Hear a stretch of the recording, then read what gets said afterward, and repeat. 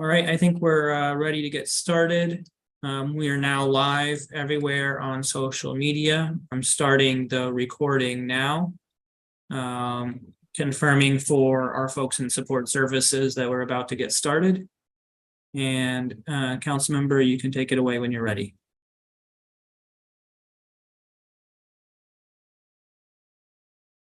Good afternoon, everybody. I'm Robert White, council member at large and chair of the Housing Committee. Today is Thursday, February 9th, 2023. The time is now 2:04 p.m. and I'm calling to order the committee's second performance oversight hearing of Council Period 25. This hearing will cover the Real Estate Commission, the Board of Real Estate Appraisers, the Rental Housing Commission, and the Office of the Tenant Advocate. We're going to start today with the Real Estate Commission, or RHC. RHC is an essential part of the real estate industry in the district. It has been given the important task of regulating the licenses of real estate salespeople, property managers, and real estate brokers, and to protect consumers by upholding the District of Columbia's real estate license laws and regulations. RHC does this by taking disciplinary action against licensees who commit unlawful acts, ensuring that applicants for licensure are qualified, administering continuing education programs for licensees, and overseeing the Real Estate Guarantee and Education Fund. The commission consists of 9 members appointed by the mayor. All members must be residents of the district and have specific qualifications. 3 members must hold a broker's license, 2 members must hold a salesperson's license, 2 members must hold a property manager's license, 1 manager must be a licensed attorney, and 1 member must be a consumer member who does not hold a real estate license. The qualifications are intended to ensure a well-rounded commission prepared to address the wide breadth of challenges that come with regulating our real estate licensees. While the commission has not always been asked to participate in performance oversight at the council, I look forward to hearing updates from the commission today. After we conclude with the Real Estate Commission, we'll hear from the Board of Real Estate Appraisers. The board regulates the practice of real estate appraisals in the district, including licensing, renewals, and protecting consumers by enforcing the District of Columbia's real estate license laws and regulations. This is a duty that many may take for granted. Appraisers must do their job without bias and many times under tough time constraints. For example, in the residential context, since a home appraisal determines the value of the home, it plays a role in how much a mortgage lender can lend for your home financing. Similarly, in the commercial context, an appraisal helps you determine the fair market value of your property. I believe the board has room to champion an issue that is finally getting the national attention it deserves. Under President Biden's administration, HUD and private partners have collected comprehensive data outlining the pervasive issue of racial bias in real estate appraisals. This is a space that the federal government has pioneered, and I'm hopeful will be championed by this board. The board consists of 5 members appointed by the mayor. Similar to RHC, board members must have specific qualifications. 3 members must be real estate appraisers licensed in the district. 1 must be a real estate broker licensed in the district, and 1 must be a consumer member. I look forward to hearing from Chairperson Tamora Pappas about the work of the board. After that, we'll turn to the Rental Housing Commission, or RHC.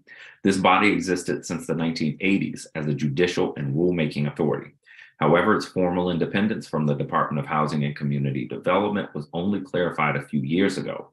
It handles 3 main duties. First, when there's a dispute under the Rental Housing Act, the Office of Administrative Hearings or the rent administrator within DHCD will issue an initial decision. However, if the parties appeal that decision, the appeal goes to the RHC. Second, the RHC is expected to update the regulations that govern enforcement of the Rental Housing Act. And third, the RHC publishes annual adjustment figures that are used to determine how much landlords with rent-stabilized units can charge. The pre-hearing materials that the RHC submitted to the committee indicate that they completed major rulemakings last fiscal year and have more regulatory updates on the way. They also mention a renewed push to maintain consistent performance metrics from year to year, which I agree is an important practice for all of our agencies. I'll have questions on these topics for Interim Chief Judge Gregory. I also want to ask about some irregularities in the leadership transition that took place last year. The final agency on today's agenda is the Office of the Tenant Advocate. This important independent agency works in several ways to protect the rights of people who live in rental housing in the district. Their legal team provides personalized professional guidance to tenants in disputes with their landlords, including through their legal helpline. They prepare policy recommendations in the form of legislative testimony, regulatory comments, and friend of the court briefs. And they work to spread the word about tenants' rights through public education programs. When tenants are forced to relocate due to housing code violations or emergencies, OTA's Emergency Housing Assistance Program is available to provide temporary assistance. I look forward to hearing from Director Shreve's latest thoughts on the rental housing market and questioning her about the agency's performance. Before we start the hearing, I want to lay out the ground rules for witnesses. Everyone should have received a copy of the witness list yesterday. I call names on the list in the order they appear. Not everyone on that list is here, so I'm going to start with the people I know are present, and if others are here or join, we will add them to either the first or second panel. When you are called as a witness, you will be promoted as a panelist. You will drop out of the hearing momentarily and be brought back in as a panelist, at which time you'll be able to unmute yourself and testify. Public witnesses have 4 minutes to testify. Advisory neighborhood commissioners have 5 minutes to testify. With that, I will call up our first panel of public witnesses. Let me also note the witnesses I'm calling now are the only ones I know to be present. So if you signed up to testify and I don't call your name, please send a message in the chat or call the committee and we'll get you again either on the first panel or the second panel. With that.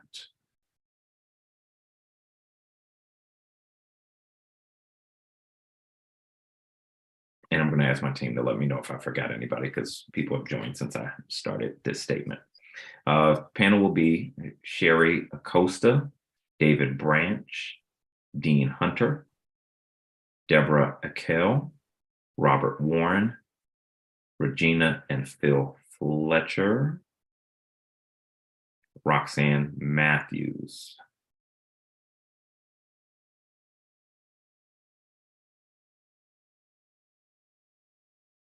My team will let me know if I left anybody out. And once I get that, we will begin.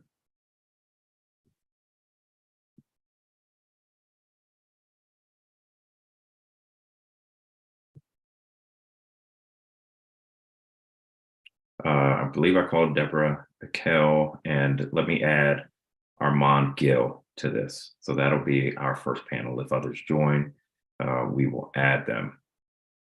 All right, so let's go in that order, and we will start with Sherry Acosta if you're here. Good morning, Chairman White. How are you? Nice to see you again. Good to see you again. Long time no see. We, for those who don't know, we had a hearing this morning, and we're joined by Ms. Acosta. There we are. We can see you and hear you. You can begin your testimony. Thank you very much. Good afternoon, Chairman White and other members of the council, staff, and other participants. Thank you for the opportunity to participate virtually before you today in connection with the RHC Performance Oversight hearing. I would like to state once again that I am testifying today under the broad protections of First Amendment and whistleblower protection laws. Again, Sherry Acosta, former DC government employee for more than 18 years. Due to the time limits today, I would refer the Housing Committee and staff to peruse my full statement, which I will provide later on, which reflects my outstanding work record and details on how my career with the district was unfortunately ended in 18 years of dedicated public service. After more than 4 years of stressful litigation, the DC Office of Attorney General and my esteemed attorney, David Branch, who is with us today, negotiated and entered into a $400,000 settlement agreement with me pertaining to experiences and treatment that I was subjected to in the DC Rental Housing Commission under my supervisor there. The addendum to the agreement specifically states I separated from the government through no fault of my own. Mr. Michael Spencer's most recent term as chairman and chief administrative judge at the Rental Housing Commission began on July 2018, expired on July 18th, 2021. He was entitled to a 180-day extension of his term as per what is granted to mayoral appointees. His 180-day extension should have expired on or around January 14th, 2022, by my calculations. I would state that after a nomination hearing was held on 2/16/22 in front of Councilmember Bonds and Silverman, 2 letters were sent indicating from Councilmember Anita Bonds to Beverly Perry, Senior Advisor in Mayor Bowser's office, indicating that they referenced the termination of my job, the settlement, and the fact that Councilmember Bonds stated, "I do not believe that it would be in the best interest of the RHC or the district government for the council to reconvene administrative judge of the Rental Housing Commission at this time. Therefore, I'm unable to move forward with the nomination." And it's disapproved by the council. There was another letter sent on April 28th, 2022 from Mayor Bowser to DC Council Chair Mendelson from the mayor stating, "Please be advised that I am requesting the withdrawal of the following nominations." And he referenced she referenced the Michael Spencer confirmation. So those 2 letters were sent after last year's confirmation hearing in front of Bonds and Silverman. I'm sorry, I just lost my screen. There we go. I made several inquiries to your staff, Mr. Sean Cudahy, Deputy Director for the Housing Committee. Mr. Cudahy included question number 47 in the Performance Oversight Pre-Hearing Questionnaire, where he asked, after I had learned that Mr. Spencer is still working at the commission after his term and extension expired. He's been working there all along. In some kind of capacity. He was listed in their end of the year report as the acting chief of staff. He's referenced in their answer to question 47 as potentially a special assistant, and he's still listed on all of the commission's flowcharts as an administrative judge. Since Chief Judge Gregory was not confirmed as the interim chief judge, there was no one that I could see that would approve a mayoral nominee whose term and expiration extension date working in the agency. So I think that bears some reconsideration and examination by your committee. I think there is something going on there. One point, I see I have 35 seconds left. Mr. Branch will not be testifying today, and I'm asking the courtesy, as you did in the last meeting, if you could give me 2 minutes to sum up some additional important testimony, please, if you don't mind. We'll do 2 additional minutes. You said Mr. Branch is not testifying? No, he's agreed to cede his time to me. So if you'd like to allow me 3 minutes, that would allow me to finish my testimony. We'll do 2 minutes, but I have a number of questions for the agency on this. Yes, sir. I appreciate that.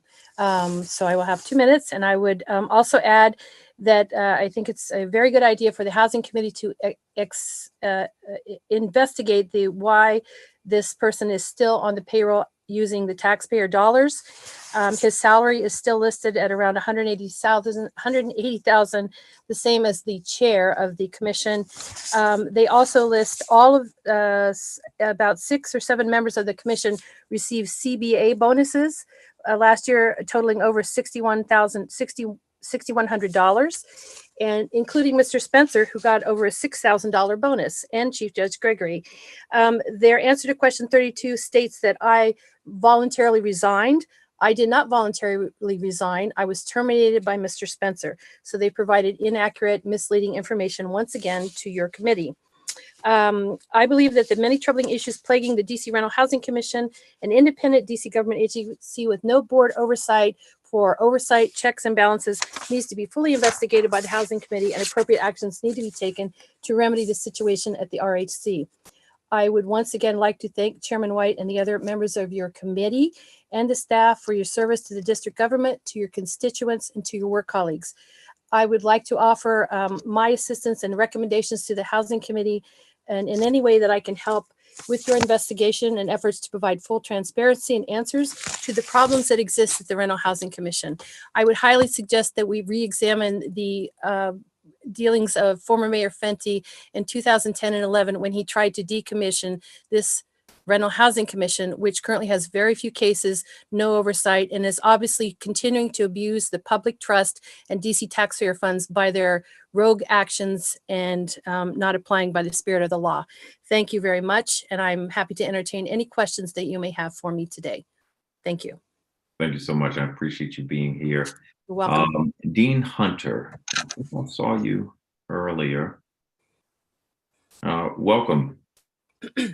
Thank you, Mr. Chairman. First, let me congratulate you on your ascension to the chairmanship of this committee, as well as the Committee on Human Services. That is a monumental task you have taken on. It's going to allow you to potentially have a great impact on some very important areas of the city. I would ask that for the sake of your staff and yourself, that you get the council to give you some more money too, because you're going to need it with all the work you guys have to do now. I agree with you. That's a problem for another day. All right. Well, actually, you're controlling the budget. It's oversight now. I'm throwing that in there. All right, let's do this. 3 points I want to make very quickly, sir. About small landlords. I'm Dean Hunter. I'm the CEO of the Small Multifamily and Rental Owners Association. We're a trade group representing small rental housing providers in the District of Columbia. People who own or rent out a single family home, a condominium, or who own buildings of 25 units or less. 3 points. Small landlords play an oversized role in the rental housing ecosystem. In the District of Columbia, like most urban areas, a large percent of rental housing is provided by small landlords. These are individuals and small business owners who, again, rent out a home or a condo or an individual townhouse. Or they own apartment buildings 25 units or less. According to the DC Policy Center, about 40% of rental housing in DC is provided by individuals who rent out a house or condo. Frankly, I think the number is even higher. According to Prospect Now, there are some 37,545 single-family homes, townhouses, and condos that are non-owner occupied in the city. It's safe to assume that many of these are rented out. And of the approximately 16,000 multifamily dwellings in the city, that's dorms, public housing, that's everything, about 14,000 of these are 25 units or less. Again, according to the DC Policy Center, 2/3 of the buildings subject to rent control are 25 units or less. So while small landlords provide a large share of the rental housing in the district, the problem is that the government regulates the same as they do large corporate providers. We're regulating the mom and pop landlord the same as the Washington Real Estate Investment Trust. But small landlords are individuals, they're families, they're small business owners. These are people who choose to engage in the rental housing industry because it creates passive income. This is income that's used to supplement retirement for seniors. It's income used by families to help pay for college. It's literally used by some to put food on the table. Between the Office of the Tenant Advocate, the Attorney General, and government grants to nonprofits, the district spends tens of millions of dollars on tenants, but hardly any resources are dedicated to helping small housing providers. Small landlords have other jobs. They can't be here today. They don't have high-paid lobbyists. We're looking for it, and we're asking you, council member, for more balance from this committee as it relates to housing policy and the treatment of small housing providers. The second point I want to make is that small landlords are the largest source of naturally occurring affordable housing. Small landlords know their tenants, right? They have the older buildings. They have relationships. Small landlords aren't trying to jack up the rents as high as they possibly can because of this. So you have most of the small multifamily buildings in the city are C-class buildings. They're walk-up, no elevators, no amenities. Maybe even the only thing they have is a common laundry area. These properties have significantly lower rents. So when a property owner rents out a home or a condo, it's often occupied by groups or individual roommates. The ability to share the rental price makes these things affordable, these units affordable. Who did not live with roommates while in college in our early professional careers? We all did, and people are doing it now. The problem occurs, though, when government pursues policies that encourage landlords to sell. This is having a serious impact on the availability of affordable housing. We've lost a lot of workforce housing. Many of the laws and regulations have a disparate impact on small providers because we're not as capitalized, right? We don't have as much money. And because the ranks of small providers is much more diverse than the larger commercial industry, this is having an adverse social equity impact, disproportionately harming Black, brown, and women rental property owners. The last point, anti-landlord policies are adversely impacting the availability of affordable housing in the district. The state of the district's rental housing providers is tenuous. Many of the anti-landlord policies advanced during the pandemic have had an adverse impact on the availability of affordable housing by driving people out of the business. We saw a significant increase in sales after the pandemic because providers were harmed by the moratorium and rent increase bans. Thanks to the work of the tenant advocate, it now takes 6 months to a year to have an eviction in the District of Columbia, 6 months to a year. All of the talk, all of the rule, all the laws, the emergency legislation to avoid the eviction tsunami, there was no tsunami. And right now we have an eviction drip. And activists may celebrate this, but let's look at it from the perspective of a landlord. An elderly person owns a 4-unit building. They use the rental income from the other 3 to help pay their mortgage. The average rough profit on a multifamily unit is $200 per unit per month. So if everything goes right, that small landlord is going to make $800 a month. Now the landlord has a tenant that has a rental unit for $1,500. The tenant has not paid rent in 6 months. That's $9,000 gone. The unit rents for $1,500. The eviction takes a year. That's $18,000. Mr. Hunter, you're a minute over, and I do have questions for you. All right. I'm just going to finish with this then. As we move forward, Mr. Chairman, we ask that we consider policies that encourage an increase in small rental properties. What tax incentives and subsidies can we provide to encourage small landlords to stay in the business? What zoning can we do to encourage development of small multifamily properties? And finally, we're going to ask that you commit to attending a in-person town hall with small landlords so you can hear from them directly about what's going on in the rental housing industry. Thank you, sir. Thank you very much. I'll be back to you with some questions. Roxanne Matthews, you have to accept promotion if you haven't done that already.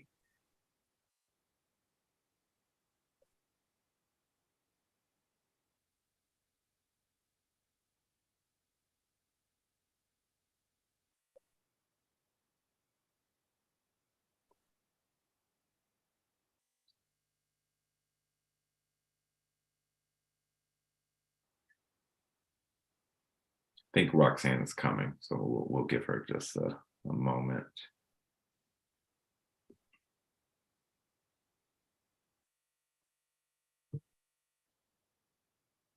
Can you all hear me?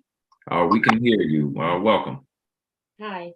I was given this information right here far as a meeting was concerned far as community and far as the organization that I've dealt with. I don't know really if I'm in the right place. I've sent far as emails to you all. My complaint goes far as toward DOEE and Department of Energy and Environmental. I am a homeowner. I've been a resident here for 25 years now. And you can stop me at any time because I don't know if I'm at the right place right now. We're going to help you get to the right place. So let us know what the problem is. You got 4 minutes and we're going to figure it out in that time. Okay. The problem is I had work done as far as my home is concerned. I am disabled, low income to no income. I receive disability, which is only $914. I have a 23-year-old daughter that resides here with me that has been here ever since I brought her home from the hospital. DOEE had performed work right here in my home. Once again, the gripe that I have, I was denied a lot of things. I have 14 steps right here. Half of them were split. I had one step. I donated the things that I had, but I just want to say, I'm grateful for the things that I did receive, but it's so much things that's required because it's an old foundation. The home is 73 years of age, and I have slits and cracks outside in the foundation far as the city coming and put meters in and stuff of that nature. The outside of the dwelling is damaged far as the slits and holes and stuff like that. LaWanda Jones asked me, what did I want? To leave it alone or I was gonna have a polka dot house. I don't mind having a polka dot house for real, as long as the holes and the slits and stuff, far as the water able to get into the dwelling, far as the foundation. I mean, I have invested the monies that I have had, and I've been blessed to receive some of the things that I need. For one, I need handicap toilet. I have 2 bathrooms here, and I'm not able to afford to do a lot of the repairs and stuff in here. They came in here, the money that they paying out for as these contractors and stuff of that nature. I mean, the money that I know was put out or whatever, I received far as a demo bathroom. My bathroom tile floors were cracked and split. I had holes in them as well. I applied duct tape over the holes and stuff like that, but they came in to demo the upstairs bathroom and downstairs bathroom with vinyl, not even laminate, but with vinyl floors. I would accept the tile floors again. They did the kitchen. I mean, my house really. Miss Matthews, here's what we're gonna do. This is your home, and the issues you're raising are real and concerning. So I'm gonna have my director of constituent services, Andre Strickland, who is the best who does it, touch base with you so we can understand what program you use, where your home is, and the specifics of the issues you're facing, so that we can help get things straightened out. Does that work? Yes, sir. Yeah. All right. Before you log off, let me confirm with my team that we have your contact information. I really wasn't sure, sir, who to reach out to as far as my complaints. I wrote the mayor's line as far as the emails, officer EOA. I've sent the emails and stuff like that. No answer. You came to the right place. The email address that you used to sign up for this hearing, can we reach you at that email address? Yes, sir. Yeah. All right, Ms. Matthews Baker, you'll hear from Andre Strickland, and we'll get working on it. Okay, you're down on the hill, sir. No, I used to work on the Hill for Congresswoman Norton. Now I'm in the Wilson building on 13th and Pennsylvania. Right. I just would you by any chance know a retiree by the name of Michael A. Johnson? He served there and retired. He used to be the director of Sergeant at Arms, and his son is a Capitol Hill police officer, Michael Johnson Jr. I don't know them. I don't remember who the Sergeant at Arms was when I was on the Hill, but I'm thankful for his son's service. And I want to see something good for you and your daughter. So we will be in touch shortly, and we'll rattle the cages necessary to help you out. Thank you. And my uncle, just to make note of it, my uncle was Michael A. Johnson was one of the first Black page boys, and he came aboard when he graduated from Cornell University. I just wanted to say that if that'll help me out by any chance, help me. You don't need to drop any names with me. You're good enough. If you live in DC, it's my job to help you out. But if I let you keep testifying, Dean Hunter's going to try to get some more time. So let me wrap up, move to the next witness. But I promise you, we will be in touch. Thank you. And I'll get my phone number too. Or they'll email you. No need to give it in this hearing. I promise. If you check that email address you use to sign up, you will hear from us today or tomorrow. All right. Thank you, sir. Thank you so very much. Thank you. All right.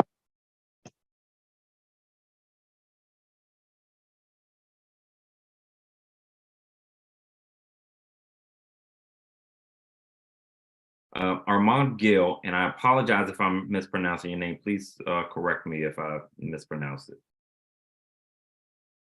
Oh, but you're on mute. My name is Armand Gill or Gil. It does not matter. Nice to meet you, Mr. White.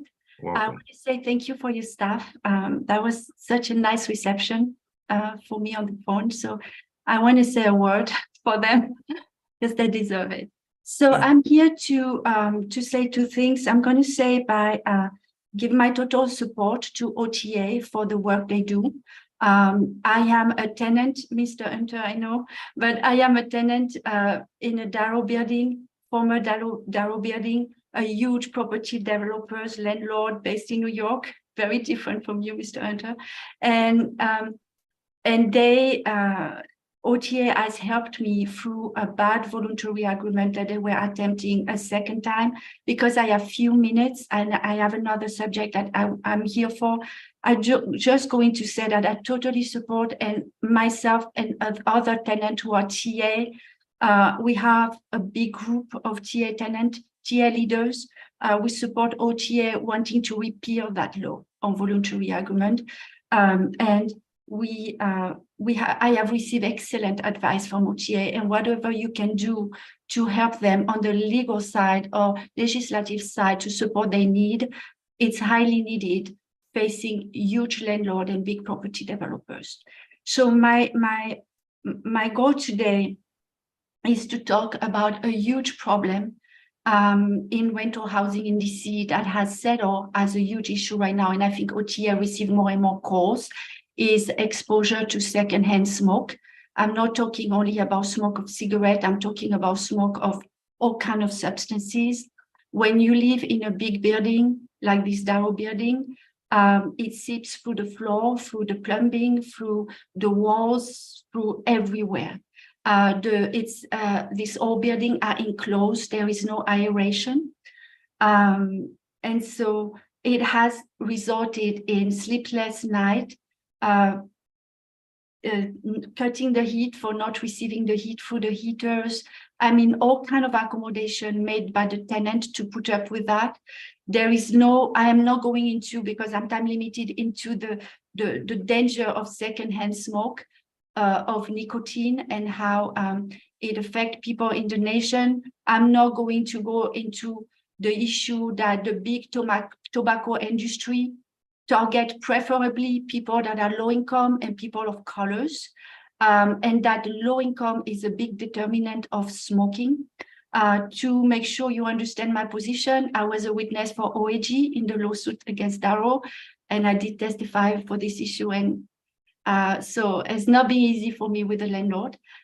So I am here to ask you to have a little group to think about a law about to protect tenants from secondhand smoking. It is a public health issue. It is not a tenant-to-tenant issue. When a landlord put in their lease that the building is smoke-free, when they advertise their building is smoke-free, they should implement the lease. And so I am asking you, and I may do a written testimony due to the time limit, that we think and brainstorm something that would be efficient for the district, because each area needs a different law. It affects people, especially children, older adults. It affects housing instability, people leaving the building because of the smoke. It has affected immigrants, people who don't have paper and sometimes cannot move. It has happened to me. And it affects children who are in houses where they don't choose to be enclosed in smoking 24 hours.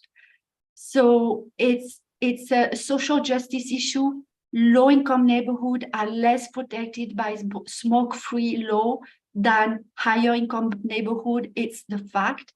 And in Ward 3, for instance, which is typically a middle-high income neighborhood, where you see these cigarette store voting because they see lower-income residents coming and they target them personally. So it's a long story. I make it a long story short. We need to have a hearing with the council to work on that. Mr. Hunter, I know it's a problem in condos also. And I think we need to find a solution. So Rhode Island has proposed a law. It's called the Multi-Housing Safety Act. So the words say what it says. It's an issue of safety. It's an issue of public health. Thank you very much. I appreciate your testimony, and I have a couple questions for you. Thank you. At the end of this panel. Next public witness is Deborah Kale, and Similar to the previous witness, please let me know if I mispronounced your name.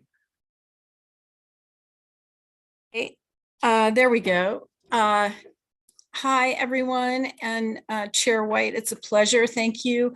I am here to testify about OTA. I am not here to bash OTA. I think they are essential. They have just disappointed me over the past 16 years. And I would like to fix that. I'd like to, if it's a matter of funding, then I'd like to see their funding increased. If it's a matter of process, I'd like to see that corrected. I've been an officer in 2 tenant associations here in DC. I've been asking for their help. They were founded by council in 2006. And my engagement with them goes all the way back to 2006, so 16 years of asking for their help. I just have a very short list. I have a long list, but I'm not going to use up my time with every issue that I've asked for their help with, but just a short list so you can see the breadth of issues that our buildings have had. Now, both of my buildings were in Northwest DC. One was in the West End and one is here on U Street. In 2006, my West End building was going through TOPA conversion. We had all kinds of questions, didn't get help. 2008, I was here in U Street by then. We had, and we still have recurring heat outages in the wintertime. And we had rats inside our apartments in 2008. 2009, we had electrical issues and flooding from a leaky roof. 2013, we had damage from a fire inside the building. 2017, I asked them for help with noise from a commercial space on the ground floor. Now, you know very well that we've had a widespread conversion in DC of buildings into, multi-use, where you have commercial spaces on the ground floor and housing above. And I know I'm not the only one who has complained to deaf ears about either noise or odors from commercial spaces. We have nowhere to turn. DOEE says it's DCRA's problem. DCRA says it's DOEE's problem, and we get caught in this gap. As Amanda testified, this was not part of my script, but I have to agree with her. We need indoor air quality regulations, whether it's smoke, whether it's chemicals, whether it's nail, polish fumes, whether it's restaurant odors. We have the right to live in our apartments without smelling other people's whatever. So I would really, back her up on that.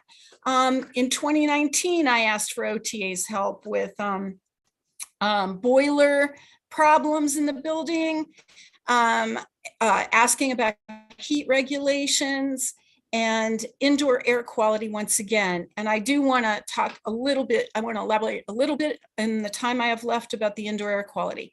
We have a shoe repair shop on the ground floor of this building. Shoe repair is one of the most toxic industries, in the world. They use all kinds of horrible, carcinogenic stuff, glues and sprays and burning leather. And because this is an old building, all those, and they don't have proper insulation or ventilation, all those odors come up into our apartments. I had a professional indoor air quality monitor that showed dangerously high levels of chemicals in my apartment, VOCs in my apartment. I've had no luck getting anyone to help us with this. We even had a petition of 75% of our tenants saying they smelled, chemicals, and OTA did not help us. So anyway, it's a long list of 16 years of asking for their help and getting basically the runaround. And the last thing was about expunging, trying to get help expunging false evictions. I was accidentally sued for eviction because I got accidentally on the wrong list of the landlord. And I tried to fight that. Anyway, I have more. If you have a hearing, if there's an opportunity for me to testify about some of these issues, I'd really appreciate that opportunity. And I think that a lot of the issues that I have taken to OTA are not just me, not just my building, but they would be relevant to the larger tenant population. And if this is a problem of understaffing, or it's a problem of underfunding or directing their resources to the wrong place, then I would ask that you fix that, because someone like me shouldn't have 16 years of asking for help and getting no help from the Office of the Tenant Advocate. I was thrilled about them being created, but they have underperformed as far as I'm concerned. Thank you so much for your time. Thank you very much. I appreciate your testimony. Our next public witness is Robert Warren. Welcome. Thank you. Good afternoon, Councilmember White, members of the Committee on Housing, and DC resident. My name is Robert Warren. I'm a lifelong DC resident, one of the current directors of the organization People Fairness Coalition. Our mission is to end housing instability through advocacy, outreach, and peer mentoring, with our core belief being housing is a human rights. We come to that belief through the District of Columbia being a human rights city. With that said, I want to thank you, Councilmember White, and members of the committee for all the work you've done to address so many inequities in the past 3 years of this public health emergency that has pointed out so many inequities and unfairness when it comes to long-term residents being able to obtain housing that is affordable, sustainable, and accessible to them. When it comes to housing justice, true racial equity for Black DC residents. We still have many inequities when it comes to our unhoused neighbors and to their ability to access housing and life-sustaining services when it comes to rental housing properties, associated with them.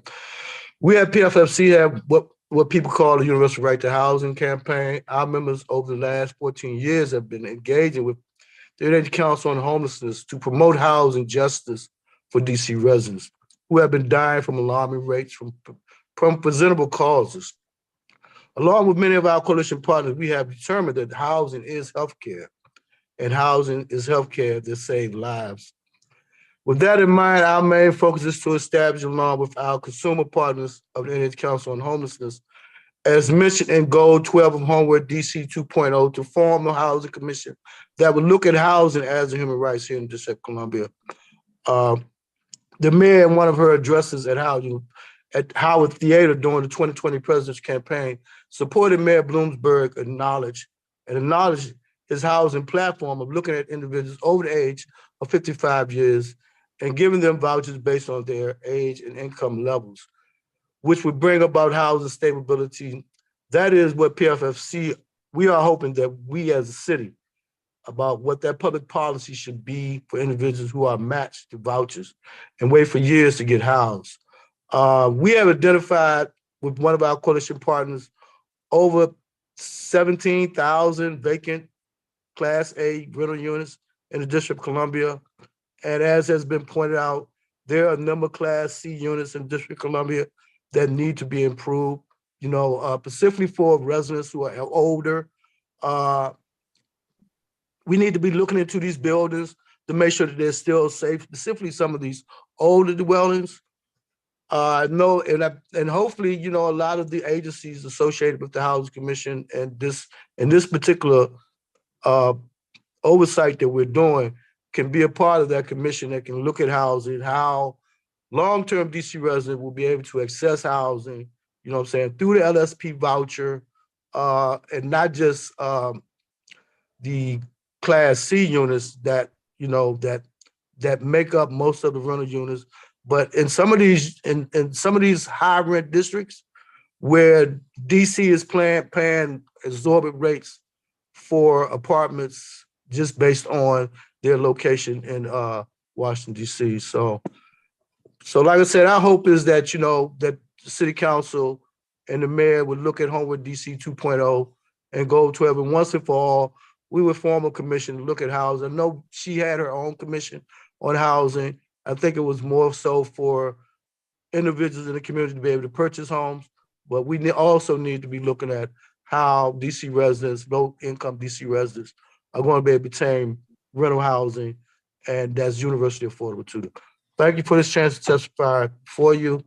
And if there's any questions, please be more than happy to ask me. Thank you very much. Finally, on this panel, Regina Fletcher and Phil Fletcher.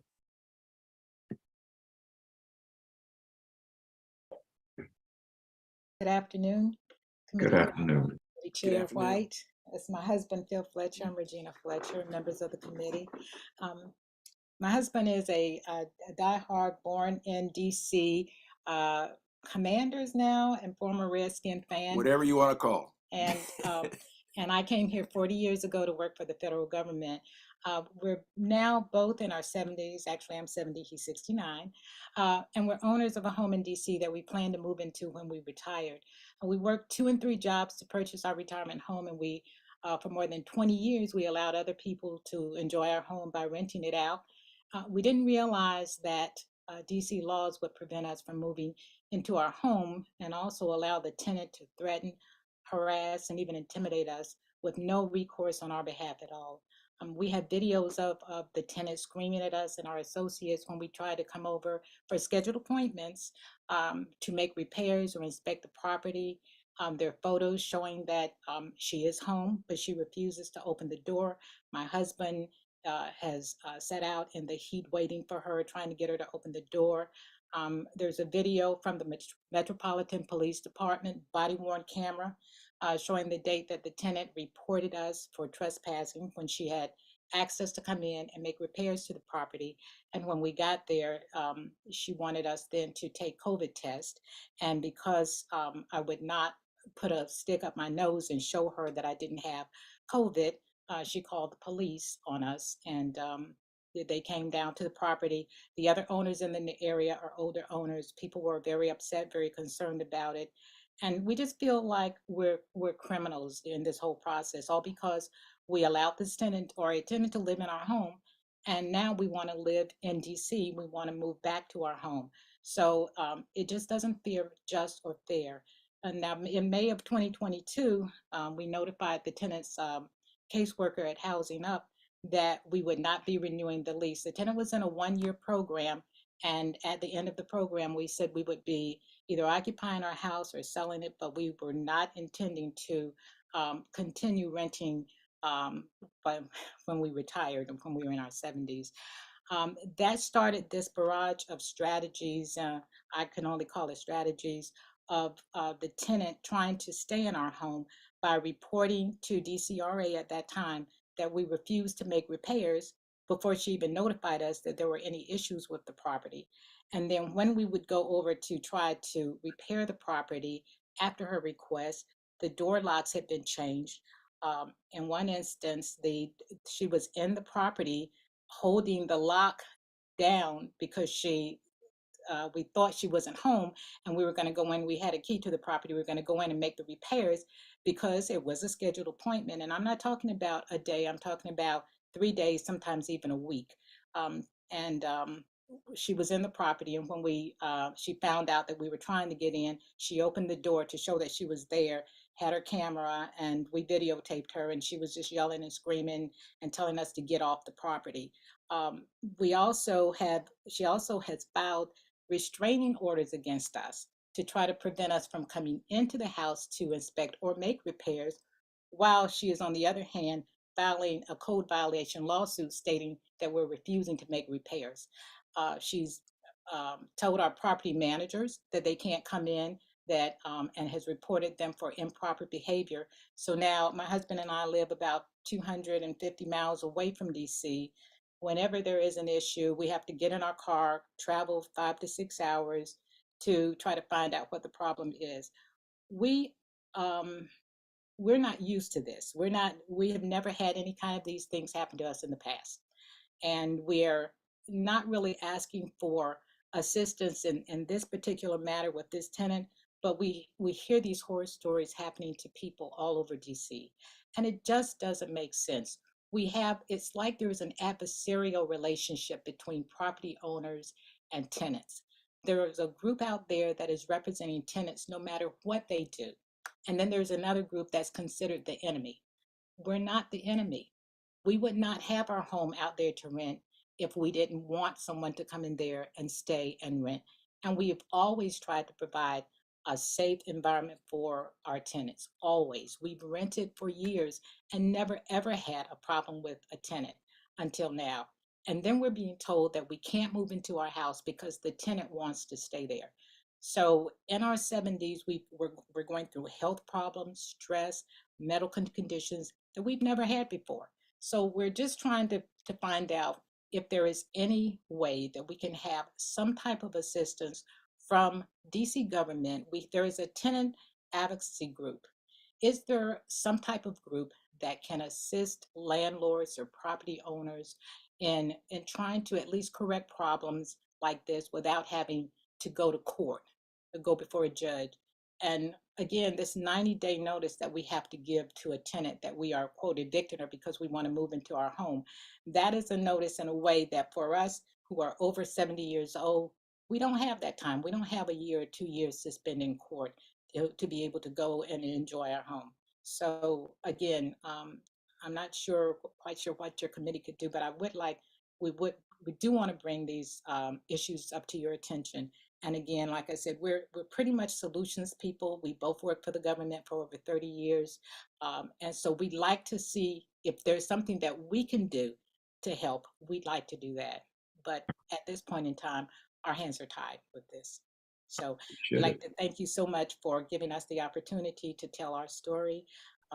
Compared to other people, my understanding is they're not even getting rent and they're going through these kind of issues. So my heart goes out to them and anyone who has these kind of issues or problems. So thank you very much. Thank you. And let me thank everyone for this, from this panel for being with us today. Let me jump into some questions. Ms. Acosta, we spoke earlier and the issues you raised are actually issues I'm already going to be asking the agency about. So I don't have further questions for you at the moment. Mr. Hunter, let me ask a few questions of you. What qualifies as a small landlord? Small landlord is qualified as anyone 25 units or less. Okay. 25 units or less. However, there are individuals who own multiple buildings of small units or less, right? And while we represent small landlords, our advocacy benefits all landlords. So we have some large landlords who are involved with the association also. Okay, all right, that clarification is helpful. I understand the issues and concerns you're raising. They are real. What's always difficult is the counterbalance on that. I guess first, what do you recommend? What resources do you recommend for small landlords that don't exist now? I think we need to really start looking at how can we, one, allocate government resources to provide ombudsman services to small housing providers, to help housing providers navigate the myriad of district government agencies. Secondly, I really think that we need to look at policies that help people stay landlords. For example, when landlords have to forgive $9,000 worth of rent because a tenant's been there 6 months, that should be able, perhaps they should get a tax subsidy for that. Perhaps we can write that off. I think we need to look at expanding programs to help small landlords make repairs also in their properties and government funding for that also. The bottom line is that we just got to tread very carefully because the ecosystem is very fragile, particularly coming out of the eviction moratorium. Right now, and you're going to hear from the tenant advocate, there's an eviction drip. Small and large providers call me, and you're going to hear from them later in other hearings, who are being devastated by the fact that it takes 6 months to a year to evict. 6 months to a year. Yeah. That is something we need to look at between your committee and judiciary. If there was a repair fund, do you have any estimate on how large that would have to be to help? No. Well, the district does have a small building repair fund now that's used for 5 units or more. but we have rental providers that have 4 units, particularly these about 2,000 4-unit apartment buildings in the district. Many of them overwhelmingly are owner occupied. I don't have a particular number. No, not at this time, sir. So there's a repair fund now for 5 units or more. I do see, though, a lot of buildings, a number of buildings that are dilapidated, not sort of like you look at them from the outside and they're falling apart, but if you go inside, you can tell that just haven't been maintained well over the years. How much of that is the responsibility of the landlord to take care of the property over years? And yeah, let me start there. It is the landlord's responsibility, but here's the challenge and the problem that we have. You see, those buildings are the ones subject to rent control. The new buildings are not subject to rent control. The luxury buildings are not subject to rent control. So you have limitations on the small landlords to raise the rent to provide the necessary improvements that are necessary for their properties. We have whole systems that are failing, and this is affecting nonprofits. My church, New Bethel Baptist Church, owns a building on Rhode Island Avenue that we could not repair, could not keep up because of rent control. We're going through litigation right now over the subject.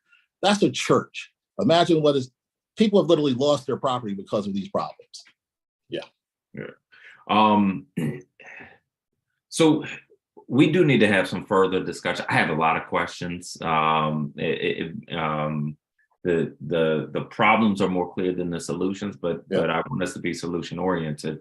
So we'll set up some time to have some just honest discussions to start sorting through the more difficult aspects.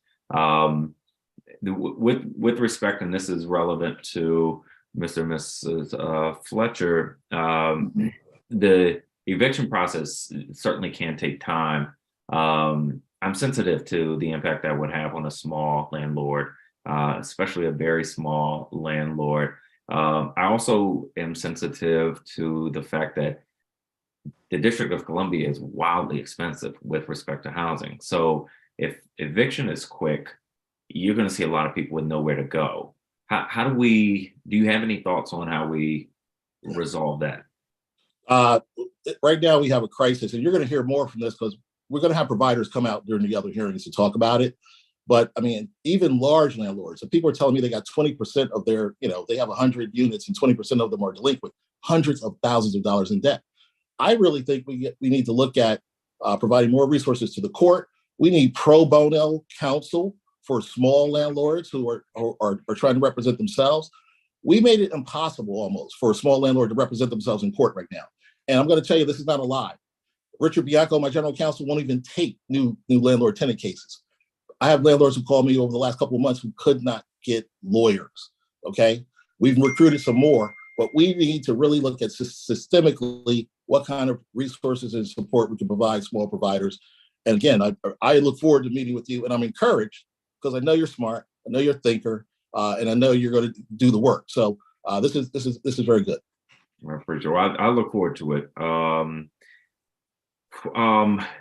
Because it's sort of a similar matter, let me jump to Mr. and Mrs. Fletcher. You raise an issue with the 90-day notice. Why does that not work for you?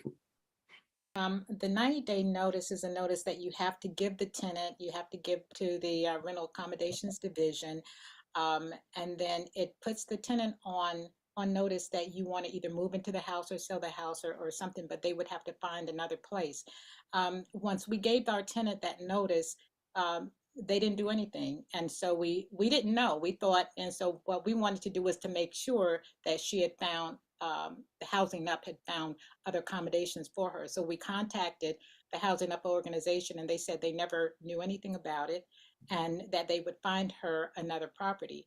And they did, but the other property that they found her obviously wasn't what she wanted, maybe not the community.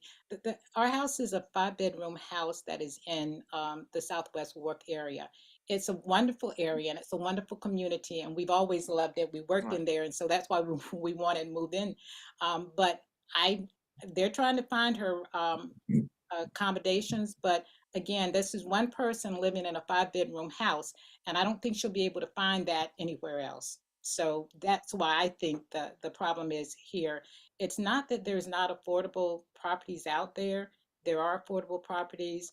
They may not necessarily all be in the same area that she's in now, but yes, they in fact, they did tell me that they had found another property for her, several properties, but she just refused to move. If she continues to refuse to move,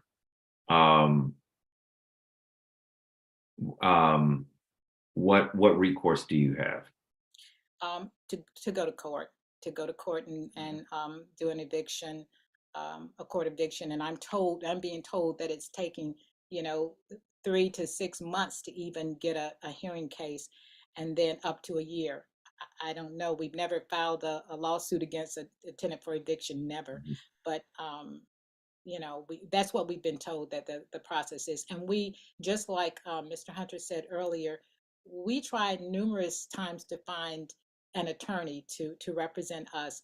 And most attorneys were so busy, they were so full, had other landlords and other people that they were representing, that we ended up in most of the lawsuits that the tenant filed against us for restraining orders. We had to end up representing ourselves because we just couldn't find anyone to assist us or represent us.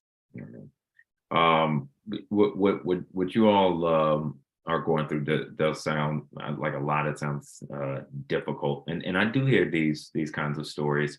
I heard from a homeowner who purchased a home and has not been able to get the tenant who was in the home before she purchased it to leave, and this woman and her family are having to rent another place while they try to figure out. That's not okay. So we have to figure this out. We also don't want people to be on the street, and we don't want a lot of collateral damage. Not easy things to figure out, but I am here to start to sort through this and figure out how we help folks and just move things forward. So hearing your testimony is helpful, adds more nuance and perspective on this issue, because it's not, these aren't broad stroke issues. These are nuanced issues, and we have to approach them like that. So I appreciate you being with us. Thank you. And if I might just add one other thing, I've talked to other homeowners who are in the district, and many of them want to rent their homes, but they're simply afraid to because of the DC laws. They're afraid to allow someone to come in and rent their home, because if they're in a government subsidized program, they feel like they're not going to be able to get that home back. The government takes over their property, and and then the tenant is then, so again, getting money funding so that the small landlords that have fewer than 5 properties can fix those properties up, and then maybe have an agreement that they will rent for a certain period of time. There is a solution. I know there is, and I'm sure that the people in DC are intelligent enough to come up with it. So, wow, thank you. I appreciate it.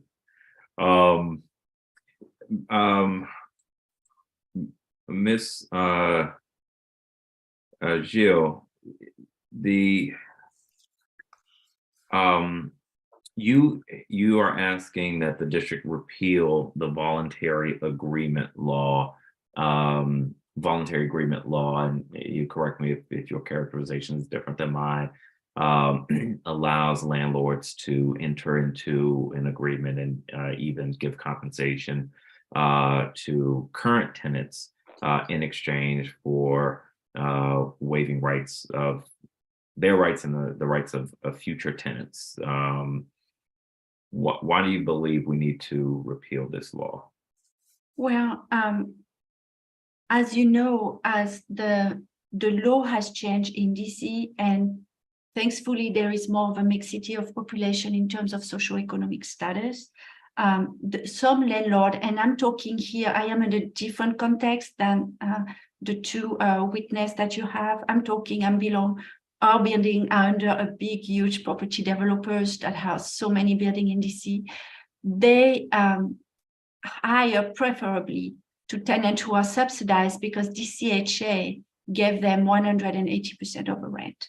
So what happened in my building is that they would take advantage of subsidized tenants, so not giving them the paperwork about the voluntary agreement, taking advantage of sometimes for some of them difficulty to read, taking advantage of the lack of experience of life with legal and administrative matters. And all these make that they take advantage of having almost all their signature from subsidized tenant. And so who will not go for the impact of the voluntary agreement. So for instance, in my building, we're back to about 75% subsidized tenant. They prefer to rent to them. And especially they just pay a 10 million fine. And at the time they tried the voluntary agreement, it was like almost 80%. So this voluntary agreement would just add more insult to injury in terms of affordability of rent. The district allow landlord to base the new rent based on what DCHA was paying for the previous tenant. So for instance, a tenant in my building is leaving. His rent based in 2017-18 was much higher than the rent at the time. They paid almost 2,900 for his 1 bedroom, 675 square feet.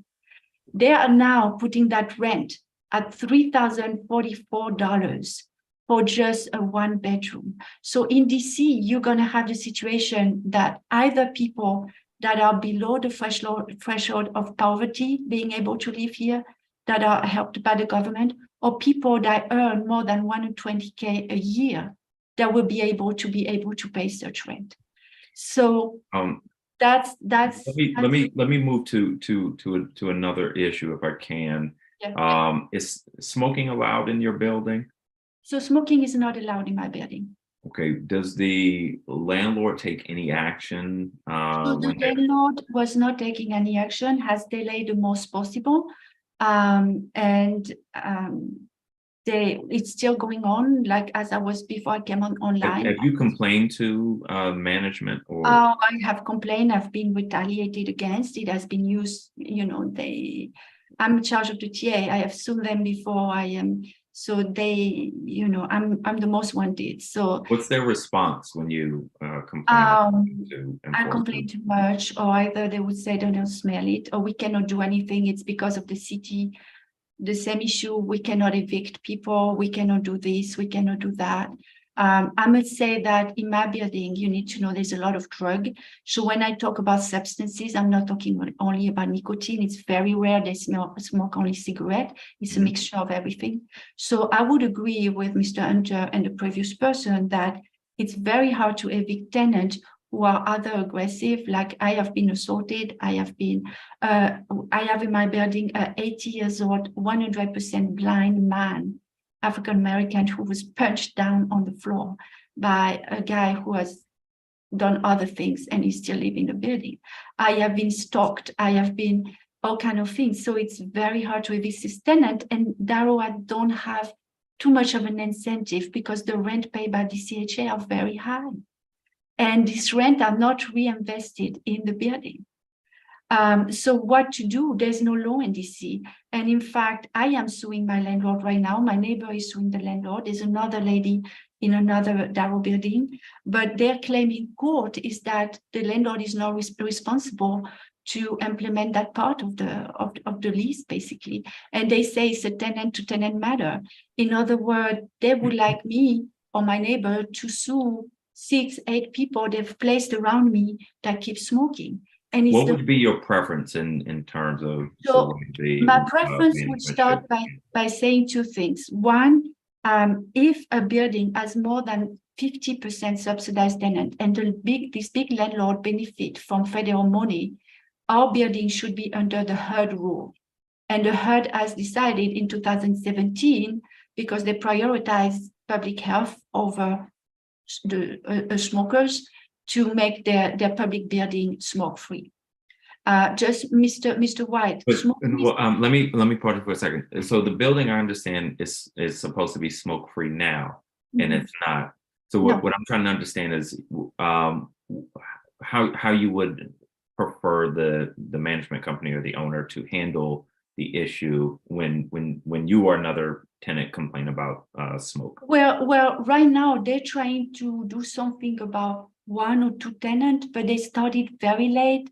Their complaint is the court. They complain, but they really have not tried hard enough. And it's not only my building; it's all of their buildings. I hear this a lot. Yeah, let me do this. Let me move to Miss. Is it Akele? Okay, Miss Akele. Let me ask you this. What do you wish OTA had done? You raised a lot of instances of concerns. Let me focus on the rats in 2008 and the leaks and flooding in 2009. In those instances, what do you wish OTA had done? Thank you so much for the question. Before I answer it, just very briefly, I would like to confer with Amanda about the voluntary agreement and the smoke. My previous building was sold.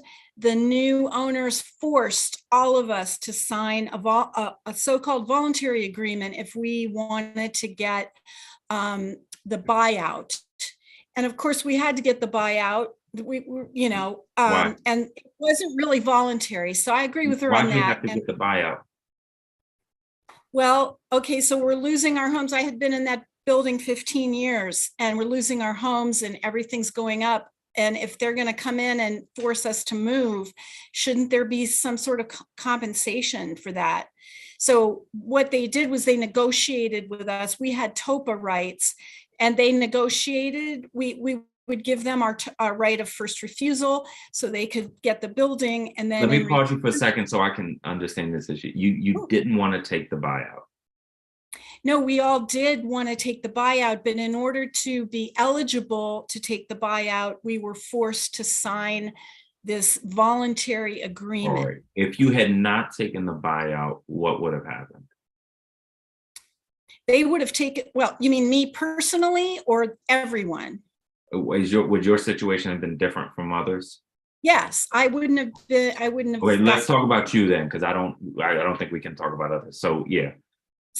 So my problem with signing a voluntary agreement is that I'm depriving future tenants. I get that. What I'm trying to understand is what would have happened to you if you had not signed the buyout? I would not have gotten anything for giving up my apartment and being right. forced. And that's how they work. But what I'm not clear on yet is why you signed it if you didn't want to. Because I needed the money it cost me money to move out of that apartment. Plus there was an increase. So you would have had to move if you had not. Anyway, why would you have had to move?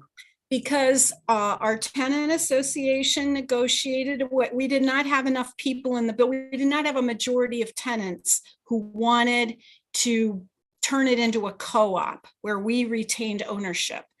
And when you have that TOPA right of first refusal, you basically have two choices. Either you keep the building yourselves and find financing and turn it into a co-op, or you sell that right to a developer. But there's a third option, right? Which is to just not exercise TOPA. Right. And then they would sell the building and you would remain a tenant. No, not necessarily. I don't think so. I could be wrong about this. I need to figure it out too. So let me do this. So I'm glad we had this discussion because that is something I need to get. I'm happy to talk offline about my experience with that building, and I do want to confer with Amanda about the smoke. Let me on the OTA issue, 2008 with the rats, 2009 with the leaks. You reached out to OTA. What do you wish they had done? Okay, so I asked for a number of things. I asked for mediation, which shouldn't have been a big ask. I asked for legal representation. I've asked for many things in 16 years, and I have the whole email, record of the exchanges. I would get stonewalled. I would get like, well, let me run this up the poll and I'll get back to you. Or the next time we meet with our judicial colleagues at the bar, we'll bring this up. And then nothing. And then, and then a few times I went over there to the Reef Center and I, presented our case, and they left the room, came back and said, sorry, we can't help you. And I would say, well, why not? And, you get either you wouldn't get an answer, or they'd say, well, we just only have a few lawyers and this, we don't have the manpower to help. Yeah. Or they would say, this doesn't fit our you know, whatever their template is for cases that they'll take. It was always, you know, something like that. And given the length of time, the number of asks, the breadth of issues, the fact that, you know, even like the indoor air quality, that should have been a slam dunk, because I had lots of evidence of Why what did was you going. need them in that case? What? Well, we went to the landlord. I mean, in all these cases, Chairman, we went to the landlord and they were just non-responsive. They have a commercial tenant on the ground floor and they don't want to upset the apple cart. And I'm not fully aware of sort of how what DOEE's role here. It seems like there should have been a place that you could have made that. Absolutely. So I also have a chain with DOEE, and I testified in front of Mary Che when she had oversight over DOEE. So does DOEE regulate this? No, they claim that indoor air quality is not their purview, and they refer indoor air quality cases to DCRA, the former DCRA. Okay. DCRA in turn flips it back to them. So you're caught in this. Okay. And now with COVID, I think this could be elevated even beyond, you know, but I mean, I've seen complaints on Popville and other neighborhood blogs of people living in buildings with commercial tenants who have the same complaints and they have nowhere to go. Yeah. Mr. Warren, let me ask you a quick question. One of the points you made in your testimony was the idea of looking at housing as a human right, which is, I mean, it's a basic need. Do you have thoughts on what that would look like if we determined in the district that housing is a human right? What would that look like? I'm not 100% sure on what that would look like. For me, I think it would just basically be just folks who actually qualify for those LSP vouchers to get them, and that those units, built units that's already been built, and units that's coming online would have that 1/3 of those units, of those social housing units that would be, and that would just be a process that people, once if you qualify for, a voucher and public housing assistance, that you get it, and that there's dedicated units in the city in all 8 wards that will provide those housing units for residents. I think that's just equity, basic racial equity. And folks, if you're on, I think I heard one of the ladies say that she was on like she gets $900, she's retired, and there's nowhere in the District of Columbia that you're going to live for $900 without some form of assistance. Yeah. And if I mean, that's just a reality. I think, if we just can come together as communities, and just that basic need, that we would cut down on a lot of crime, death, and a whole lot of other things that we're experiencing in our community. So I think it starts with housing. And definitely, I think it starts with when we start talking about racial equity and trying to make up for past wrongs, people, at least in the District of Columbia, should be able to live here, with some dignity.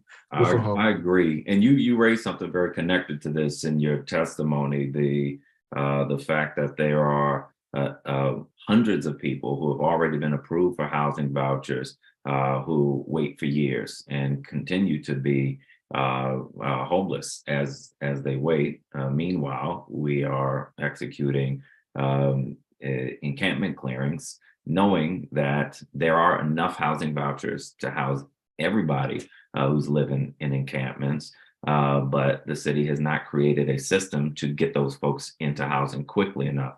I think it's ridiculous that we would clear encampments knowing that the problem is that the system is backlogged. Focus the resources on fixing the backlog so we can help people get housing, as opposed to shuffling encampments of human beings from one neighborhood to another, which doesn't fix anything. And so I'm glad you raised that. That's a very real issue that now is in the jurisdiction of the Housing Committee as well. So we're working aggressively on that. Let me thank this panel of witnesses. We have one more panel, and we have 4 agencies that we have to get to. I appreciate you all being a part of this hearing. Looking forward to working with you all on this issue. I see that you want to say more. I gotta get to this next Just one panel. thing. I gotta get to this next panel. I've been very generous with this panel, and I know people are waiting, and I want to be respectful of them as well and get to all four agencies. So let me say thank you. This won't be the last time we're having these discussions. Thank So you. thank you very much. Our next panel will include, I actually need those names. Let's see. Is Dr. Shanetta Malika Sapp and Trupti Patel.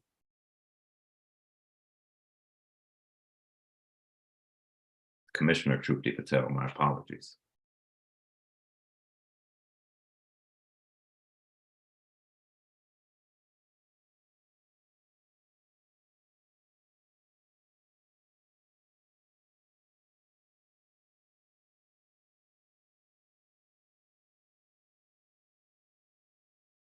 Dr. Malkia Sapp, welcome.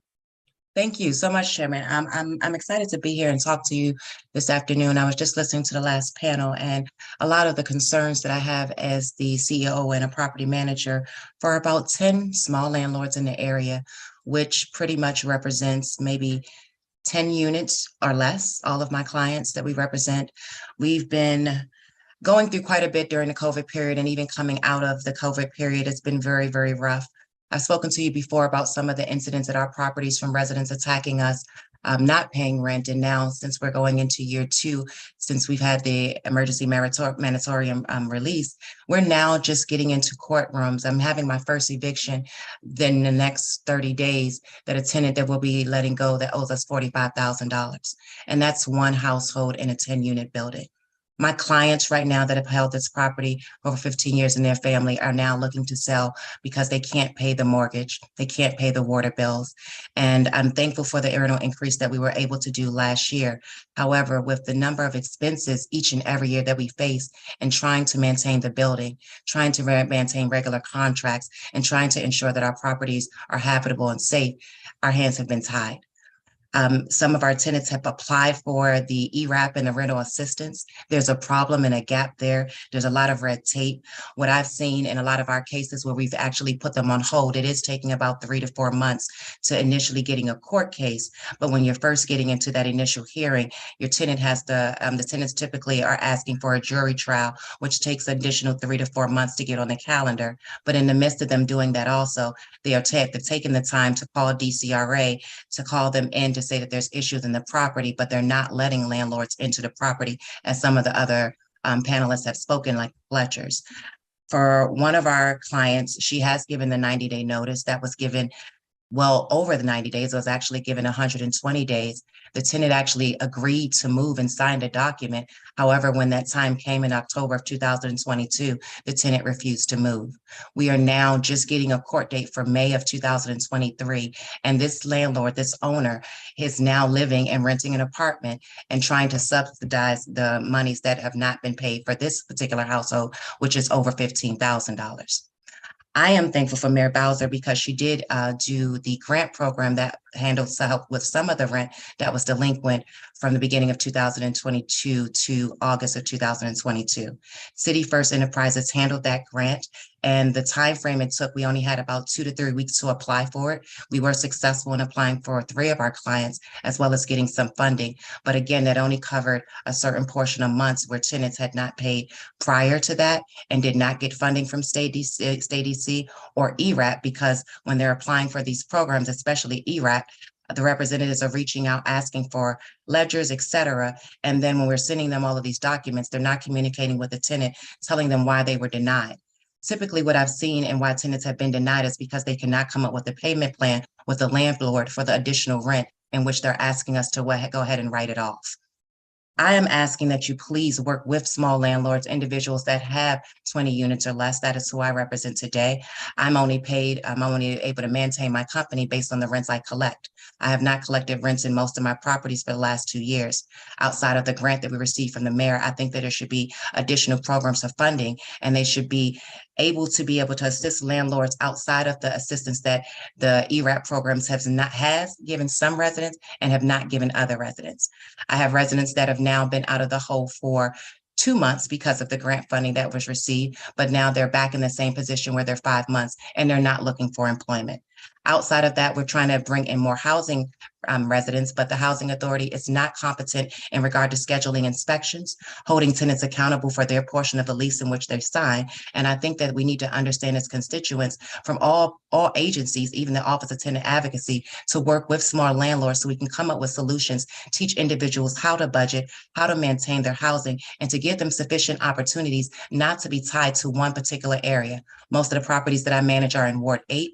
We find that there is a significant decrease in the amount that they will pay for rent in Ward 8 compared to other wards, specifically Northwest. So for a 3-bedroom in Ward 8 that I have right now, I've been told that I only can rent it. The housing authority will only pay $1,800, but for a 3-bedroom in Northwest or Northeast, they're willing to pay $2,400 to $3,000. And so tenants are trying to come out of Southeast because there is less police coverage and help for the communities where individuals suffering with mental health. There is no direction in bringing individuals, giving them a new opportunity at life and showing them a way that they don't have to be secluded and trapped into one community. And that's what I asked for today, sir. I appreciate it. Commissioner Trupti Patel, are you with us? Good I know where afternoon, you are Councilmember today. White. I'm at work as usual. So first of all, thank you for holding this hearing. I'm sorry I didn't send any written comments ahead of time. You will get them for the record. And what I wanted to talk to you about is, I sat through the previous panel, and I am really sorry to hear some of the experiences other constituents have had with Office of Tenant Advocate. I, on the other hand, who I sent constituents to Office of Tenant Advocate, have actually had really great experiences with them. And if anything, I would say about Office Tenant Advocate, I think they actually need to increase their budget, because I think a lot of the desires and the wants and the things that fall through the wayside isn't because OTA isn't efficient or effective. I don't think they have the manpower that they need. It's very clear for a city that over 700,000 plus residents that a small agency like OTA is trying to handle everything, and they simply can't. And we shouldn't be punishing the staff of OTA for not being able to respond in a timely or effective manner, not because they don't care, it's because they're overworked and severely understaffed. So if I can echo anything, it's to please, please, please, give them more money so that they can hire more staff so they can serve the city. I live in an area of DC where the rent is really high. I've actually lived in the same apartment unit for the last 20 years because I can't afford to live anywhere else. And while I'm very empathetic to small landlords, I am always going to come down on the side of the tenant, because we have seen not all landlords, but a lot of landlords abuse tenants. I've witnessed it myself. There isn't this concept of trying to keep people housed first. And, I understand where landlords come, like they also shouldn't be, out of money because people are not able to pay them. And, this program like ERAP, I've heard story after story, like people applying for ERAP, not getting that assistance in time. And I feel like where landlords can be really effective is putting pressure on programs like ERAP and those agencies that issue it, because if landlords want to get paid, then we need to make sure those assistance programs work efficiently and effectively, and even cut out the tenant itself and just have the money sent directly to the landlord. So that way, people can stay housed and landlords can get the money that they need to stay viable. So that's like number one. Number two, I think OTA would be a lot more efficient and effective if they worked in congruence with property management companies, realtors, saying like, look, there is an agency in DC that can help you with finding housing in your budget. kind of explaining what their rights are. So like when OTA steps in, it's not a crisis situation and they're having to do rapid response and rapid relief all the time. And, so that would be the second thing I would recommend. The third thing I would recommend is an aggressive outreach program for OTA. I mean, OTA does have social media presence. I know I've put out questions about tenants' rights, and OTA has responded via Twitter, which I really appreciate, but the people who really need help are not really on social media. So, perhaps working with, ANC commissions to have OTA's information or point of contact, or even an ANC liaison for Office of Tenant Advocate would be great. And that way even landlords can reach out to ANCs too. So like at least ANCs can try to like broker and step in before it becomes a crisis, before we get to a point of going to court. And more than happy to entertain your questions, sir. Once again, apologize. I didn't have any time to write anything up for you. It's been a crazy work week, but I wouldn't go miss your hearing. I appreciate it. I'm glad to have you here. A couple of quick questions for you both. Dr. Malkia, you mentioned a couple of landlords whose tenants owe a significant amount of money. Why didn't they get reimbursed through Stay DC? You were speaking about that, but I wasn't able to follow it fully. No worries. So with Stay DC, we were able to apply for the tenants. So with them giving that power to the landlords to apply, we had to deal with a lot of tenants that would not give us the information. We went through, personally for myself and my team, we went door to door and knocked on doors to get things signed. We took our iPads to the properties to have tenants sign because some of them didn't have access to internet. So the Stay DC program, that was only for a certain period of months. It covered for those months. Well, tenants that still were unemployed and didn't have plans to go back to work, additional months were still there. And so after the Stay DC program, they went ahead and applied for ERAP. I've been contacted by several ERAP representatives. I have 6 residents that I know specifically applied for ERAP and were denied because their balances were over 20,000. ERAP only wanted to give them anywhere from 5,000 to 7,000. They had to show proof that they would be able to maintain the rent going forward and to be able to do a payment plan for this delinquent balance, which is it's very, very high.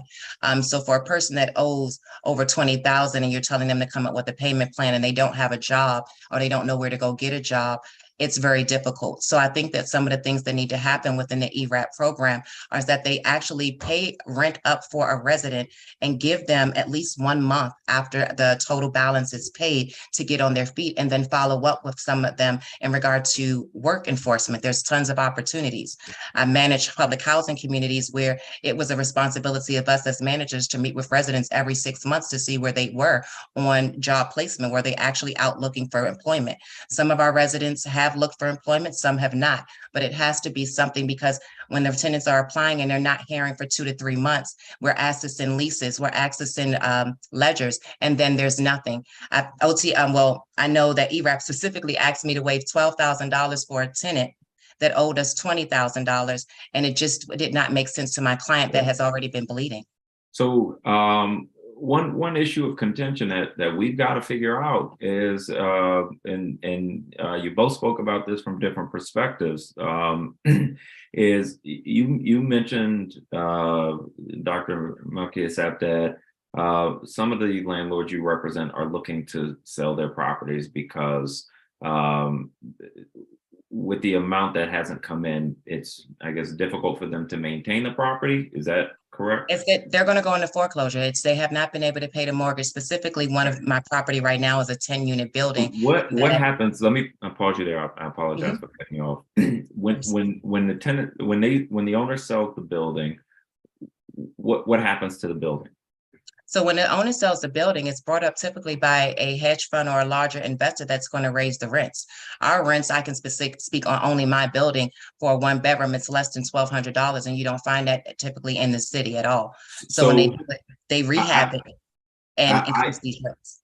I don't have data to second guess what you're saying. This is something I have heard, and it is a concern of mine, because when buildings get sold, I don't normally see something better happen after that. Commissioner Patel, I'm with you. I'm generally concerned about the tenant first, but I recognize that there are consequences if we lose landlords. Often I see conversions to luxury, conversions to condos, and so then we lose some of the naturally occurring affordable housing. Do you have thoughts on how we balance those two issues? So absolutely. So like number one, like we need to recognize like in a city of 700,000, there is a deep shortage of affordable housing. And as the previous panel had talked about, you're going to have a city of deep inequity where you're going to have people who are living in the city who are residents earning over $100,000, or you're going to have residents who you have to pretty much subsidize all of their housing to be able to stay here. For someone like me who is in, definitely not in the 120K, but literally spends 50% or more of their earnings on rent. And it's not like a small minority. It's half the city that now spends half their earnings on rent. We've got to talk about like, hey, like, are the things we're building for the people that actually live in this city? Because like a lot of what's happening is like people cannot afford to move out of the current housing situation into something better because of the financial situation, that they're in. I mean, we are still in recovery. The hospitality industry, which I'm a part of, I'm a hospitality worker, still am, hasn't recovered to where it is. If I told you how much I make a month right now working as a part-timer, you would be shocked. I mean, I'm just lucky that, I have a parent that is generous and helps subsidize my rent. Because if I had to pay it by myself, I would actually be homeless. And I actually use this ADC program. And I can tell you, like, with the flaws with this ADC program, where with me, number one, my landlord didn't want to participate. He was very cagey. And so like there was a lot of sense of mistrust, even from landlords not wanting to put their information, and a lot of residents not wanting to put their information because they didn't know if this information they were providing to the government was going to be weaponized against them. And then on top of that, when people were finally getting the message about state DC and the funds were available, the money wasn't being issued timely. And then there were so many people who applied who should have gotten that money, were then turned around and told, well, the program is over, so you're not going to get any money, which left also landlords stuck. And because like tenants are trying to make sure that they're trying to pay up what rent that they can pay. Because I don't know anybody who owes their landlord or owes somebody a year and a half of rental back pay that wants to be in that situation. Like that is a deeply hurtful and humiliating situation.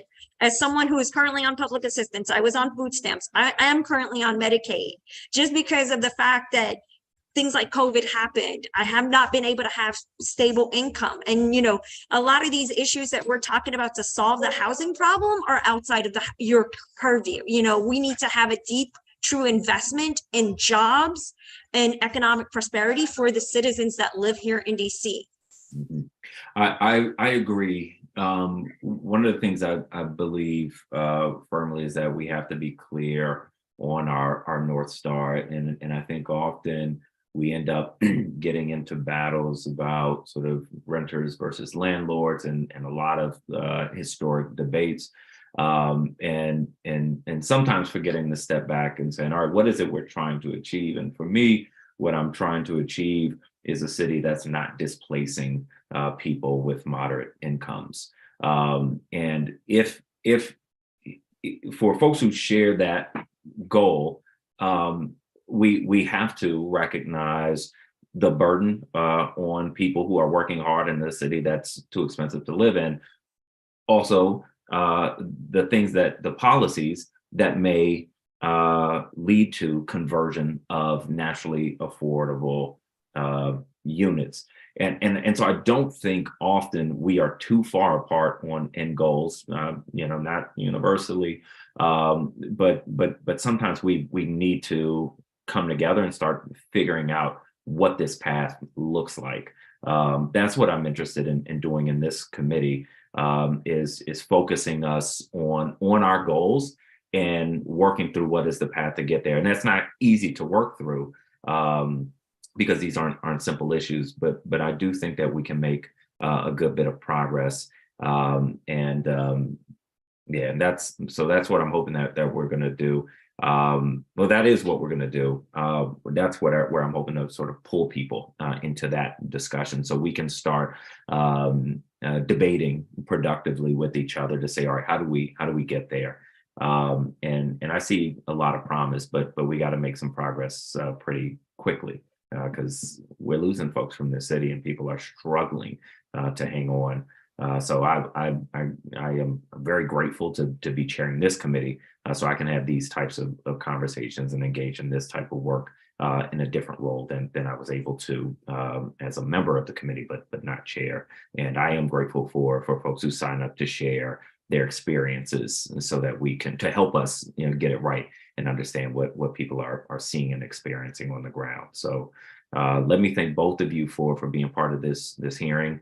This is not my first time seeing either of you in hearings, and I know it won't be the last. So let me say that I look forward to working with you both in this capacity. Thank you so much. I appreciate it. Thank you. Absolutely, council member. Thank you for your time today. Thanks, Commissioner. Good luck at work. With that, we will move to our government witnesses.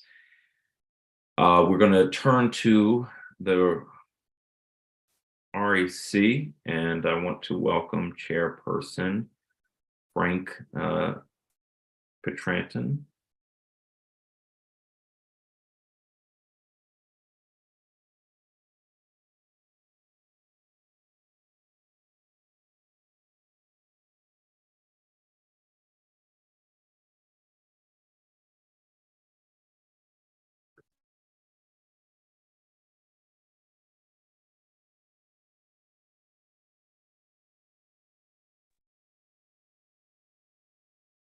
Think I've been admitted now as a panelist?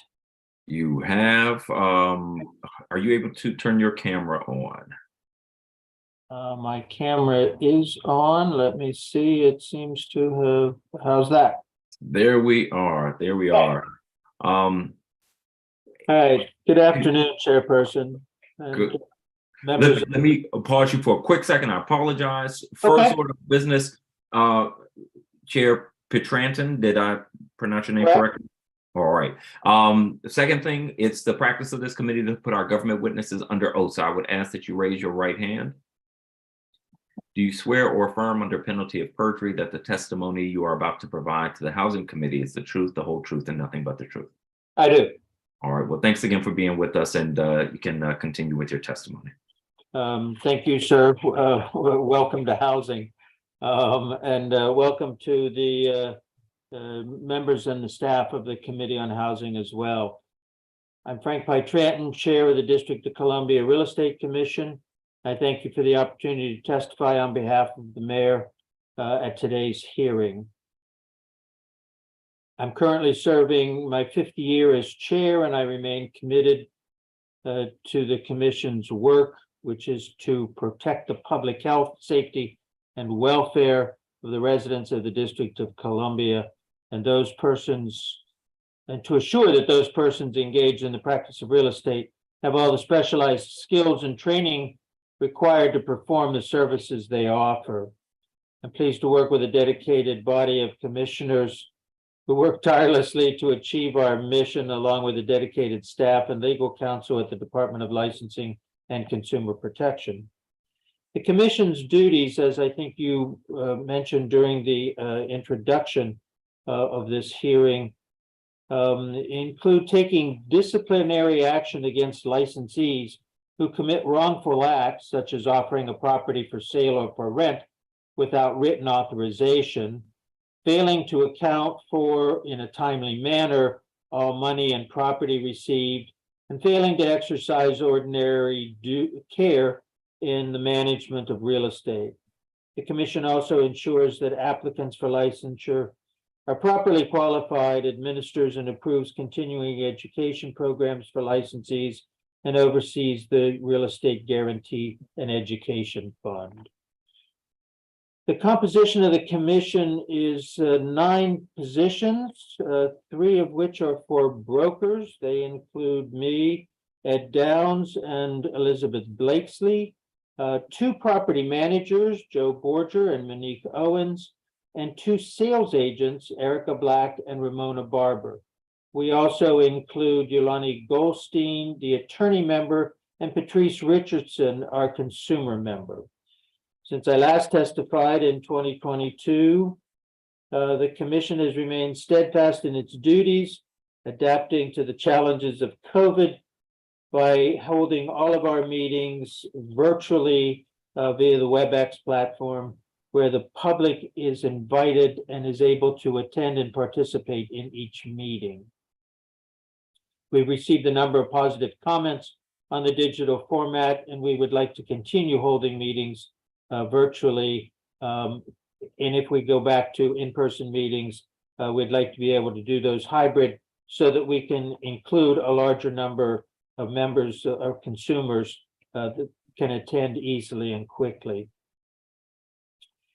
In fiscal 22, the commission attended the Association of Real Estate License Law Officials mid-year leadership meetings and annual conference in person. These meetings have allowed us to receive the highest quality of training in the administration of license law and regulations, licensee educational training and enforcement, as well as to participate in leadership opportunities.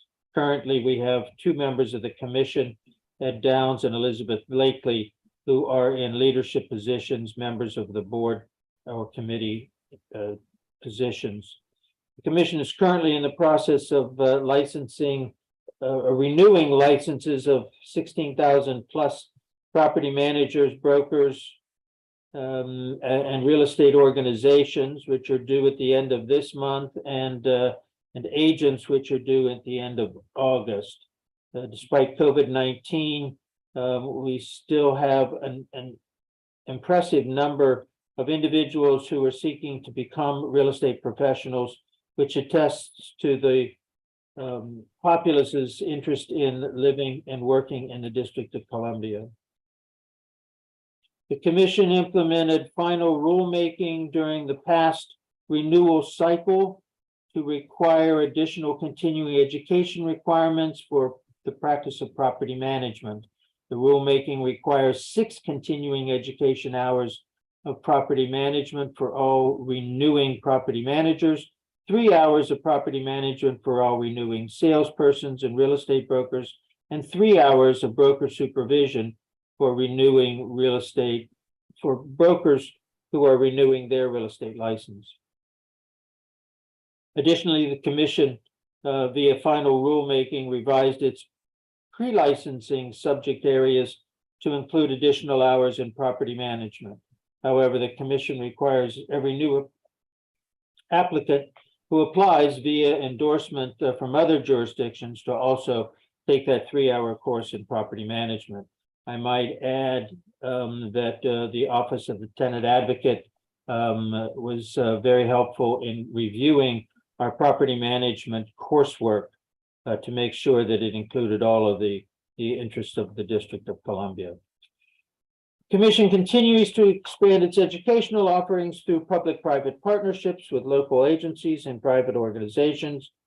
During the fiscal 22 year, the Commission and DLCP offered virtual courses on legislative updates, DC fair housing, broker supervision, and property management in the district. The Commission, in conjunction with DLCP and the DC Historic Preservation League, also sponsored a series of in-person seminars on historic preservation in the summer of last year. The commission was awarded the Association of Licensed Law Officials Fair Housing Award for its Fair Housing Instructor Development Workshop, which each fair housing instructor now must complete in order to teach the 3-hour fair housing course. Compliance with the Occupation and Professional Licensure Act of 1988, the Commission continues to enforce that act by receiving and reviewing complaints from the public. The Commission values the transparency and publishes newsletters regularly, as well as consumer alerts that the public and licensees can view online. The newsletter includes disciplinary actions taken by the commission and articles for educational purposes and regulatory requirements. The commission will continue to dutifully carry out its responsibilities to protect the public interest by upholding the letter and spirit of the real estate license law. We appreciate the opportunity to share the commission's accomplishments and plans for future with you today, and look forward to continued support in the future. The testimony is hereby concluded. Commission staff and I are happy to address any questions at this time. Thank you very much. I appreciate you being with us, and I want to recognize my colleague and member of this committee, Councilmember Matt Fruman, and we'll jump into rounds. I'll do a quick round, and then Councilmember Fruman, if you have a statement and additional questions, we'll extend your time if necessary. Let me start with portal and website issues. The portal to register for all real estate related licenses requires people to get access, get an Access DC account, which is run by what was DCRA, now split between DOB and DLCP. I understand the licensing portal should be moving back in-house. Why are you bringing it back in-house?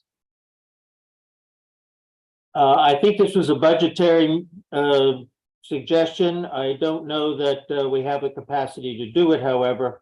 So I would ask that it be looked at carefully. Okay, that's actually where I was going. So we have a similar concern. We'll figure it out. I don't love to put things on agencies that are not in their area of expertise, and like technology doesn't seem like something you all would want to handle. So we'll work through that together. Great, thank you. Licensed professionals have to participate, as I understand, in continuing education classes. One concern I've heard from members of the community is that the continuing education portal hasn't been functional in some time, which is can cause challenges. For example, it doesn't seem like members can track their continuing education credit status through the portal. Is the CE portal functional at this point? At this time, no, sir. Okay. Is that do you have a timeline, or is there assistance that you need from outside of the agency on this? No, I think leadership is the one to address that issue. It is of concern to all of us licensees that we've not been able to book, as we say, our continuing education. The commission was asked to provide for self-certification during the last renewal cycle while we got the in-house system up and working, but I don't think the in-house system is sufficient to continue on that in that vein. I appreciate it. Basically, I'm new to this, so I say this recognizing I have a lot more to learn, but it does seem that we need somebody else to handle the technology piece. I've also got some concerns about website information not being aligned with regulation for members, things like recertification requirements not being on the website. So I think it's all in the same line that we've been discussing. Is that right? I agree that it is in the same line. We've also had COVID to deal with, which has caused staff shortages. We've had other issues, the reorganization of DCRA rather to Department of Licensing and the Department of Buildings. So each of those has put some strain on the system, and I think it's critical that we allow our licensees the opportunity to easily register and to record what education we have taken. Okay. Yeah, I think we're on the same page. Without having dug into this substantially, I will note one of the things that my team and I have been particularly good about in our previous committee is getting issues like this corrected. It's not the type of thing that you put out a press release or anybody remembers that you did, but we try to work with our agencies and commissions to sort through things like this so that they can function better and streamline their processes. So we'll be working with you to get these things done, and we'll have some discussions about whether this will have budgetary requirements, and we'll just work through a plan, and we'll help to get it executed. Great, we appreciate that. Absolutely. On one other thing I'd like to get your perspective on is an issue of responsiveness or the ability of outside organizations to work with the commission. This is a concern that came only from one community organization, expressed challenges with partnering with the commission. Do you all partner with community organizations? And if so, what's the best way for real estate member organizations to get in contact with the commission? I don't know what specific organization you're talking about with. We do participate with a number of other people, certainly in the area of fair housing. We talked about the tenant advocate coming in to review our property management coursework. It's incumbent on all of us, I think, to work with as many people as we can. There are, however, some organizations that are interested in turning what is presently under the commission's purview into a private practice, and we don't always have full support for that because we can see there are problems. Okay, we'll work through it with you. I'll talk to you about the organization and just see if it makes sense or not. Okay. And moving to an issue of like funding and fees. One of the things I've tried to be conscious of is barrier of entry for this field. A barrier for some residents to take part in district wealth building opportunities is the cost of admission. And so I want to talk about fees. How much is the application fee for all three of the licenses under your purview? It's been the same for a number of years. I don't think it is prohibiting, from the fact that we have nearly 17,000 licensees.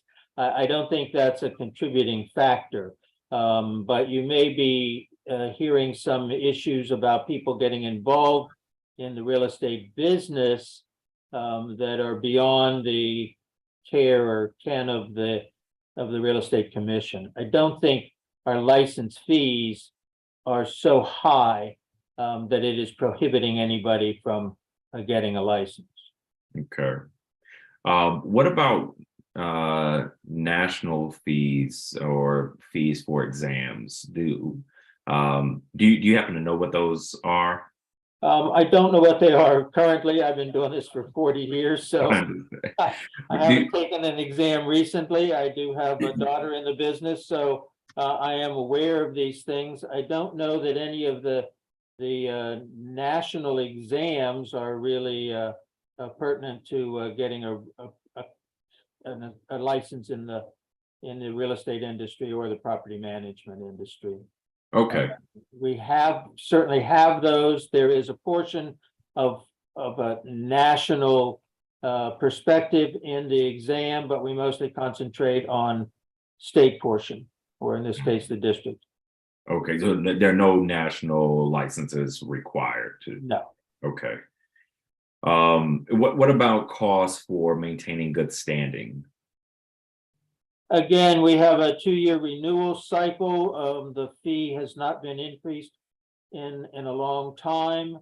I don't think it's, just based on the numbers, I don't think it's a problem for people to get into the industry, if you will, because of license fees. I think there are probably some other issues, and we've tried to work with the council, particularly the former chair of this committee, to educate younger people and to provide them with an opportunity to get into the real estate business. Okay, and I understand that there's the commission issues fee waivers where necessary. Is that right? I'm not aware where we waive the fee. Yeah. Do you issue fee waivers? No. No, Okay. never in my tenure anyway. Have I heard of that? So you don't want to help people out. I'm joking, of course. What we'll do, we'll follow up to, just so we have an understanding of the fees and understand the issue. To my knowledge, sir, we have not even had a complaint or a question about that. During COVID, I know a number of people had questions about whether they could take their exam virtually, those kinds of issues. But we've not, to my knowledge anyway, received any complaints that the fee was so prohibitive that they could not gain access to a license. Okay. I'm out of time for this round. I have a few more questions. Let me recognize my colleague, Councilmember Fruman. Councilmember Fruman, do you have a statement and questions, or just one or the other? Yeah, I just a very brief statement and then one question. Thank you very much, Chairman White, for convening this hearing. Thank you to the public witnesses who I was tied up on another hearing for that, but I'll look at the testimony that they gave. I'm in very much a learning mode, so I mostly want to be here to listen and learn about these different agencies. I have the most familiarity with the Office of the Tenant Advocate, and I'll probably have questions for the Office of the Tenant Advocate. The one question that I had for you, Mr. Pietranton? Pietranton, right. Yep. I thought, did you say there were 17,000 registered real estate agents in the district? I think it's actually 16,596. Is that, when you've said you've been involved for 40 years, how does that number compare to your experience over time? It's gone up significantly. Including during the COVID period? Including during the COVID period. We thought there would be some attrition, but there's not been any that we can see. Now we're just in the beginning of our renewal cycle, so it could be that the national state of real estate will cause fewer people to renew their licenses, but we haven't seen it yet. But in terms of the incoming pipeline, was that, I could imagine that during COVID, there would be people who would take the time to studied and taken the exam and qualified.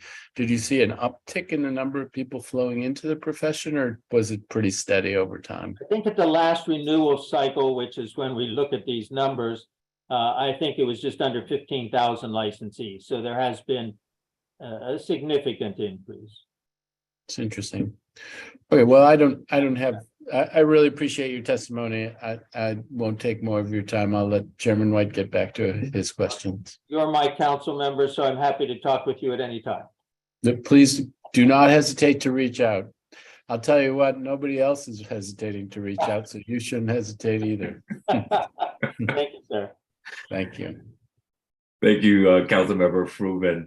But glad you're with us. I know you're jumping between hearings, so anytime you come in, I'll recognize you for questions. Chairperson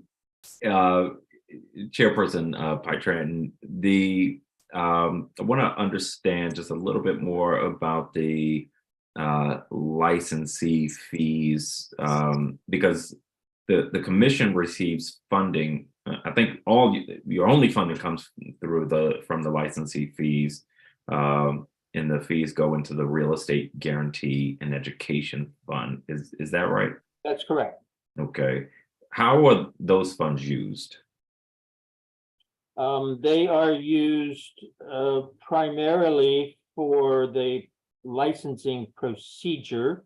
The education portion of the guarantee fund is used to help us educate both the commissioners and staff particularly with regard to the National Association, the Association of Real Estate License Law Officials, which is abbreviated ARELO. So we use those monies to attend meetings of the National Association. We use them to help structure courses, our coursework. There's a great deal of effort needed to come up with a new casework. As I mentioned earlier, the Office of the Tenant Advocate has helped us review the property management coursework, which is new this cycle, so that we make sure that all of the laws of the District of Columbia are included in that. Other than that, I don't know. We are not privy to the budget details, but it's my understanding that the commission, all of the boards and commissions are fairly self-supporting. Okay. I was reviewing the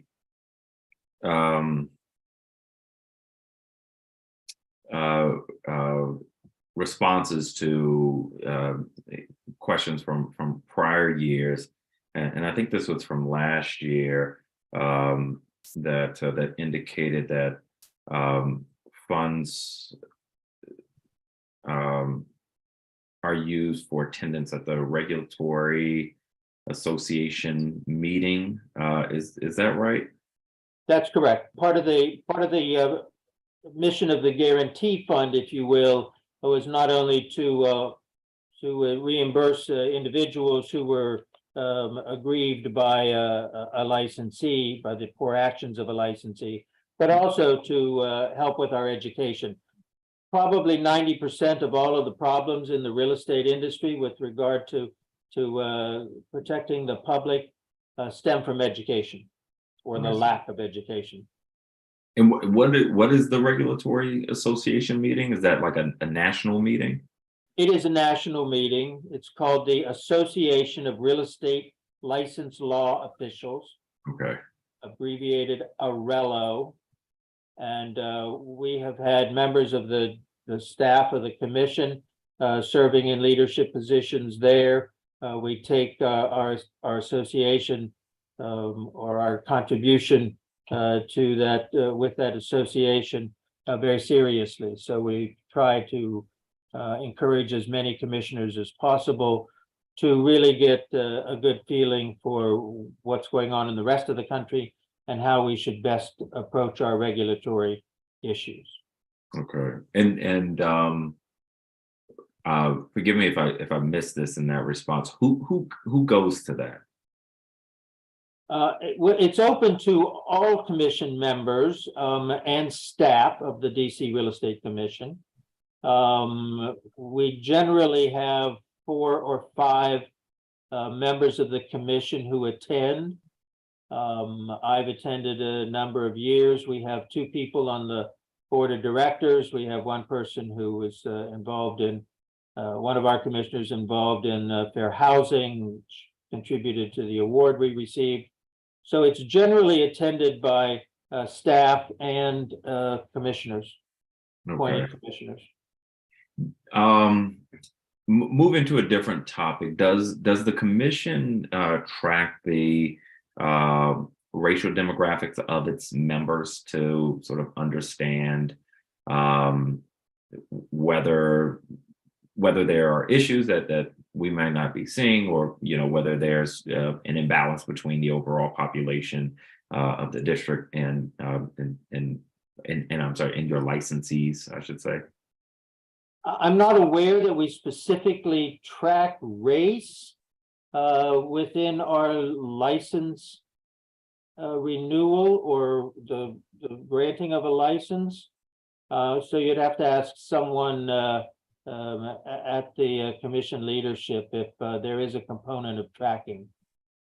Okay, we'll check with them on that, just so We've not heard any complaints, at least during my tenure, that the commission was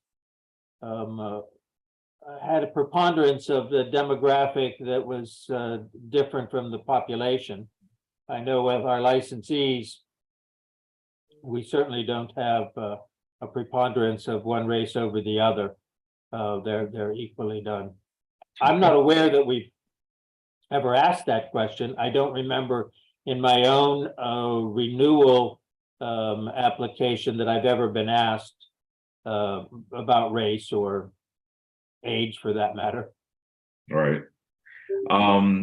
What about are there restrictions for people with a criminal record as it relates to receiving a real estate license? There have always been in the past questions about whether you had committed a crime. Some people answer those quite truthfully. Some include things that are not significant in terms of protecting the public. For example, property managers, if you've been convicted of a felony for stealing money from an association, yes, that would bear on the application being approved. But generally, minor issues, if you'll pardon the expression, things like somebody was arrested for smoking marijuana when they were in college, or they were driving drunk, or they had a domestic issue. Unless there is a pattern of behavior there, it's not an issue with licensing. Okay, and how much in determining, what the barrier is that the discretion of the commission? It's not necessarily the discretion of the commission. We have the Office of the Legal Counsel review that with us. We've had discussions with counsel previously where we've discussed, trying to get people back into the real estate industry or back into the community after serving time. I think unless it's really egregious, it's not an issue for most people. Okay. I can't really discuss any case publicly. I'm happy to discuss that with you privately, but I do remember one individual who was part of a scheme to steal, if you will, a substantial amount of money from the federal government by running a scam. We did probably deny that license. Okay. It was a substantial amount, like 140 million or something. So that we have to be concerned when we're granting a license, whether it's a property manager license and you're dealing with the funds of a condo association, or you're allowing somebody to advertise property for sale and bring a member of the public into their car to go view that piece of property. We certainly don't want somebody who's been accused of felony murder for acts that involve real estate. Right. On that, no, it's not really an issue. Okay. I asked this question because I've seen plenty of times over the years where there's a bar that is much broader than it needs to be. So that's one of the reasons I always look at that issue. One last, well, before I get into this, let me see if Councilmember Fruin has further questions. I just had one question, and maybe it turns into a set of questions.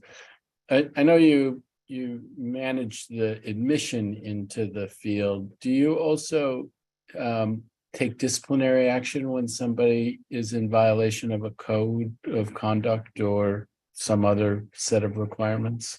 Yes, sir, we do. And maybe this has been reviewed already, but what's been the incidence of disciplinary actions? Did you take any disciplinary actions in the last year? We have. I don't know the exact number. I think we've had maybe a half a dozen where we have denied a license or have revoked a license because of some egregious behavior, but it's not a lot. And what are the kinds of things that have led to revocations of licenses? Repeatedly abusing an owner, whether it's a condominium association, which has had its funds stolen, its reserve funds misused.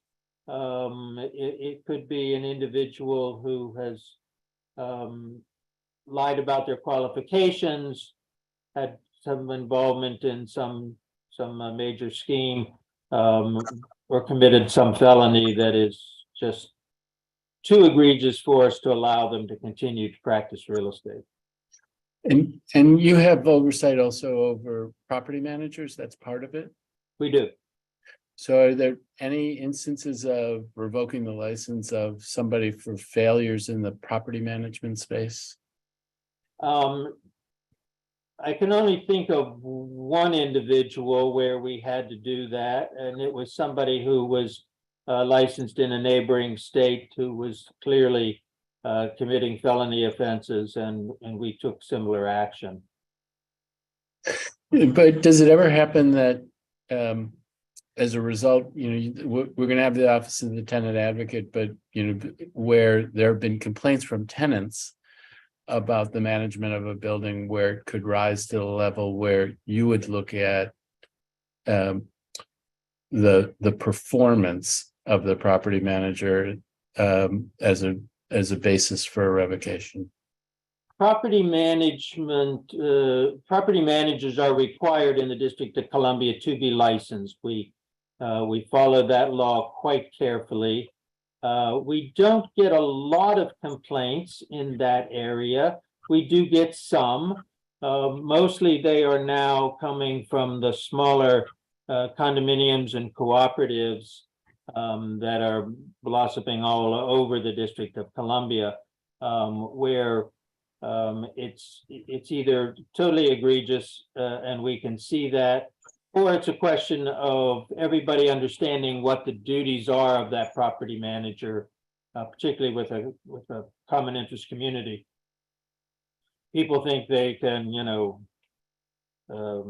get somebody to, or the commission will revoke a property manager's license because he failed to paint the color of their living room that he thought he was promised. That's not an egregious thing that we're going to get involved in, but it does require us to continue to educate people about the duties that the law requires in property management. Yeah, I mean, I guess the kind of thing that I'm thinking about, because I do get, people reach out with complaints, and I don't want to speak to the merits of those complaints or not at this point, but people raise complaints about the erosion of the warranty of habitability, that, not just that they didn't paint the room the right color, but that, willful neglect of certain kinds of things that go to the heart of quality of life. And I wonder, that kind of thing, that's somewhere between painting the color and the felony kinds of things that you're talking about, but they don't come before you, or have they come before you in that kind of a form? There are people who complain about things that they don't think their property manager is doing a good job. We don't usually take action if it is something that is clearly not understood in terms of what the property manager is there to do, and what authority that property manager has to do that. A lot of people think, well, because they complain and nobody's answered it, that the property manager, particularly in a common interest community, the manager doesn't have any of that authority. He can bring it to the board, but if the board says, we're not doing that, there's nothing the property manager can do beyond counseling the board about the appropriateness of their decision making.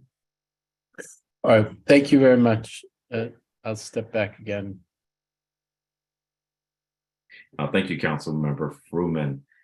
Last couple questions. Are you familiar with the DC Fair Housing Instructor Development Training? Yes, sir. What is that training? Well, we write the requirements for the teachers of fair housing. That was the award that we got from Morello recently, or this past year, where our program to educate the licensee in terms of a property management situation, our ability to approve the program being taught by a company is carefully looked at. So we try to make sure that everybody offering courses is following the law and doing the best they can to protect the public. So, specific case, I'd be happy to talk with you. Well, I wanted to understand what it was, but now I'm trying to understand. Is this training happening? Yes. Okay, so Yeah. okay. The commission actually does fair housing courses because all licensees are required to take fair housing courses. We actually have partnerships with Fair Housing Council to present those courses. They are approved by our education committee to give credit to licensees who attend them. And we have worked over the last couple of years very diligently to train the trainer, if you will, to make sure that they are doing the right thing in those courses. Okay. How often do those courses take place? Every year. Oh, well, it depends on the trainer. We probably have a dozen or more companies that are trained to provide the coursework. And they may offer them multiple times a year. This is a time of year where they are making sure that we have our coursework for our renewal cycle. So you'll see more between now and August than you probably will from August on, because we're on a 2-year renewal cycle. Okay. But they're readily available. How do people find out about the course schedule? We advertise them through the newsletter from the Department of Licensing and Consumer Protection. There are a number of individuals in the real estate industry. The DC Association of Realtors, for example, does a lot of coursework, a lot of publication of the availability of coursework. So it's pretty easy to find those courses if you're looking for them. Okay, I appreciate it. Well, let me thank you for being with us and for the work that you are doing. Those are all the questions that I have, and we look forward to working with you. Likewise. Thank you. All right, we will move to our second government witness. And I would like to welcome Chairperson Tamora Pappas with the Board of Real Estate Appraisers.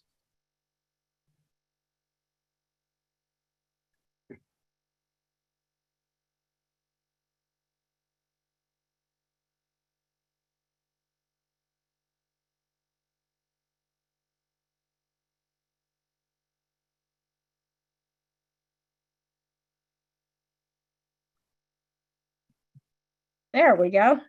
There we are. I was finding the right button. It's like, okay, I see my name. Just for your comfort level, it's Tamara Pappas. If that's Thank you very much. You're welcome. Thank you, Pappas.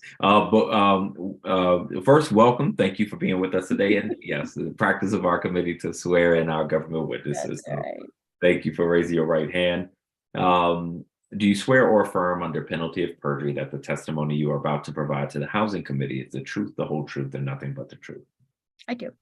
Excellent. You can begin your testimony. Okay, thank you. Well, good afternoon, Chairperson White, members, and staff of the Committee on Housing. My name is Tamara K. Pappas. I have the pleasure of serving as the chairperson of the District of Columbia Board of Real Estate Appraisers. Thank you for inviting me to testify on behalf of Mayor Muriel Bowser to discuss the activities and accomplishments of the board in fiscal year 2022 and 2023. The mission of the DC Board of Real Estate Appraisers is to protect the health, safety, and welfare, and to ensure the public that persons engaged in such occupations or professions have the specialized skills required to perform appraisals in the District of Columbia. By law, the board's composition includes 3 licensed appraisers, 1 licensed real estate broker, and a consumer member. The board members are myself, Tamara Pappas, appraiser member, and I do residential. We have Anthony Sullivan, appraiser member. He's a tax appraiser, and Martin Skolnick, also an appraiser, and he is commercial.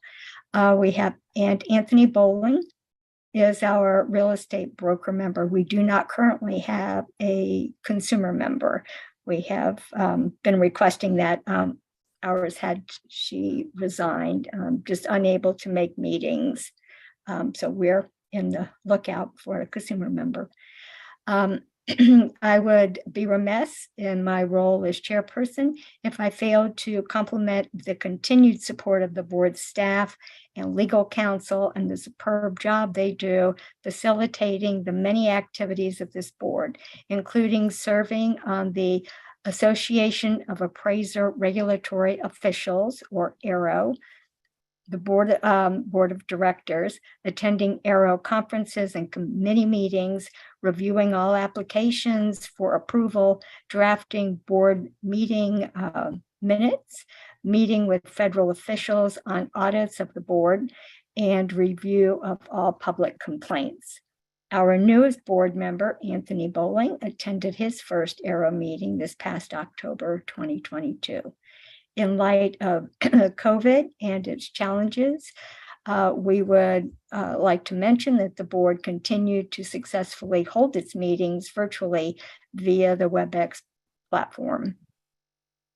This virtual platform provided for greater attendance by the public and appraiser licensees, and the board has received favorable comments.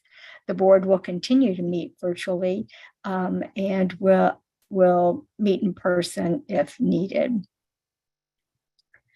For the real estate fiscal year 2022, the DC Board of Real Estate Appraisers is uniquely situated as the only professional licensing board within the Occupation and Professional Licensing Administration in the District of Columbia that is federally regulated under Title 11 of the Financial Institutions Reform, Recovery, and Enforcement Act of 1989, commonly referred to as FIREA.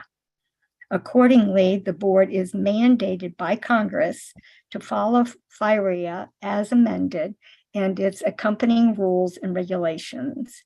FIREA established the Appraisal Foundation, which establishes pre-licensing requirements for applicants entering into the appraisal field, as well as the Uniform Standards of Professional Appraisal Practice, or USPAP. Additionally, the purpose of the Appraisal Subcommittee, or the ASC, created by FIREA, is to ensure that the federal financial and public policy interests in the real estate transactions are protected, requiring that real estate appraisals utilized in connection with federally related transactions are performed in writing in accordance with uniform standards and by individuals whose competency has been demonstrated and whose professional conduct will be subject to effective supervision. In general, the ASC oversees the real appraisal regulatory framework as it relates to federally related transactions as defined by Title 11. I would further note that all appraisals are required to be performed in compliance with USPAP. Throughout FY 2022 and 2023, the board reviewed exposure drafts issued by the Appraisal Foundation's Appraisal Qualifications Board, the Appraisal Standards Board, and the Appraisal Practices Board. During FY 2022-2023, respectively, 135 new applicants were approved for licensure in 4 categories, including trainee, licensed residential, certified residential, and certified general. We currently have 875 total licensees in the above 4 categories, 451 being certified general, 359 being certified residential, 65 licensed residential, and 53 trainees, which is not included in that total. I did the math. The ASC requires that an audit is conducted every 2 years to verify that the board is maintaining compliance with BREA. The board and staff members provide periodic reports to the ASC, as well as timely updates regarding disciplinary action taken. The disciplinary actions are entered into a national database. The board has been informed that the ASC audit will resume in 2023. We were delayed due to COVID, and I believe that will be next month. The staff members are finalizing all meeting minutes, reviewing and compiling all complaints presented to the board and actions taken, compiling approved education files for review, and completing an information collection sheet on program staff, legal services, and information on statutes and regulations. Real estate appraisers are the result of the valuation of several complex factors. The nature of the work often means that the complaints from the public and from lending institutions alleging faulty appraisals require an appraisal expert's opinion. To ensure complaints are thoroughly reviewed in a timely manner, the board hires appraisers on a contract basis to review the complex complaints. This process has worked well and resulted in clear and comprehensive complaint summary reports submitted for the board's review in a timely manner. The investigative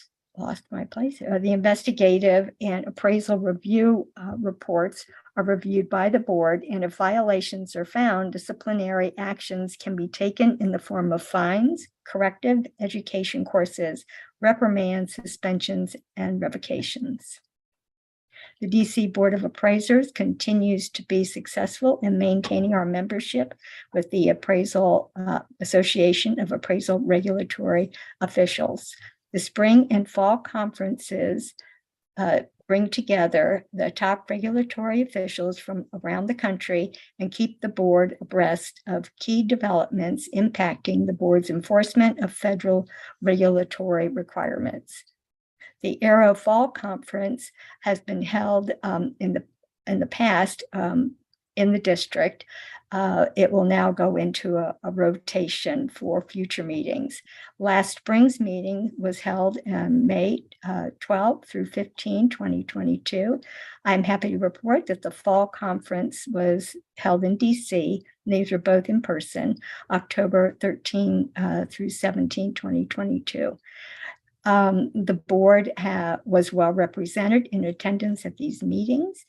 I completed my term as a director on the board of directors, as well as my service on the executive committee. Mr. Lewis was elected to pretty much take my place in 2023 for the board of directors as an alternate. I continue to serve on the Aero on several committees and chair the Appraisal Qualifications Advisory Board Committee. I see I'm running out of time. I'm not quite done. You're fine, please. Okay. The board continues to move toward expanding its educational offerings through public-private partnership with numerous local agencies and private organizations. During FY 2022, the board sponsored 2 historic preservations seminars in person for all licensees, along with the DC Preservation League and the DC Real Estate Commission. This year, the board will sponsor another 2 that may probably come up this summer. Attendees will receive 3 hours of continuing education. These seminars represent a continuing effort by the board and the licensees to be knowledgeable of our historic districts and disclosure requirements. We will continue to maintain rigorous continuing education requirements for our trainees and offer board-sponsored courses. We also offer the biannual USPAP Uniform Standards of Professional Appraisal Practice course virtually to our appraisers at no charge to the attendees. This is part of our Give Back program to our licensees. It has gotten, this is off my sheet here, but it's gotten rave reviews that people, it's an expensive course and they've been very glad to participate with it. And they're required every 2 years to take it. The board has continued a process of assisting our trainees in making sure that their work product and logs are completed correctly and to help them avoid any rejections by the appraisal board. This is done for the trainee and the supervisor without any penalty and is meant as a learning tool. Our initiatives during this fiscal year, the board will continue to work with the Department of Insurance Securities and Banking, a DISB, on the bias in appraisal practice. Additionally, the board will be doing outreach with the DC public school system to introduce students to the possible career of the appraisal industry. I have also been asked by DISB, this is just yesterday actually, in conjunction with the Mayor's Office on African American Affairs and the Community Outreach Specialists, to participate on a panel for Black ownership, home ownership event on the 18th of February. So I'll be happy to be part of that. In conclusion, the board members can consider our role a great opportunity to serve the citizens of the District of Columbia. We will continue to carry out the board's many responsibilities, including establishing high standards for pre-licensing and continuing education, investigating consumer complaints, penalizing bad actors, complying with federal requirements, and engaging with professional regulatory organizations across the nation. The board thanks Mayor Bowser and this committee for your continued leadership and support. We appreciate the opportunity to share its accomplishments and plans for continuous improvement and look forward to continuing to work with this committee. This concludes my testimony, and the board and I are happy to answer any questions you may have. Well, thank you very much. Again, glad to have you with us. How long has the consumer board member position been vacant? That happened last summer, I believe. Miss Houghton Pierce, I believe her name, Kiara, was unable to make the meetings, and she resigned. I have reached out to few friends of mine trying to get them to apply. I think their applications have been in, but we haven't had the position filled yet. And okay, have you been in touch with the Office of Talent and Appointments? I reached out, it was a couple months ago. I reached out, but not recently. Okay, we'll check in with them on that. Yeah. And I was interested to hear in your testimony the appraisal expert issue. I've wondered for years, maybe about 7 years ago, I had an appraisal that was bad enough that I still have a bad taste in my mouth about it. And I wondered, what's the process? If you don't agree, what happens? What is the process? Yes, there is a link on the website where you can submit a complaint, and with that, my name's out there enough. People call me, how do I complain? You know, Yeah. and there is a process. You fill out the complaint form, submit your appraisal that you have a complaint on, and the staff will go about collecting the work file from the appraiser, and with that, we will put it through. We have the thing about us taking that time to do that level of review. We have excellent appraisers that are on contract to us that we of course pay them for their time, and they go through and complete a full review of that appraisal. And what we're looking at is it's not value per se. We're looking for infractions of USPAP where they just haven't done the job correctly. Interesting. Yeah. Okay.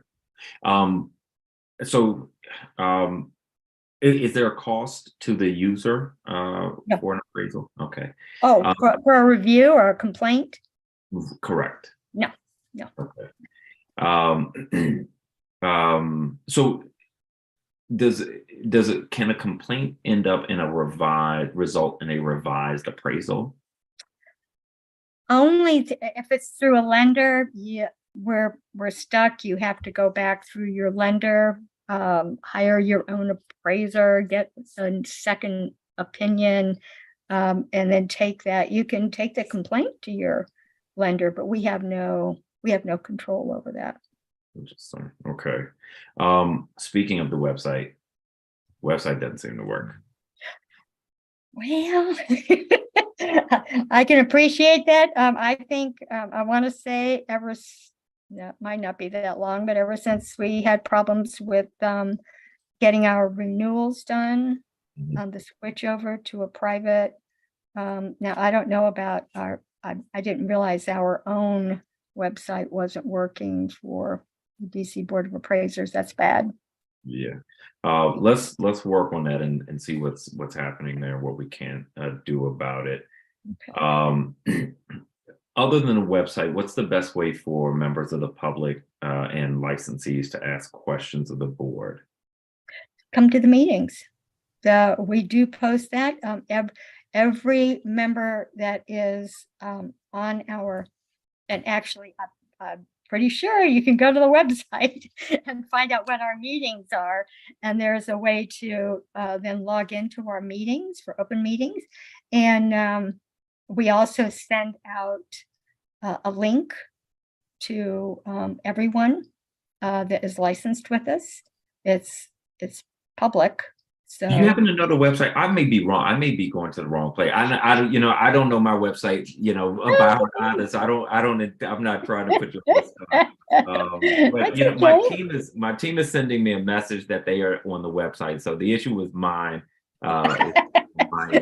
Which I'm glad. Me too. I'm glad too. You're going, oh, wait a minute. Okay, I had the old link, and apparently there's an updated website or URL. So I'll look through that. Okay, good. Thank you.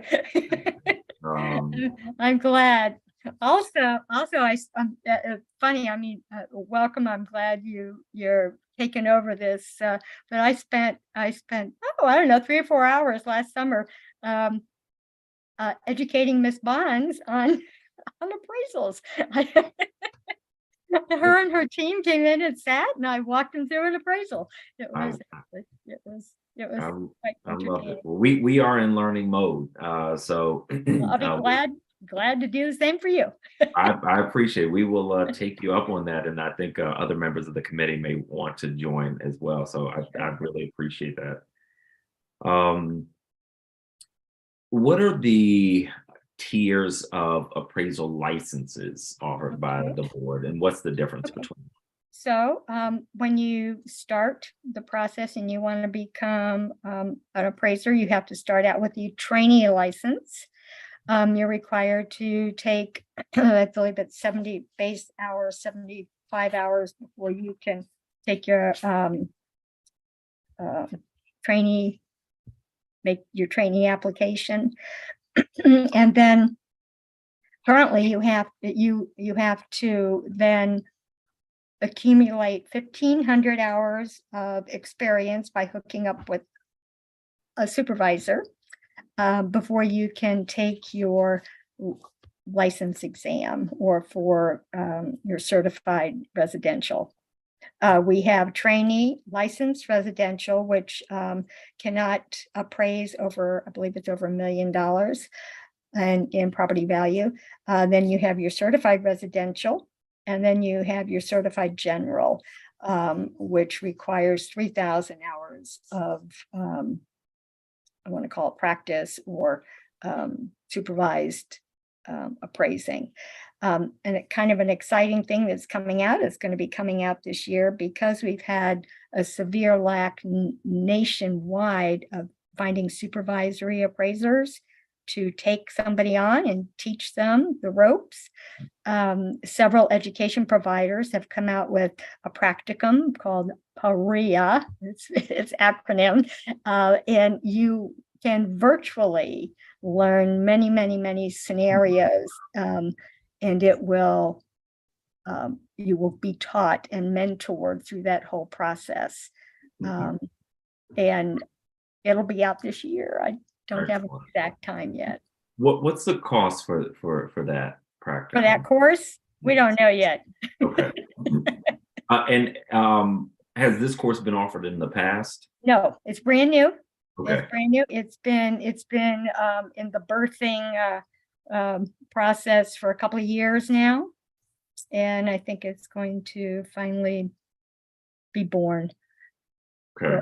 Yes, yeah, we're very excited about it though, because it will, there are grants that you can get through the government, through the federal government to assist in education. A little bit of wonky to get them, but they are out there. So we're hoping that grants will be available to people who need them if it becomes cost prohibitive. We're also we're very, I'll just go ahead and bring this up. As a nation, we're a very male-oriented white profession. We are doing breakneck to get that changed. And part of the initiatives is looking at, number one, getting in the schools and, to entice people to get involved in appraising, working with the HBCUs for getting real estate courses available, things that will be applicable to someone coming into the profession. Now, as a district, I don't have race numbers on our district, but I feel like we're probably much more balanced than the nation is. Interesting. Do appraisers usually do this work full time, or is it? Oh, generally, yeah. Okay. Like this is my job. Okay. And are they usually independent, or do the majority of people work with an appraisal company or some other company? Well, there is a mixture. I mean, I'm independent. There are appraisers who have their own private practices. There are those who work with appraisal management companies who sort of get their assignments for them. They also take a huge chunk of their fee. It's kind of all over the place. There's small groups. Well, there'll be a group. So what happens in a time like this where they're not? I mean, I guess people are doing so. Where we're slow. Not a lot of houses selling. Interest rates are high. What's happening to the industry? Well, I'm sure there's a slowdown. I personally had a slowdown. Fortunate enough that I was at such breakneck last year that I was actually grateful for some of the slowdown. My clients still reach out to me. People are still buying houses in the District of Columbia. We are not fully insulated from the impacts of the nation. but we tend to fare much better than many other communities because of the transient nature and people coming in and buying homes, selling homes. Yep.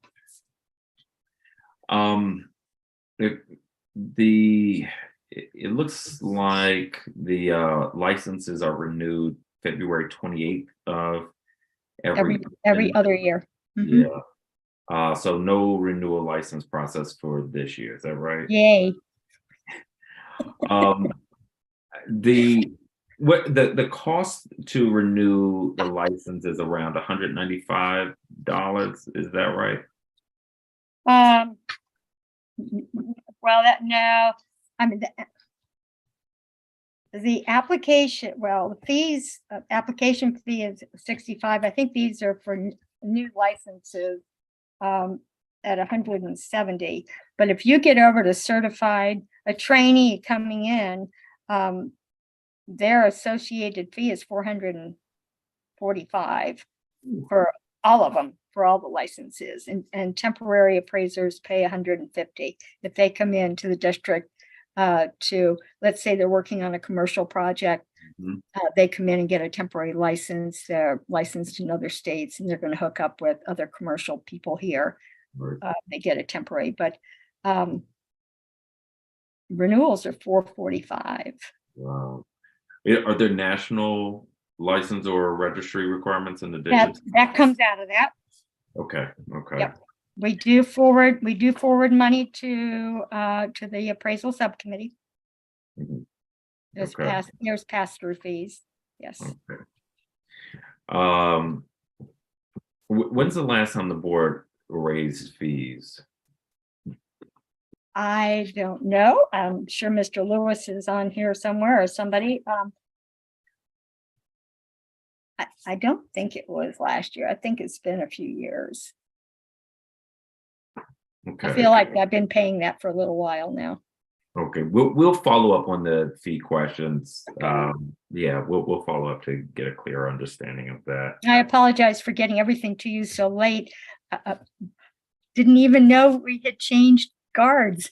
I heard, not your fault. I appreciate you working expeditiously to get everything to us. Well, that was the staff. Yes. When the board last appeared before the committee under Councilmember Bonds, it made a commitment to publish newsletters twice yearly for licensees. Has the board done that? We got one out. We got one out. Okay. Could you send a copy to my staff? Absolutely. Thank you. And I understand that a goal of the board is to continue to meet with various jurisdictions and associations to stay up to date on current issues. Is that something that you all do? We do. What jurisdictions do you normally consult? Well, we go to the we go twice a year to the regulator meetings so we hook up with all jurisdictions that are there. I mean, that's I would say most states are represented when we go to these meetings.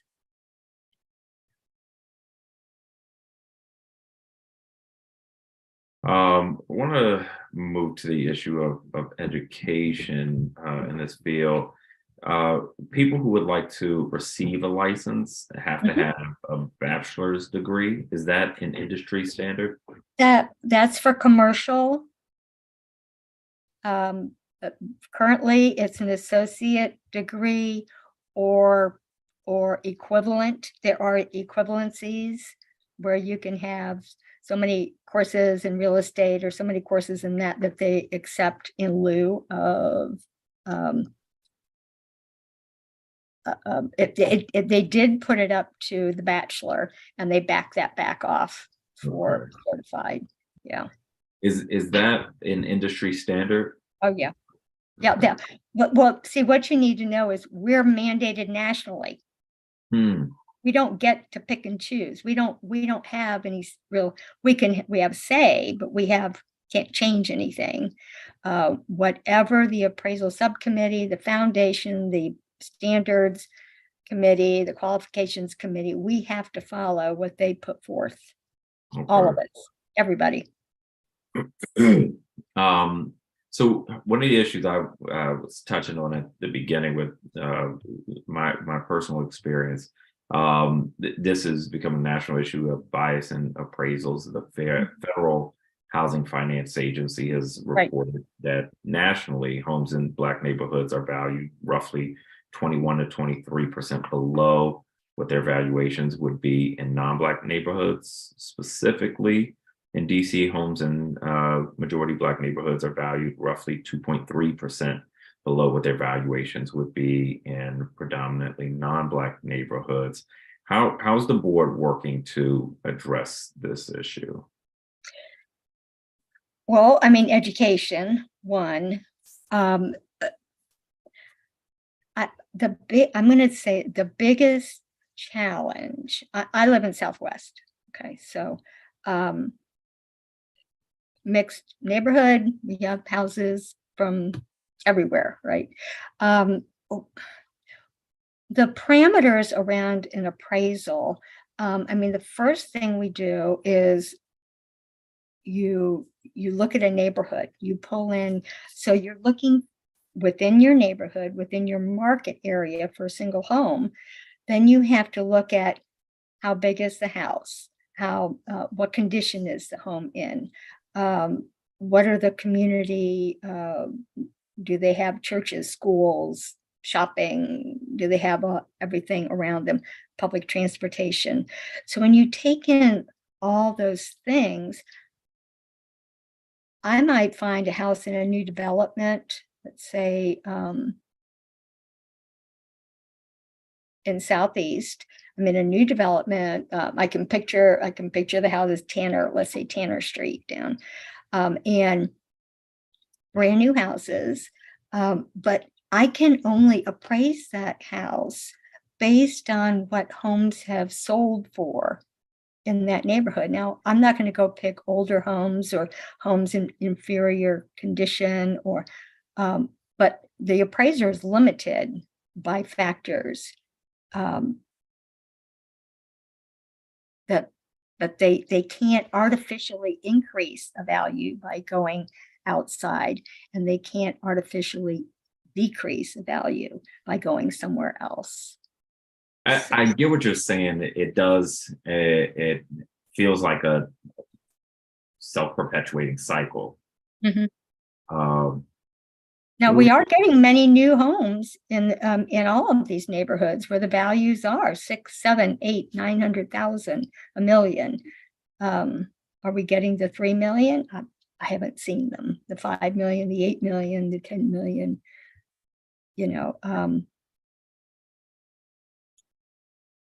I mean, this is something we'll have to figure out. What with respect to addressing it, you mentioned that you're using education. How so?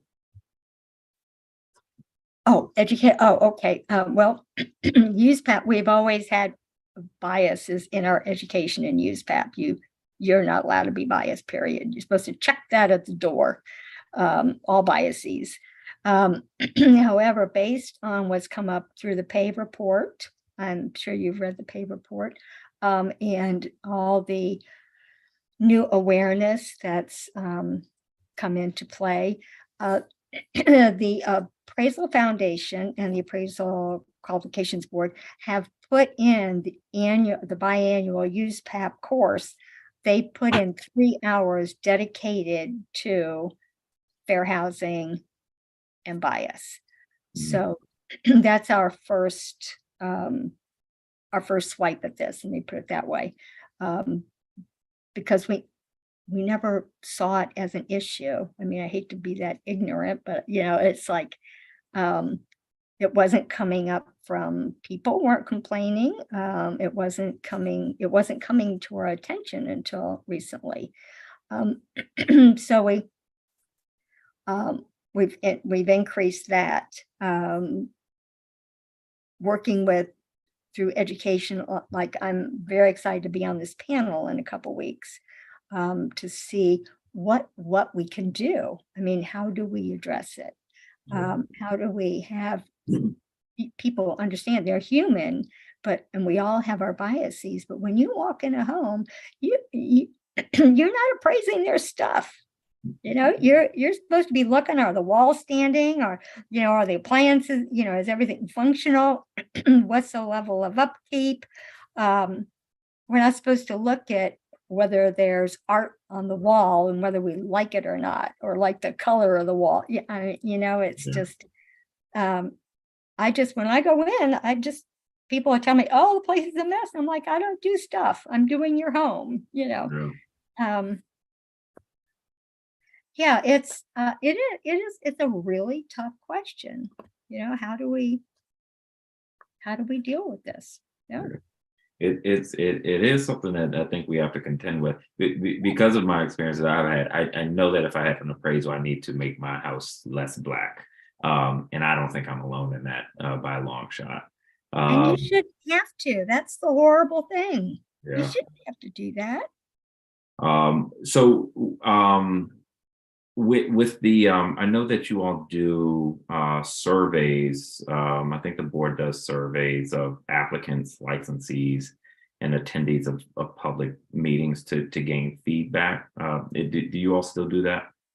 I believe we don't. And I was looking at that question on the questionnaire, and I believe the answer on that they had is we do not conduct surveys. I have no problem with conducting surveys. We have to find one that would be appropriate and applicable. But people come to our meetings, they have questions, they have comments. We give them all the room and space they need to voice. They're always welcome. We have a public comment section where people can. Okay. One of the things I'd ask the board to think about is that feedback loop. I don't think the average person knows where to voice a complaint or concern. And that means that we have to be thoughtful about, not to suggest that you're not, but I think we have to continue to push ourselves to be more thoughtful about how to reach people that may not be aware of the complaint process, or to actively solicit information as opposed to just relying on what comes to the extent that you do that. On enforcement and complaints, well, we spoke about the complaint process a bit, but when a complaint is processed, what are the possible outcomes? Well, we can start with, we can dismiss it completely. We can go through the whole process, and if the appraiser, there was just nothing there that they did wrong, we can dismiss it. There is corrective education. The Appraisal Foundation has 8 courses for us that are based on the principles of uniform standards of appraisal practice. And instead of just having people go take that course over again, which is just widely goes through all of them, if there's an area or an issue where they're deficient in their appraisal, we're big on education. We want to educate them so they do a better job. So if our courses will, if some of the corrective courses work, we can have them do that. Sometimes there's would do consent orders, the admonition, revocation. I mean, you can go all the way through losing your license temporarily, suspension, that type of thing. This past year we had 8 complaints. One with disciplinary action. We had corrective course. We had one with a consent order, and then we have one that's currently pending. The rest were dismissed. Okay. And what's the timeline for resolving complaints? Sometime, well, we have to get the complaint in. Once we get the complaint in, we have to collect all the material from the appraiser, get his work file. Then once we have it together, we have to engage our one of our expert reviewers. That can take up to a month. Let's just put that into a month time frame. Once it gets back to us, we can resolve it fairly quickly. And we tend to give the appraiser the opportunity to come in and speak to us, talk to us, tell us what happened here. Because we need to get a feel for, is this intent or is this sloppiness? Where do we go with this? Because we are, public trust is what we're all about. So that's right. Well, I appreciate it. There are some things that we'll follow up on post hearing to get some clarification on. But I want to thank you all for being with us. Thank the board for the work that you're doing, and we are looking forward to working with you. Sure. Well, I say I'll give you an education course. We will take you up on it. All right. Oh, thank you very much. Thank you so much for having me. Thanks for being with us. Thank you. Next, we will welcome Chief Judge Lisa Gregory and General Counsel Daniel Mayer of the Rental Housing Commission.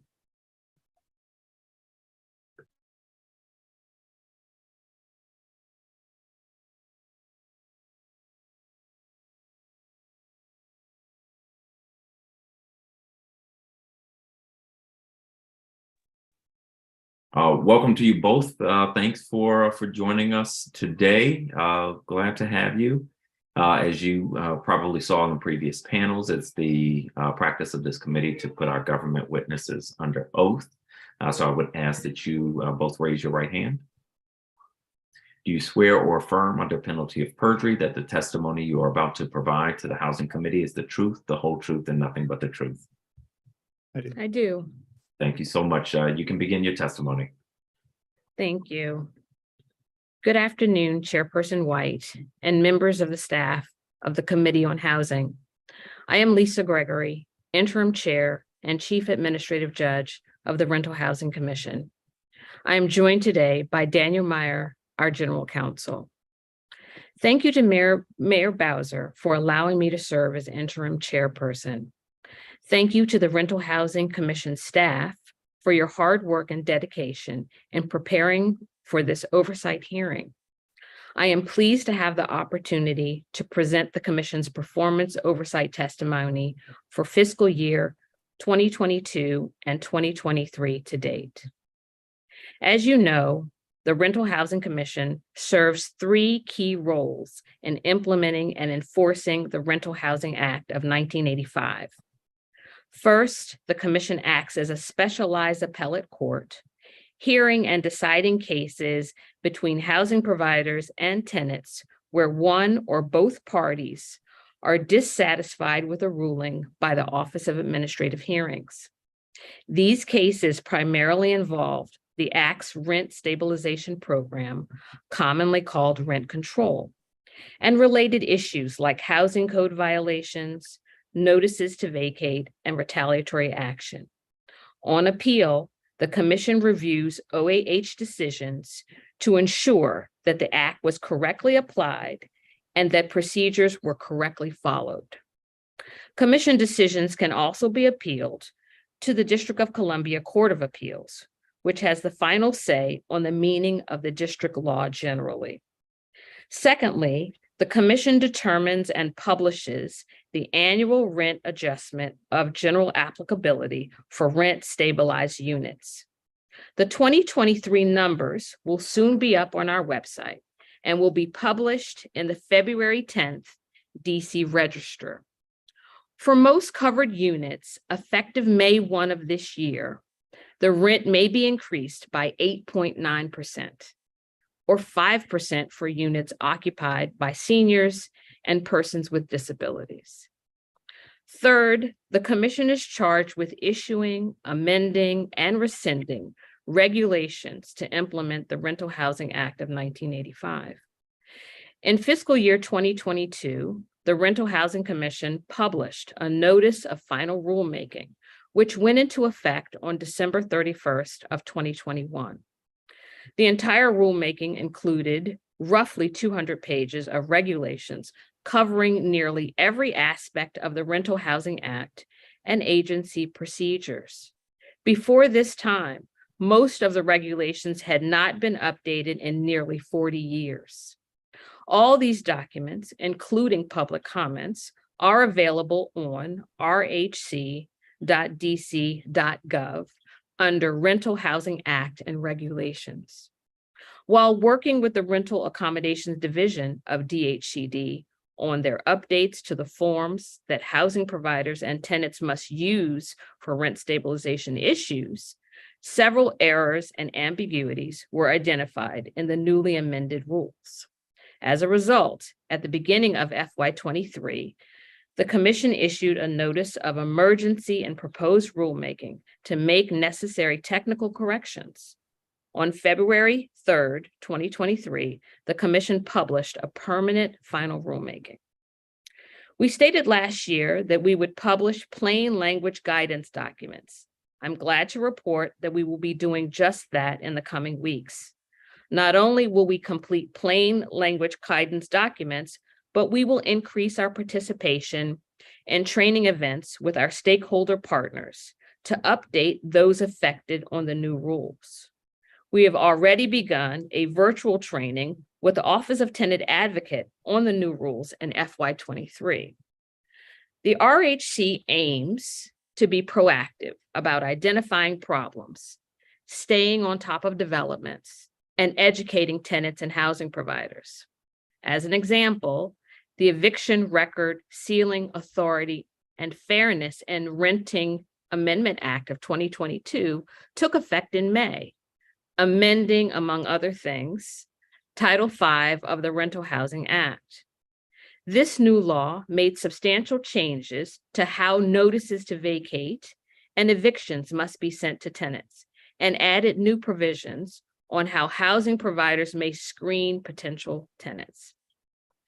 In June of 2022, the Commission sent a request for proposal to stakeholders who had previously commented on the comprehensive rulemaking, identifying several potential issues that might be clarified in a rulemaking. On December 9th of 2022, the Commission published a notice of proposed rulemaking with a public comment period to run through January 27th of 2023. We received 4 comments and are reviewing them now. Since our last oversight hearing, we have maintained a virtual hearing format adopted for COVID-19, which has given us more flexibility in scheduling hearings. If requested, we do offer in-person hearings as well. So far, litigants prefer virtual and telephonic hearings. The Commission underwent several transitions in FY22. Rupa Ranga Puntaganta and Michael Spencer's tenures at the Commission ended, leaving the Commission without a quorum for a few months until Judge Adam Hunter joined the Commission. Nonetheless, during FY22, the Commission conducted 4 hearings and issued 8 decisions.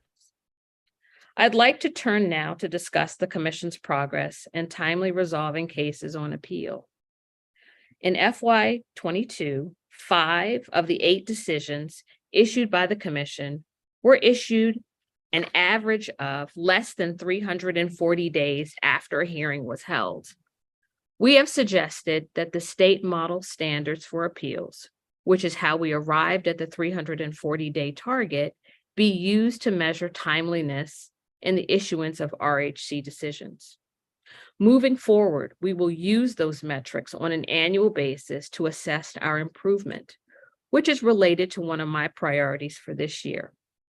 My priorities are to improve overall performance on resolving appeals and to create a plain language guidance document for pro se litigants and small housing providers.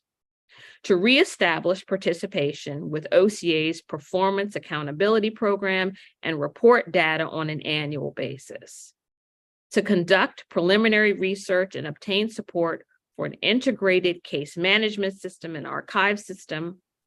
To strengthen agency relationships with key partners, including the Office of Administrative Hearings, RAD, the Office of Tenant Advocate, the Deputy Mayor's Office for Planning and Economic Development, the Council's Committee on Housing, and stakeholders in the housing provider and tenant communities. And lastly, to promote and foster a healthy, inspired, respectful, and productive work environment. The Commission hopes to earn your support so that we can turn these priorities into a reality. Thank you all for the opportunity to testify today. This concludes my remarks, and I'm happy to answer questions. Thank you very much, Judge Gregory. I appreciate you both being with us. One of the things that you mentioned in your testimony was the substantial possible rent increase, which is connected to inflation. So even rent control units may see an increase of 8.9%, seniors 5%.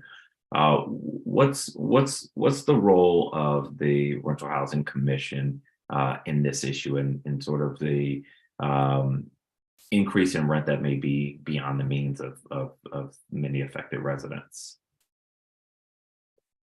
Thank you for that question. I'm actually going to ask the General Counsel, Dan Meyer, to speak more specifically about the statutory requirement as well as how we manage that every year. Thanks. Yeah, thanks for this. Great question. It's an important question, especially I was looking back at a chart that somebody gave me when I started, and this year is definitely the highest rent increase under the Act since 1982. Inflation was routinely a lot higher in the 80s, and this year we're in that environment again. Under the statute, there's a maximum in any year of a 10% cap on what the CPI can be, or again, as you mentioned, a 5% cap for seniors and persons with disabilities. This is the first year since that 5% cap was put in place that we've hit that cap. It's the least of the CPI without an additional 2%. The CPI this year is 6.9%. In general, there's an extra 2% by statute.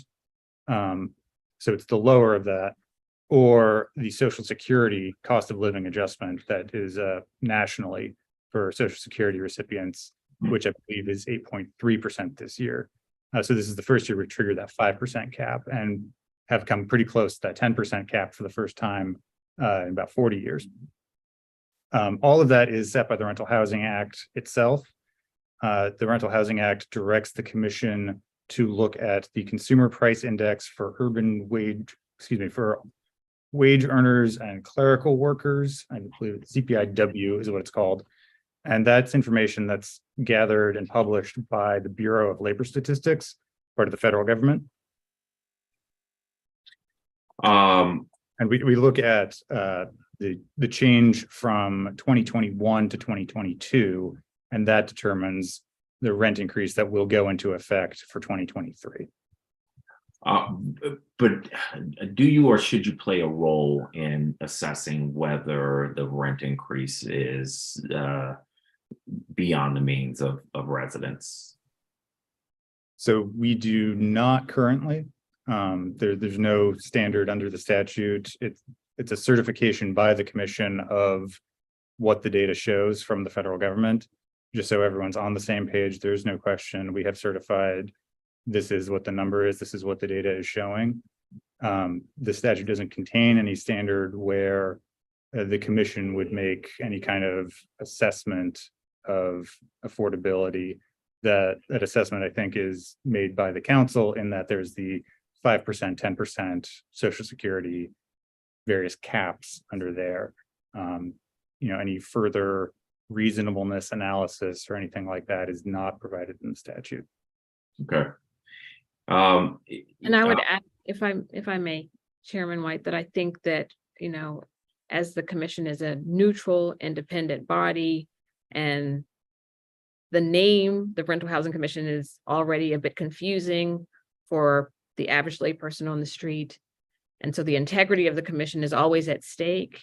We are balancing both interests. It's really the purview of the council to look at the reasonableness of the CPI and make the appropriate adjustments under the act. Appreciate that. Yeah.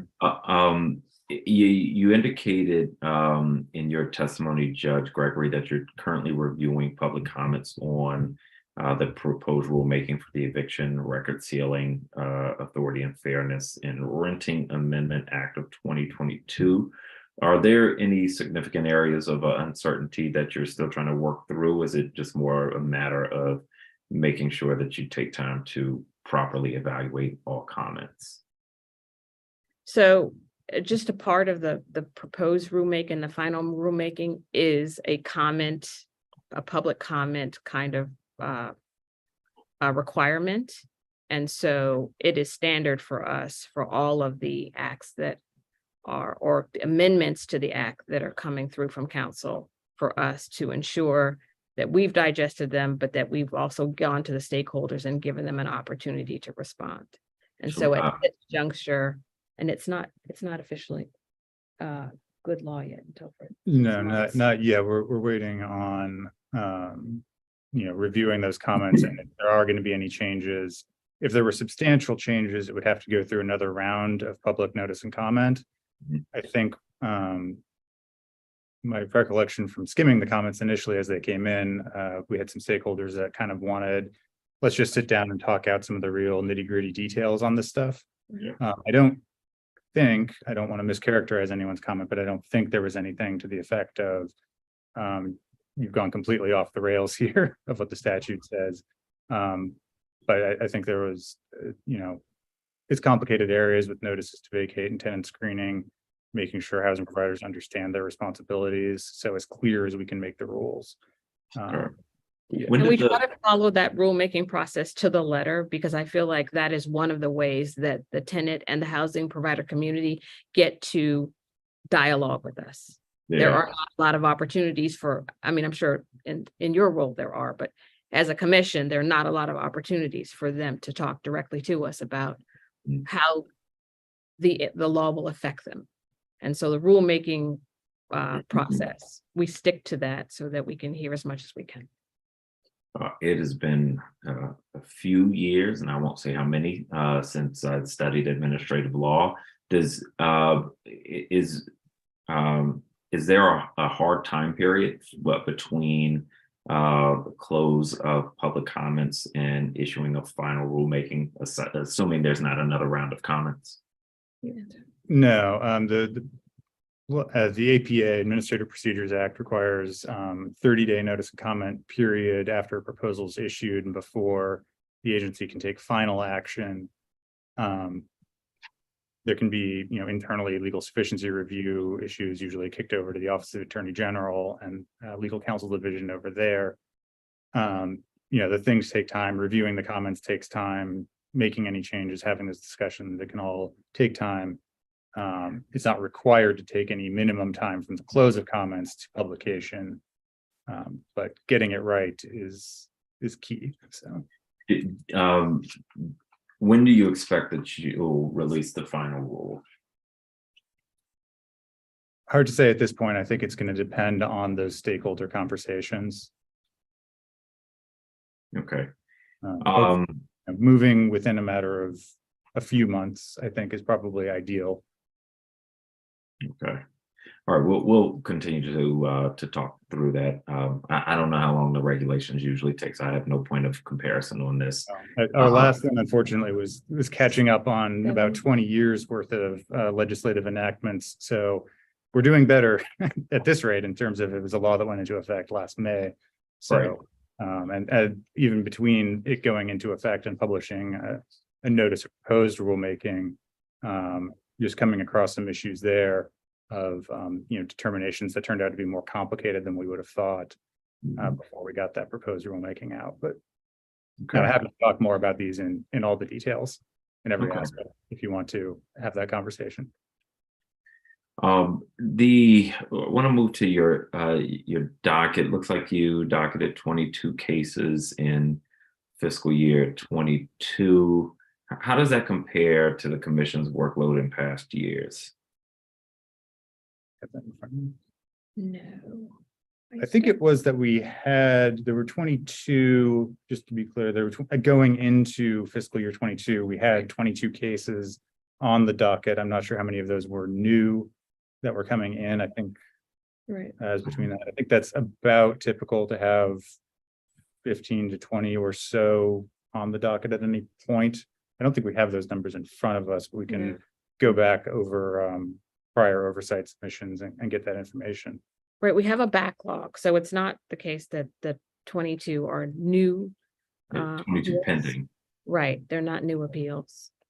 Okay. 15 are pending decision, which means we weren't at the hearing, but the others are ones where we received the appeal and we haven't yet gotten to them yet. Okay, I think I'm now looking at pre-hearing question 46. I think there were 4 appeals filed in 22. Maybe I'm 4 appeals. if we go to question 46 and the pre-hearing questions, maybe you can help. Yeah. New issues. Hearings held. Number of appeals filed, that's correct. 4 appeals. Thank you. Okay.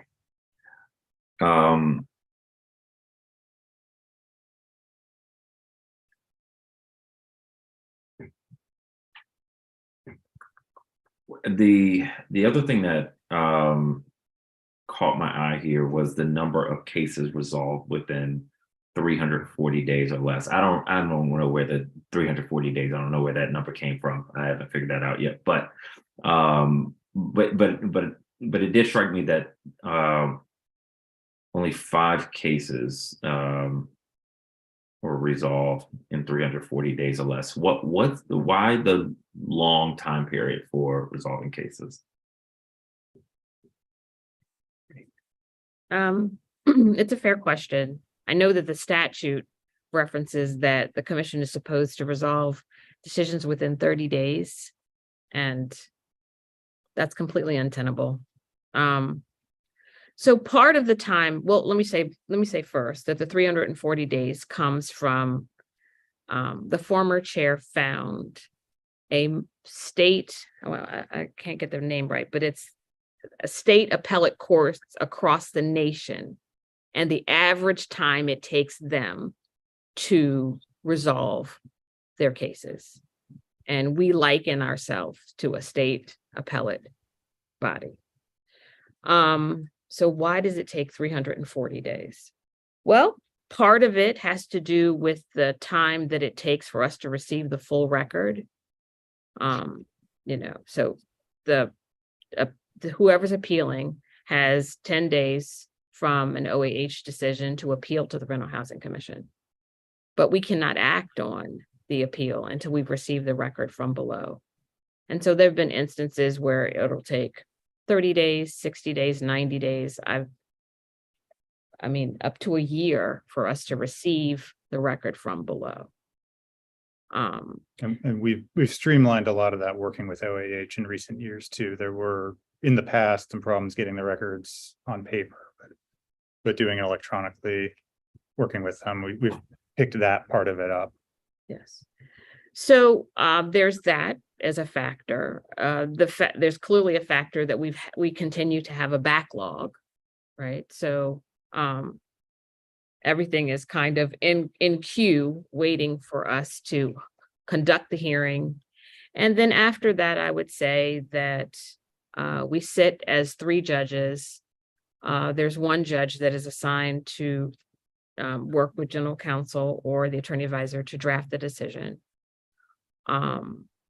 But in addition to that, we're also working on the regulations. I mean, we just talked about the rulemaking.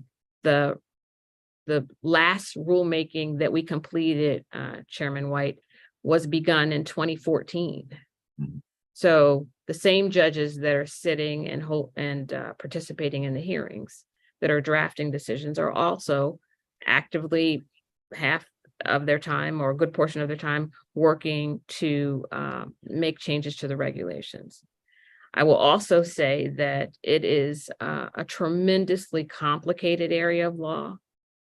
You know, when law clerks clerk with us, they realize that, you know, there isn't a horn book, that we set legal precedent, the council passes law, the Court of Appeals upholds law,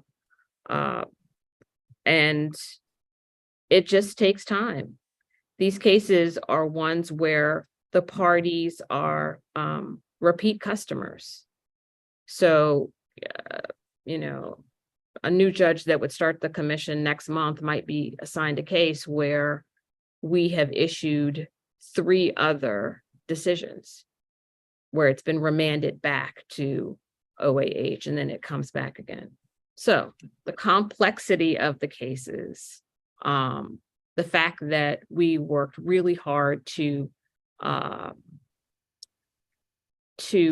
apply the correct standard and get the decision right, the fact that we have a backlog, the fact that it takes time for OAH to get us the record, all of those things contribute to why it takes so long.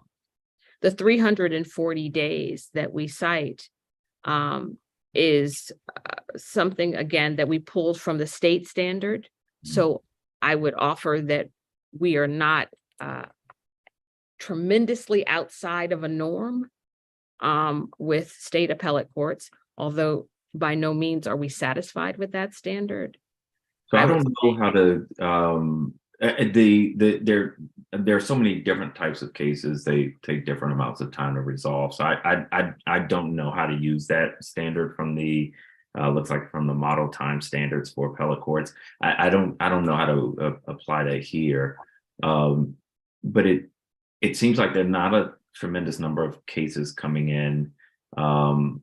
Not usually a lot of rulemaking happening at the same time. But cases are getting backlogged, and I'm trying to understand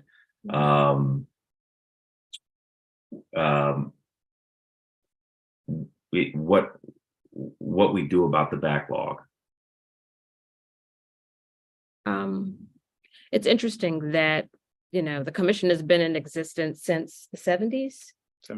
75, and the statute, the original authors of the commission saw fit to see that each judge would have a law clerk, and we've never had a law clerk.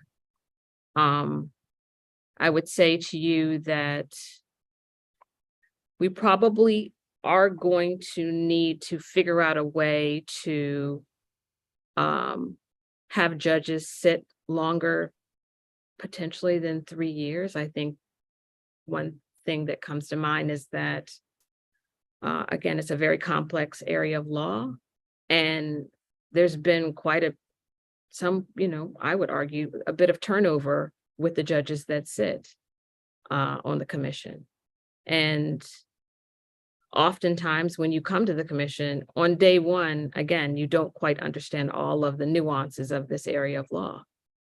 So I think maybe we are, in some regards, in a perpetual learning curve with regard to some of the new judges that come on board. And the appeals that go to the Court of Appeals from the commission, it takes about a year for the Court of Appeals to get us decisions. I don't want to say that it is completely apples to apples, but I do think that it's worth the commission worth it for the Committee on Housing to consider that. Do you think there's anything else? I would add probably 2 points. One is that the number of pro se parties that come before us can really, I think, contribute to some of the deliberateness, shall we say, that these cases are reviewed with. People who don't have a legal education trying to argue and brief a case, it's difficult for them, and it can be difficult as a reviewing office to, be sure that we know what they're arguing and give them the fairest shake that they can get. Part of the point of having an administrative process, I think, with the OAH hearing appeals to the commission is that, if you're in the landlord tenant branch at Superior Court, or you're going directly to the Court of Appeals, they have very, very busy dockets, and they don't have necessarily the time, the bandwidth, and they have a much higher level of formality and strictness with their rules. They simply can't and won't take the time necessarily to really be sure that this person, we're understanding everything that they've gotten in here in their brief or in their argument, and that we are thoroughly considering it and they are getting a fair shake, even if they don't have an attorney. That can definitely be a contributing factor. I think that's something that's even mentioned in the full state appellate court model time standards document that I think we provided you. Is part of it is they were surveying various state appellate courts, and one of the things that was cited as causing delays, issues with pro se parties who aren't necessarily going to be as good at timelines or page limits or clarity of their motions or their requests. And so that part of our value to the system is those pro se parties, most often tenants, but often housing providers also, thoroughly reviewing the situation and what their arguments are and making the best that we can out of it. One last point then on the time standards also, what you see in the model time standards is that they're based on percentiles. So the goal is for 75% of cases to be resolved within a certain time limit, 95% to be resolved within some longer time limit, and knowing then that there's always going to be some outlier cases that you just simply, it's going to be done when it's done. I'm just looking back over some of our numbers that we had. We had one case that was done in 127 days from when we heard argument, one that was 175 days, one case that was a pro se tenant who has multiple cases that have been before the commission and before OAH. This was 4 consolidated cases all on appeal at once. And that took 938 days before a decision got out. So that's your top 5% there of it's going to be done when it's done. But also for being a small staff, work spent on that case is time that's not spent on something that maybe could be done in a shorter time. And so there's always triage to be done of which cases are you working on. I readily admit I have a lot to learn here, and this is something that we'll work through. The point of the comparison that I'm making at this point, because I just assumed chairmanship of this committee, previously had oversight over the Contract Appeals Board, which is doing appeals, which has pro se litigants, which has sort of outlier cases. Also 3 judges who sit for the case. The case closures for fiscal year 22 Contract Appeals Board was 39, similar number the year before.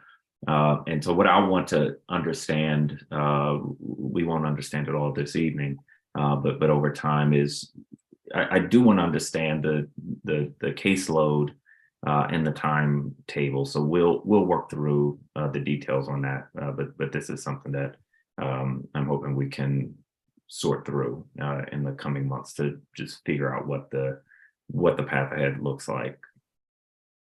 One of the things that I think you just mentioned, Judge Gregory, and it was in your pre-hearing responses, is that the Rental Housing Act established the RHC currently calls for 3 law clerks, 1 for each judge. You mentioned that those don't exist. Are you recommending additional clerks be allocated to the commission? Not at this time. So I think that my priority, Chairman White, for the next fiscal year are to get enough added to the budget so that we can look at the case management system and archive system. I think you mentioned the Contract Appeals Board. Other similar boards have a kind of an electronic system that is very helpful for litigants to interact with us. an archive system so they can look back at our old cases. Currently, we have a Google Doc. Yeah. So we want to come into the 21st century in that regard. And then to staff, the funding to staff the chief of staff position. And I think that that's the reasonable ask right now. We recognize that there are a lot of competing priorities with the city government, and the mayor's got a lot of competing priorities. We're asking for those two things specifically. And then some more opportunities to collect data and see where we are. The mandate that's before us does not prioritize issuing decisions over regulations. Both of those are very important to us. I mentioned to you that it took 7 years for us to come up to speed. And I feel like the next task along that pathway is educating pro se litigants and educating small housing providers. And so we just need time and to be more efficient with managing what we have. And that's where we are. I appreciate that. These are things that we work with the Office of Administrative Hearings and the CAB on. So we look forward to working with you on that as well. Thank you. We appreciate that. You have recommended in pre-hearing questions that the council give you the ability to compel mediation in cases that come before you. I'm not sure whether mediation at the appellate level is that why is that the most productive intervention at the appellate level? It exists at the Office of Administrative Hearings, and it exists at the DC Court of Appeals. We are the intervening body, and we don't go wrong giving the parties one more opportunity with the assistance of an expert to try to resolve these matters. I mentioned to you before, there is passion on both sides, and the positions are often entrenched. And so we want to encourage, there's a balance of power when there's a pro se litigant and a housing provider that's before a mediator. And so the continuity of having an opportunity to do mediation before your hearing at Office of Administrative Hearings, before us, and then before the Court of Appeals is just practical. Okay. I'm a fan of mediation. I think one of the things I would look at is the success of mediation, both at the OAH level and the Court of Appeals level, to make sure we have some reasonable expectation that based on past practices that this is something that would likely be successful. But I agree, if you can take people out of the judicial or quasi-judicial system and find a productive resolution, that's generally a good thing. So we'll continue to work through that with you.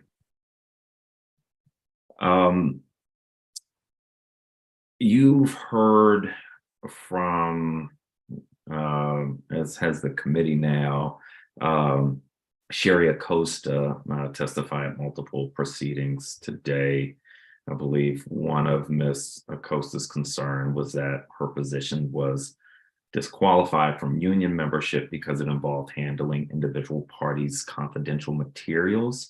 I see that there was a Public Employee Relations Board case on this topic, but it looks like nearly everyone on your staff received a collective bargaining agreement bonus last fiscal year, which suggests that the personnel who handle parties' confidential information are now union members. Is that correct?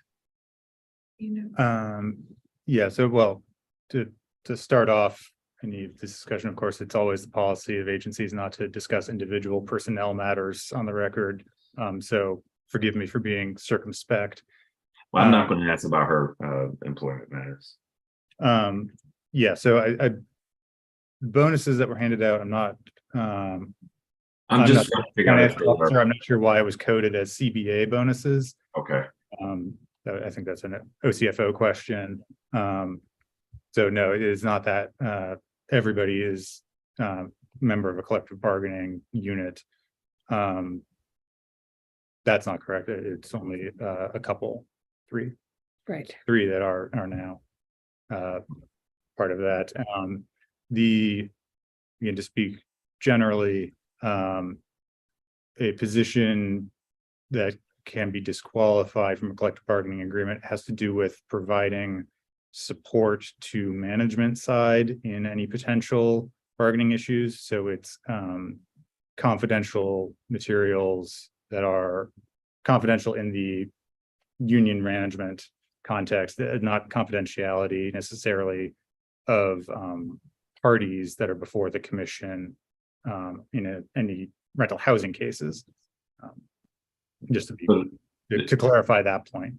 okay. I'm understanding your response to suggest that there has not been a change in policy as with respect to what positions or types of positions can unionize or be part of a union. Is that right?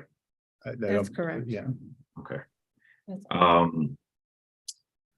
So there were 3 administrative judge positions at RHC, subject to council confirmation. Last April, the chairperson of the Council Committee on Housing and Executive Administration notified the mayor that the committee would not act to reconfirm RHC's former chief judge.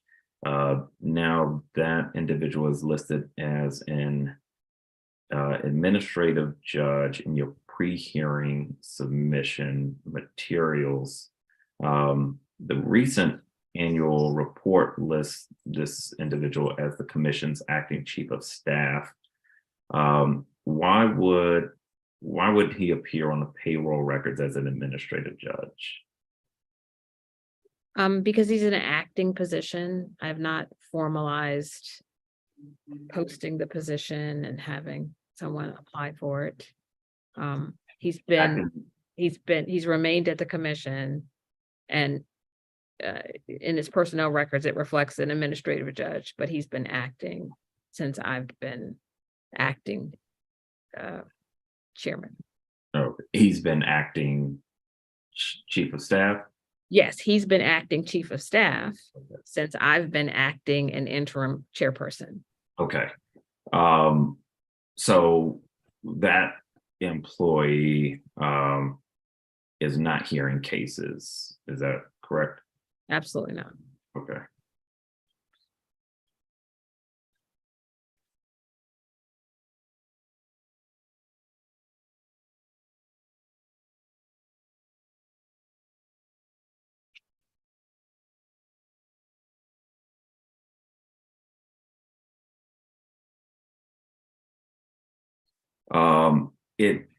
It seems like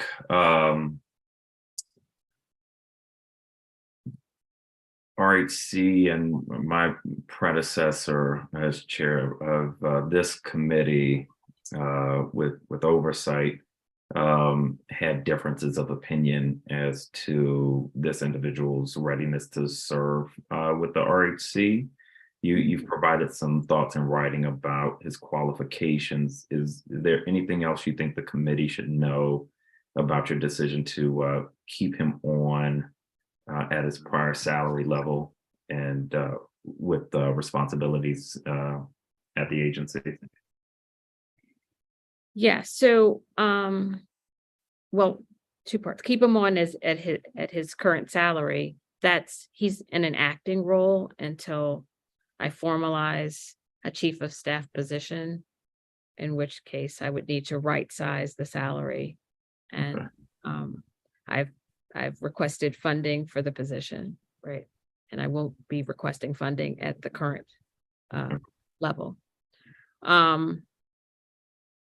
Yeah, I mean, I think I would like to speak to it. I had every expectation last January, February that I would be an administrative judge, and he would be the chair.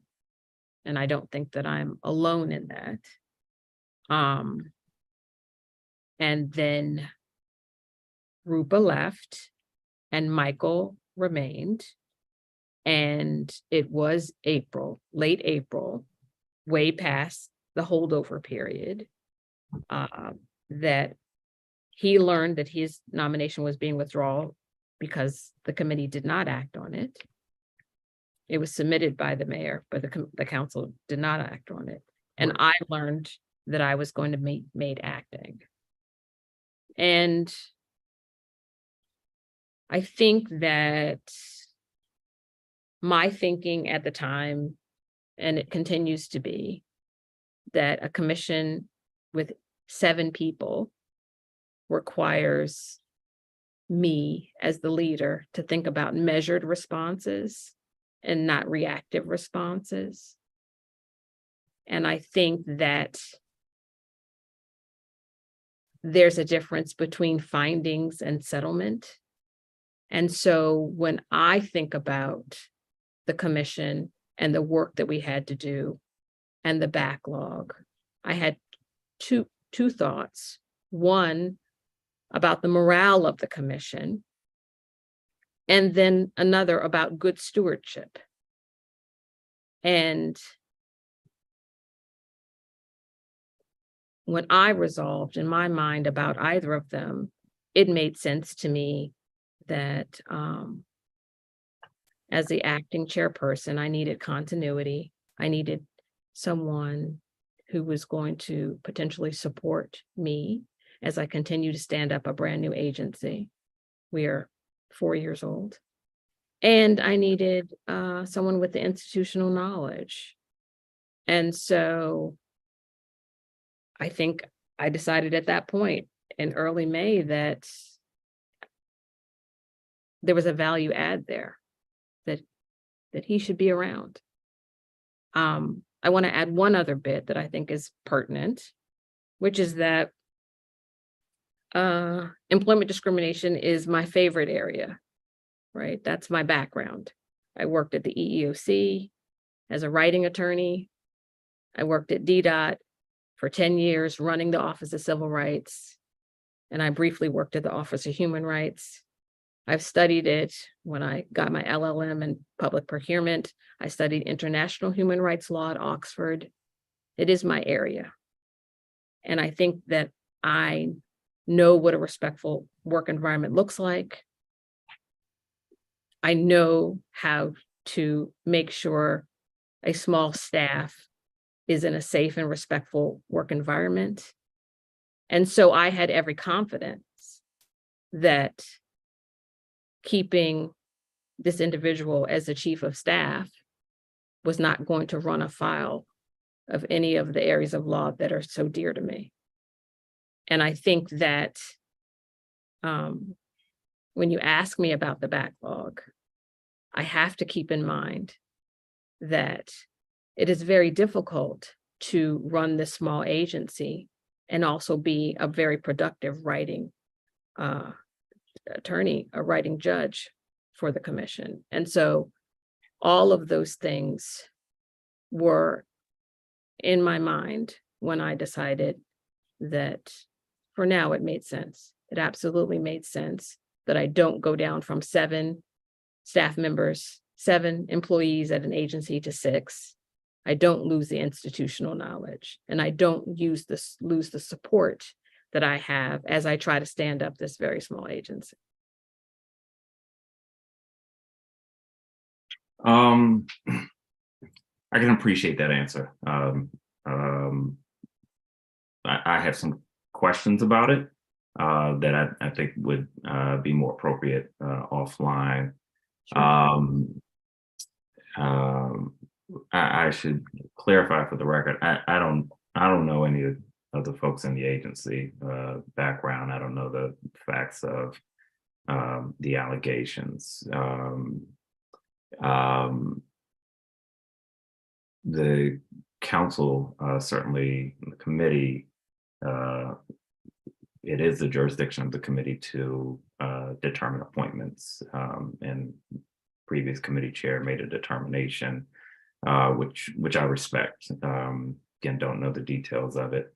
I agree that stability in agencies is important. Good stewardship from an agency leader may look different than good stewardship from council, not necessarily. So we'll work through this. Again, I have a couple follow-up questions that I think are more appropriate offline.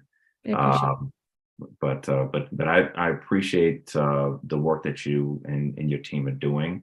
I'm looking for, like the rest of our agencies, looking forward to working with you. I appreciate you being with us this evening. Thank you. Thank you, Chairman White. Thank you. Thank you very much. Thank you both again for being with us. Those are the questions I have, and we're going to transition to our final agency for this evening. Wonderful. Thank you very Well, much. thank you. Thank you.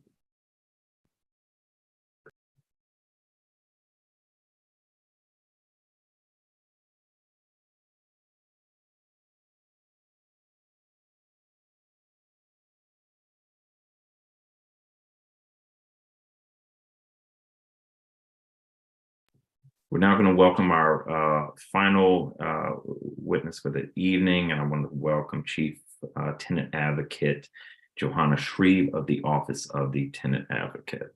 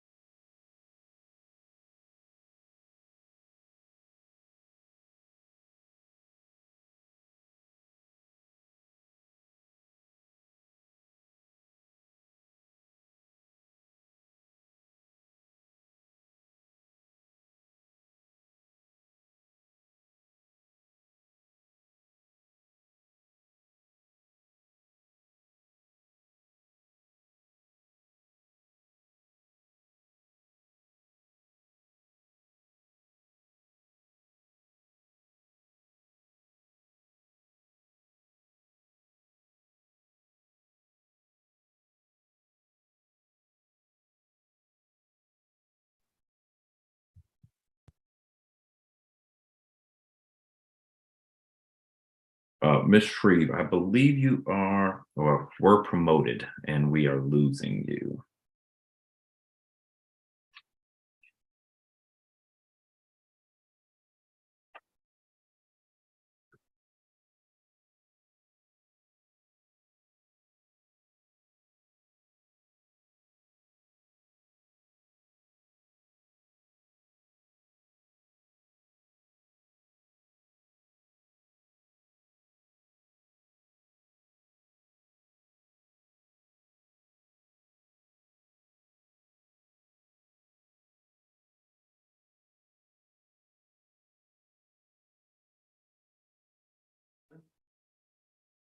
I think I'm here now.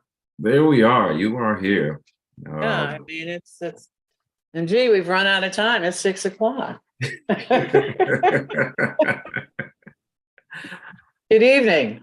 Good evening. I'm glad you're with us. I appreciate you being here. As you probably saw, there we are. Do you swear or affirm under penalty of perjury that the testimony you are about to provide to the Housing Committee is the truth, the whole truth, and nothing but the truth? I do. Excellent. Well, you can begin your testimony. Thank you. Thank you, Chairperson White and members of the Committee on Housing, your staff, and let me thank my staff for the stellar job they did in preparing me for this hearing today, and for the opportunity to provide testimony on the performance of the DC Office of the Tenant Advocate during fiscal year 2022 and 23 to date. I am Johanna Shreve, Chief Tenant Advocate and Director of the DC Office of the Tenant Advocate. I'd like to begin my testimony today by quoting former U.S. Senator Margaret Chase Smith, who said about public service, My creed is that public service must be more than doing a job efficiently and honestly. It must be a complete dedication to the people, with full recognition that every human being is entitled to courtesy and consideration. That constructive criticism is not only to be expected, but sought. That smears are not only to be expected, but fought. That honor is to be earned, not bought. Senator Smith's creed comes to mind as I reflect on the honor of serving the district in the role of the Chief Tenant Advocate. Established in FY 2006, the mission of the Office of the Tenant Advocate is to provide legal and technical advice and other legal services to tenants regarding disputes with landlords, including operating a tenant hotline, to advocate for the rights and interests of the district renters in the legislative, regulatory, and judicial context, and to educate and inform the tenant community about tenant rights and tenant rental housing matters. In FY 2009, we added a fourth programmatic area, emergency housing assistance, which we call the Emergency Housing Assistance Program, or EHAP. EHAP's primary purpose is to provide housing accommodations to tenants who find themselves temporarily displaced due to an unanticipated emergency, such as a fire or government closure. The agency currently has 29 full-time employees, 13 in the legal branch, 4 in the educational and outreach branch, 3 in the policy branch, and 6 in the administration, including the administration of the EHAP program. 6 positions are currently are vacant and are in the process of being filled. I will now discuss for FY 22 and 23 to date the activities and performance of each of the agency's 4 programmatic branches, as well as the administrative branch. The agency's legal branch provides legal advice to any DC renter seeking such advice and may represent a tenant upon request, generally on the basis of a limited scope agreement. The branch also manages on an online tenant hotline referred to as Ask the Director, mandated by law. As pandemic tenant protections phased out in late 21 and early 22, the branch handled numerous tenant intakes regarding all manners of issues. The branch advised, assisted, and represented tenants in 8,762 intake cases in FY 22. This was a 14% increase over the 7,675 intakes handled in 21. In the first quarter of the FY 23, we have processed 1,999 intake requests, including Ask the Director inquiries. And finally, the branch secured final settlements with housing providers on behalf of our clients totaling $231,000.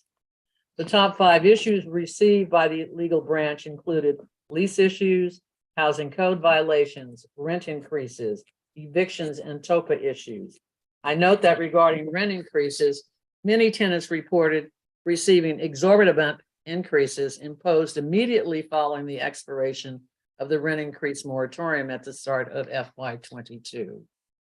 The Education and Outreach branch provides educational opportunities to the tenant community and other stakeholders on tenant rights and landlord-tenant law through both in-person and virtual events. This branch has developed an array of virtual materials in digital medium, online tutorials, and webinars. Additionally, they work with assisting tenants to form associations and meet with associations on a regular basis to provide information on changes within the housing industry.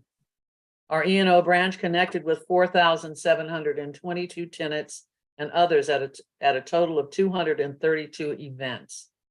The branch is staffed by 2 full-time agency FTEs. However, through ARPA funding, the agency added 2 temporary outreach specialists so that we could focus more on eviction diversion. This enabled the branch to double its outreach efforts on eviction diversion with a primary focus on more stressed areas of the district, namely wards 5, 7, and 8. Topically, E&O expanded the agency's online tutorials to include the eviction process, tenant defenses, and landlord requirements related to the eviction process. Due to the frequently changing legislative landscape of landlord-tenant laws during the pandemic, E&O regularly reviews and amends the tutorials and educational materials in consultation with the policy branch so that they are accurately reflecting the current law.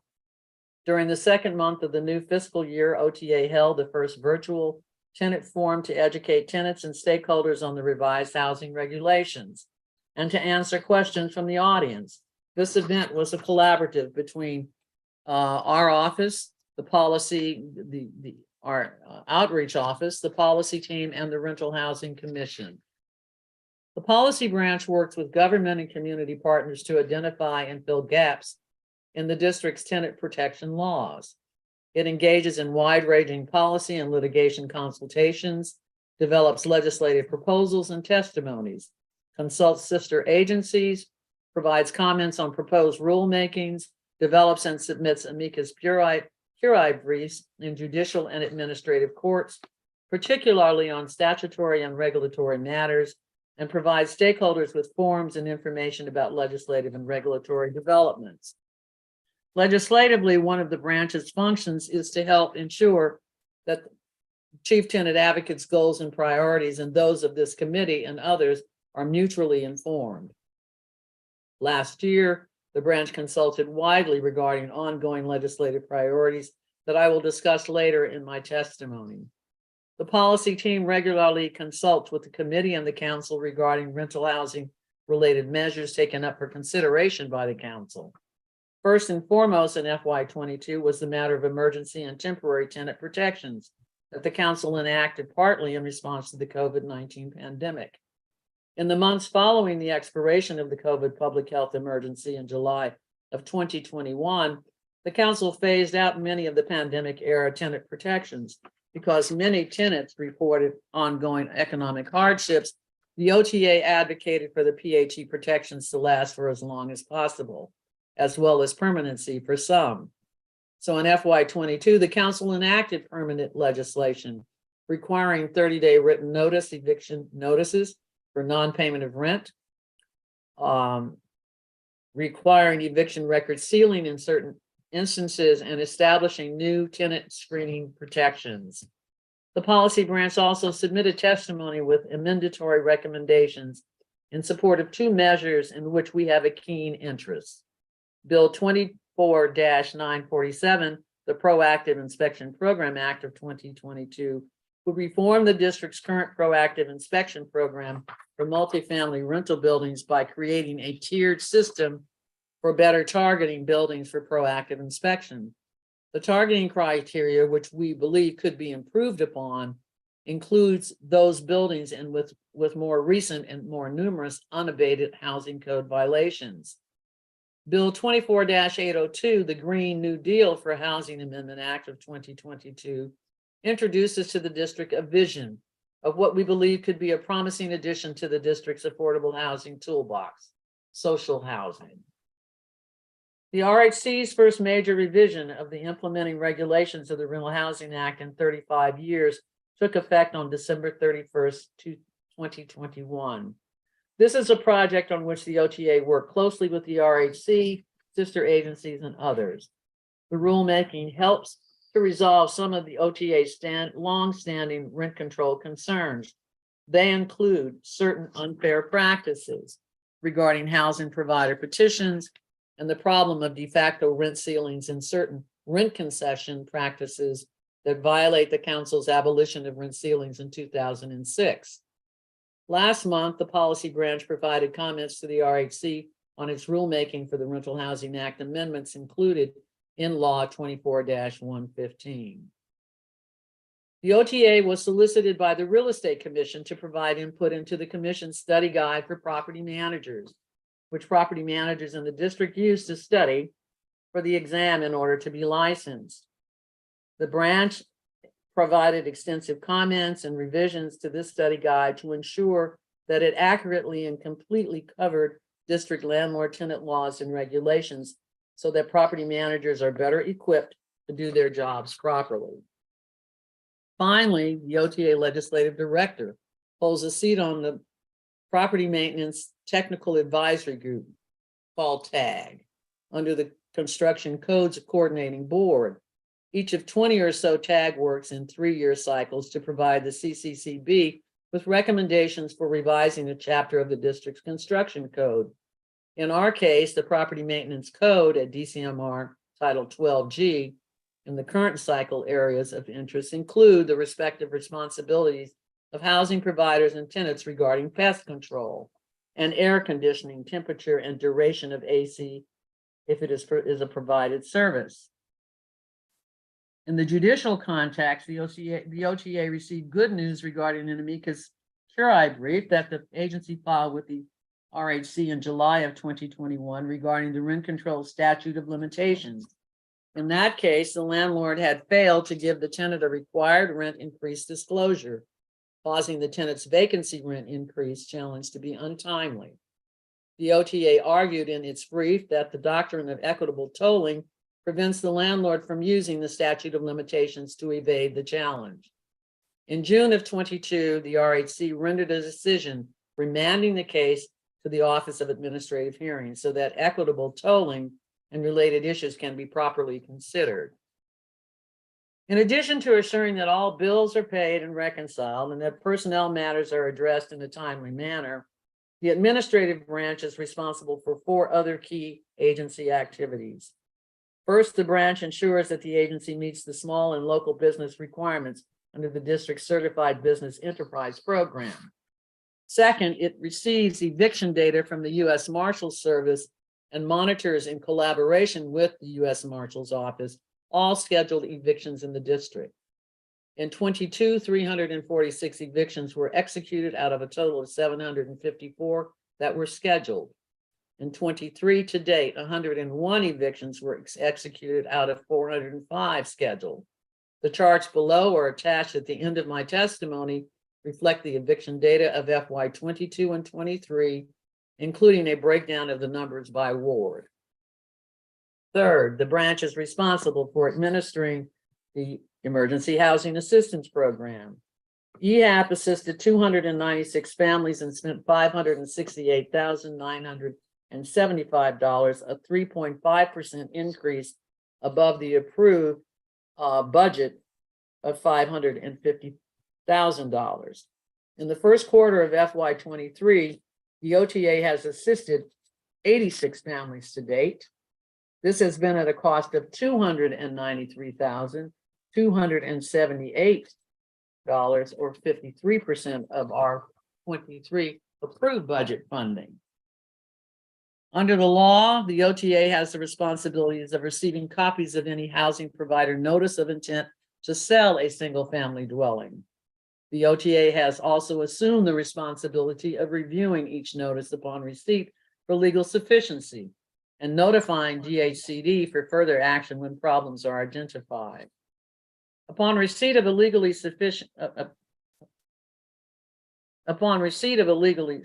notice, the agency sends a rapid response letter to impact tenants, alerting them to their rights and to the availability of OTA's legal assistance. Similarly, the OTA sends rapid response letters to tenants who have 1, received TOPA notices in larger buildings, 2, have been scheduled for an eviction, 3, are impacted by the filing of a rent control housing provider petition. The rent control database. The development of the rent control database is nearing completion. We anticipate transferring the database to DHCD within the next 3 to 4 months, and perhaps earlier. The database will provide the tenants and the rental housing community with a user-friendly, internet-accessible, and searchable database of all documents that housing providers are required to submit to the rent administrator's office. I will now briefly discuss our 2023 priorities. In our policy branch, number 1, assessing and discussing with policymakers the impact of the high rent control CPI for 2023 and other rent increases. The agency will continue to assess the extent to which rent increases are displacing or threatening to displace tenants in both the rent control and non-rent control markets. We note that the rent increase caps for rent control year 2023 will be the highest in recent memory, 5% for elderly and disabled tenants and 8.9% for all others. Regarding non-rent control units, we are concerned that rent increases as high as 30 to 40% could continue to be as high as they were right after. And let me just say, which is not in my testimony, but when I went to the office today, when I read that the rent administrator had approved a hardship petition that gave a 67% increase to a property. So add that to the 5, we're talking about a 73% or 72% increase on one property. We are monitoring case intake data and consulting with relevant local organizations regarding rent increase trends in rental housing. We will apprise the committee of any significant adverse trend and any need for the council to consider a legislative redress. Notwithstanding these unusually high rent increases and the unusually high rent increase caps for rent control year 2023, we believe that rent control reform to better achieve the law's affordability objectives is long overdue. Reforms that we believe are necessary in this regard include eliminating the 2% that is added to the CPI in calculating standard annual rent increases, eliminating or reducing the 10 to 20% vacancy increase. Additionally, as I have long advocated for, housing providers should maintain replacement reserve accounts for building maintenance and repairs, and doing so should be a precondition for the filing of any housing provider petition for approval of rent adjustments larger than the standard annual rent increase. Additionally, I want to call the committee's attention to the impending expiration of the moratoria on each of 2 provisions of the Rental Housing Act that we believe are at odds with the Act's legislative purpose. One is on certificates of assurance, the other is on voluntary agreements. These moratoria expire on April the 9th and 1st, respectively, of this year. Let me restate my longstanding position that the council should abolish both. Regarding residential lease reform, we will present the committee with a package of reform items as a follow-up to the last set of reforms, the Residential Lease Amendment Act of 2015, which the OTA spearheaded. These items will include perpetual tenant joint and several liability with respects to group leases, repair and deduct regarding tenant abatement of certain housing code violations not abated by the housing provider, the cost of which the tenant may deduct from the rent, and adequate notice of rent increases for month-to-month tenants, which should be at least 15 days more than the required 30-day notice of intent to vacate. 501 temporary eviction statute. The OTA will recommend changes to section 501F, the Rental Housing Act provision regarding temporary evictions for alterations and renovations that cannot safely be made while the units are occupied. Most importantly, we believe that 501F rights, such as the absolute right to return and the right to relocation assistance, should apply in emergency scenarios where there is no opportunity for the landlord to submit a 501 application to the rent administrator or issue the 120-day notice to vacate to tenants as the statute contemplates. We will share with the committee shortly a more fulsome list of our policy priorities for Council Period 25, and we look forward to discussing them with the committee. Tenant training, we respect to, this is always a major priority and beyond, and we will be enhancing our tenant training to empower tenants with increased knowledge about their rights. We will do this through both in-person and virtual training and training opportunities. Specifically, we will expand our education and outreach activities through direct requests from tenants, the council, the mayor's office, and nonprofit organizations, but we will continue to focus on targeted markets in wards 5, 7, and 8. Furthermore, we will continue to develop new informational podcasts and webinars to inform tenants of the substantive tenant rights and their rights in court. I will note one other upcoming education and outreach event on February the 16th. I will be making a presentation to a sociology class on eviction matters at Catholic University at their request. Dedicated litigation division. With the addition of 3 additional attorney advisors, we will be able to create a dedicated litigation division within the legal branch. And this will enable us to litigate more regularly and thus more fully meet the agency's relevant statutory mandate. With this, Chairperson White, I conclude my testimony, and I'm available to answer any of the questions that you may have. Thank you very much. And I made my 10 minutes. Because the timer was on me. The timer doubled, so it was actually 21 minutes. Oh, wow, I'm sorry. So let me start with a concern that public witness raised, who said she was a supporter of the office, but Deborah Kale? That's right. Concerns dating back to the inception. Said she reached out for assistance and hasn't gotten that. Doesn't have to be specific to her case, but can you give us some context to what might be happening there? Well, let me speak to that. When I heard her say that, I was a little surprised, since I sat with her at 10 meetings at the West End building that she used to live in when the TOPA matter was there. I personally was at that meeting, so I was a little bit surprised when she said that we hadn't helped. But going to some of the other issues that she listed, some of those things I believe were not DC. They were not the OTA's issues. They were more DCRA issues or DOEE issues. And I guess before I should respond to it, I've asked the staff, based on the fact that I listened to the entire day, to pull all of the cases in which Ms. Kale had called the office. We have a process internally through the legal department. There's a committee that reviews all requests for representation. And given the lack of attorneys to handle litigation, we do litigation, there's no question, and we do mediation. And as of 2013, we can tell you that we've given back $23 million to the tenant community. Just to say that we are not representing people would be a mistake. But I will have to look into her specific concerns to be able to give you a more detailed response, Councilmember White, as to why she feels that we've neglected her. We've known Deborah for a long time. And certainly, if it's something that has a public interest, I'm sure that we could have found a way to represent it. If it's an issue where it's a tenant against tenant, we will not represent you, as most attorneys will not. If it's a issue of atmospheric issues, that's not my office. I don't do air quality. I don't do boilers.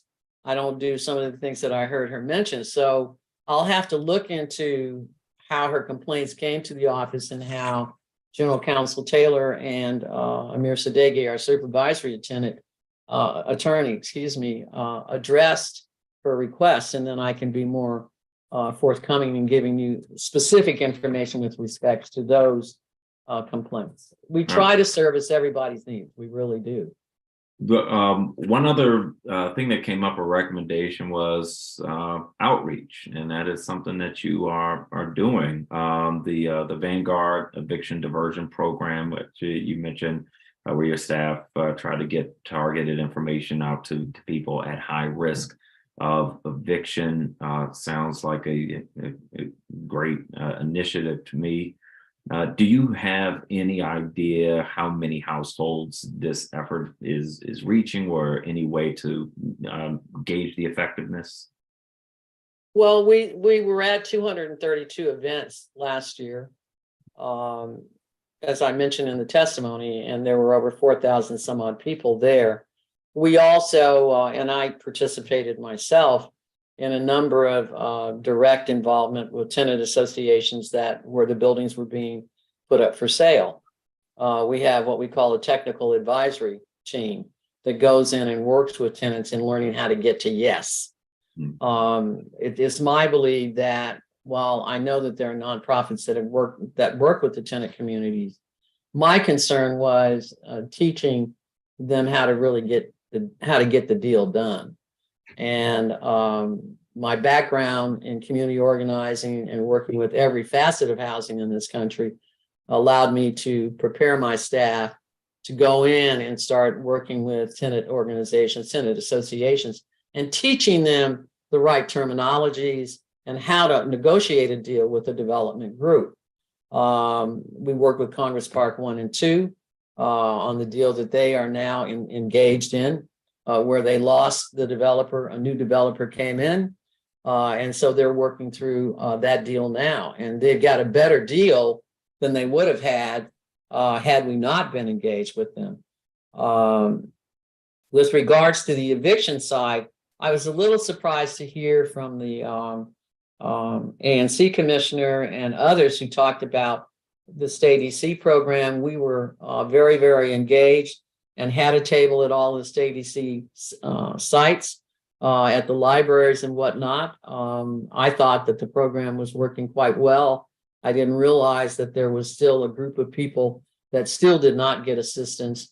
The demand was very great, and I know that the Office of Economic Development, as well as DHCD and others, worked very, very hard to get out over $252 million or $352 million, which they did spend, and then they asked for more money. Weird. There were points in that program where there were issues, and then there were sort of changes made to the approach. I guess I'm not surprised that there are some people that didn't that it didn't end up working for. I mean, there were some hurdles, there were some complications. It was we're trying to get the money out quickly, trying to continue to expand the net. Let me move to a different issue. You had mentioned wanting to track evidence of displacement due to unaffordability. This is something a lot of people are interested in. What data sources, if any, do you have in mind for this effort? Well, currently we look at the eviction data because we get it. We are the source for all eviction data in the city. So we know exactly who is scheduled for evictions. We send out a letter to those individuals well in advance to inform them, and we provide them with boxes and tape and all kinds of stuff if they need it. So I think we're the pressure point in knowing where the evictions are going to occur. And maybe we could become the triage point of working with DHS, who has vouchers, or they have the Housing Counseling Service folks who have money for us to see if we can stop some of the evictions through sending this information. Although I know that there's a group that was formed with Miriam, some of the legal aid staffers and others who are talking about working on this issue too. But we are the pressure point where the information comes into. So we know before anyone, and that's how they were also able to get a lot of state EC money out, because we began to send that information to them directly. Okay.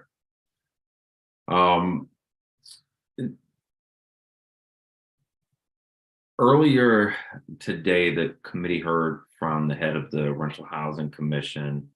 And one of the things we discussed is the annual adjustment for inflation to stabilize rents. Yes.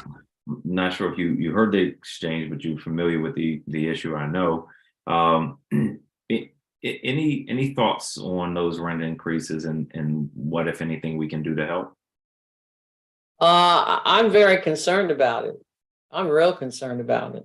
I don't know yet what it's going to mean to the city, but it's going to be a real problem. I mean, to say that seniors and the disabled have a 5% increase, that's going to be a tough bear to swallow. And as I mentioned to you, as I was closing out that section on priorities, because that was the first priority, couple that with housing provider petition, where 67% increase on rent, which I looked at when I walked in the office this afternoon, and it got me real concerned. I said a 67% increase on rents, then you add to that the housing provider now has a right to increase that rent 5% more, as long as he's done within a 12-month period. I mean, that's, and there's been a number of hardship petitions filed. I have a number of them that have come in the last several weeks. So I think it's an area where the council needs to consider shoring up some more subsidy for people who are going to be evicted, and particularly my concern are the elderly and the disabled.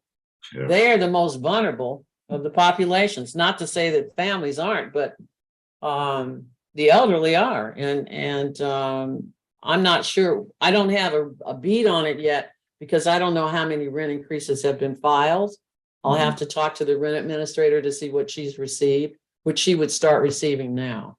Okay. Is there a timeline before? I think they go into effect in May. If That is correct. So that means that they would have to file the general applicability notification with Lauren Shop, the rent administrator shop now. You see, so that by March it's in and she's approved it. If in fact the property has no housing code violations, because they have to have a 30-day notice out to the tenants. It would have to be by March 1st by April 1st in order for the rent to be increased by May 1st. Now, So now is the time when this, go ahead. It could happen in June, right? People could file in May and oh, sure. Absolutely. Okay. Absolutely. Yeah. I'm just saying that we should start seeing. Yeah.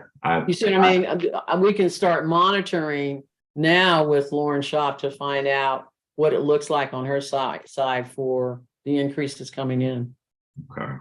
Because as you heard earlier, when Dan spoke from the Rural Housing Commission, this is the highest increase since 1982. Yeah. So this is significant. It is. And he mentioned that inflation used to be higher, but that's been 41 years. Yeah, it's been a long time ago. I was born in 82.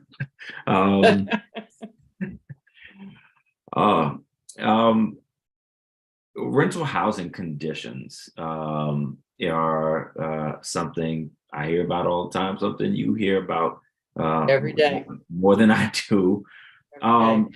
Do you have thoughts on what it'll take to systemically improve housing conditions for renters? Let me just go back to the preservation. When I served on the preservation strike force, I came up with a proposal and passed it on to the group, and that was about preservation of existing housing.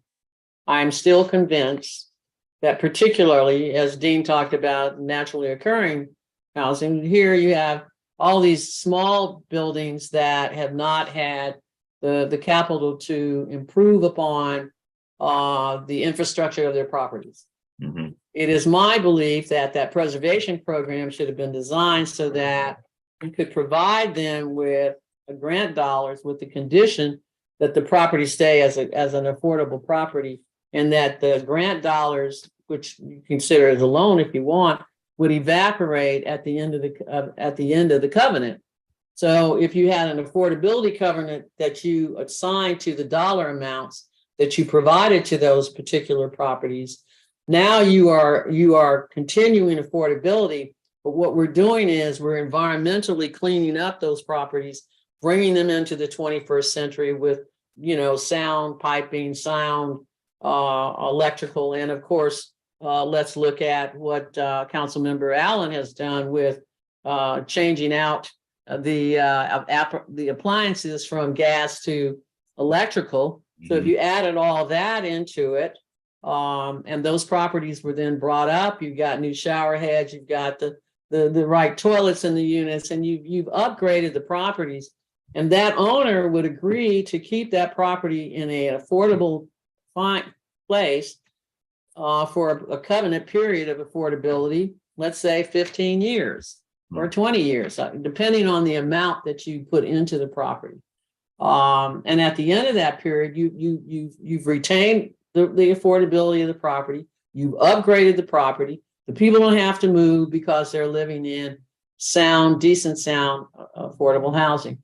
I think that is one measure that should be looked at significantly, instead of saying to the low income, the people who are renting that 10 or 20 unit property where they don't raise the rents, they need some help in order for that property to be vibrant and to be decent, safe, and sanitary for families, for seniors, for whomever. So that's one approach. So I'm not sure. Go ahead. I'm sorry. The concern that I have with that is it takes money to maintain a property so it doesn't become dilapidated over time. And, you know, I have concerns about when buildings get sold. So, you know, when we talk about limitations to increase in rent, you know, it helps one thing, helps prevent displacement, but it also limits or can limit the habitability of a property over time, which could result in fewer rental properties, fewer naturally occurring affordable properties. How do we strike the right balance on that? Well, you know, you heard my testimony today, and testimony I've been giving for 16 years. This is the only place I've ever dealt with housing that doesn't require replacement reserve accounts. I believe all properties should have replacement reserves. They do a replacement reserve analysis.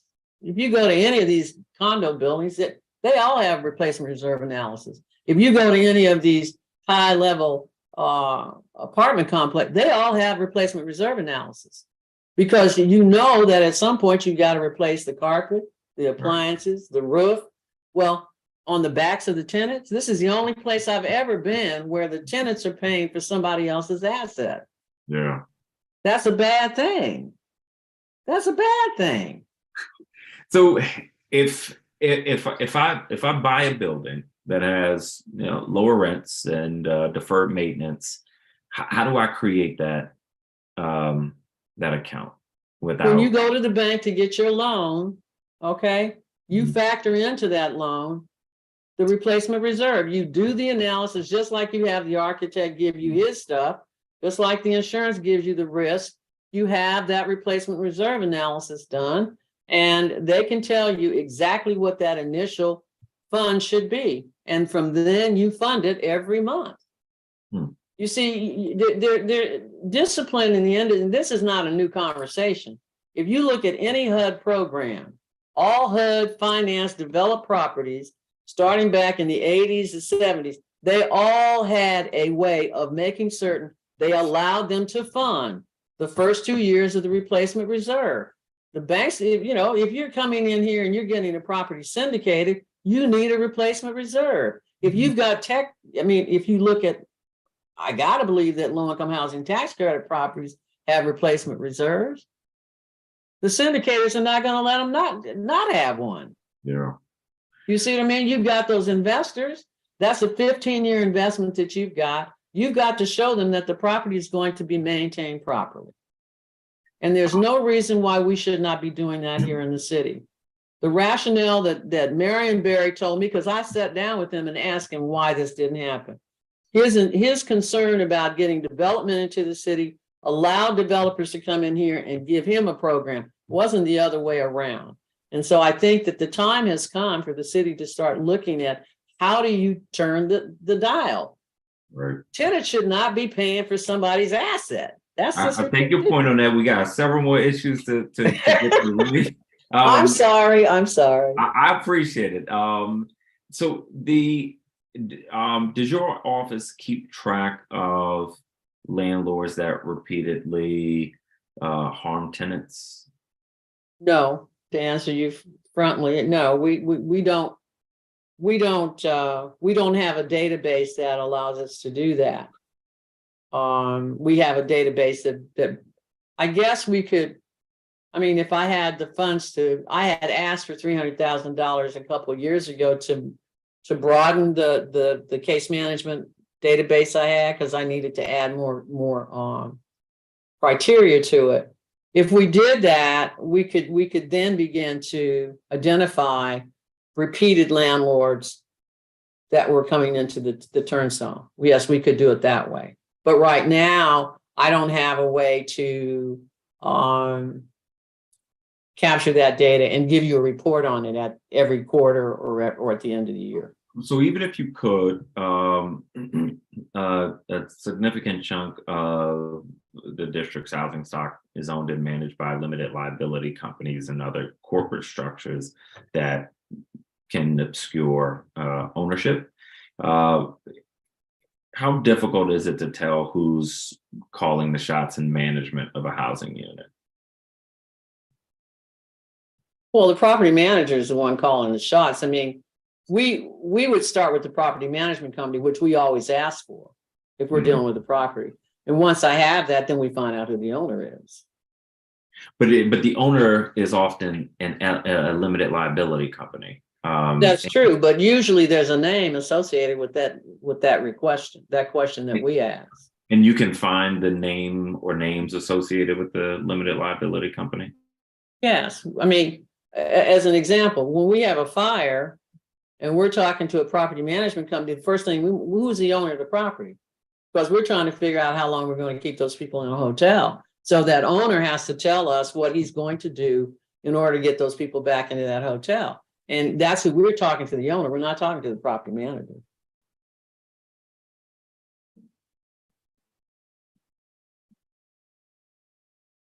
But the LLC matter should be taken up.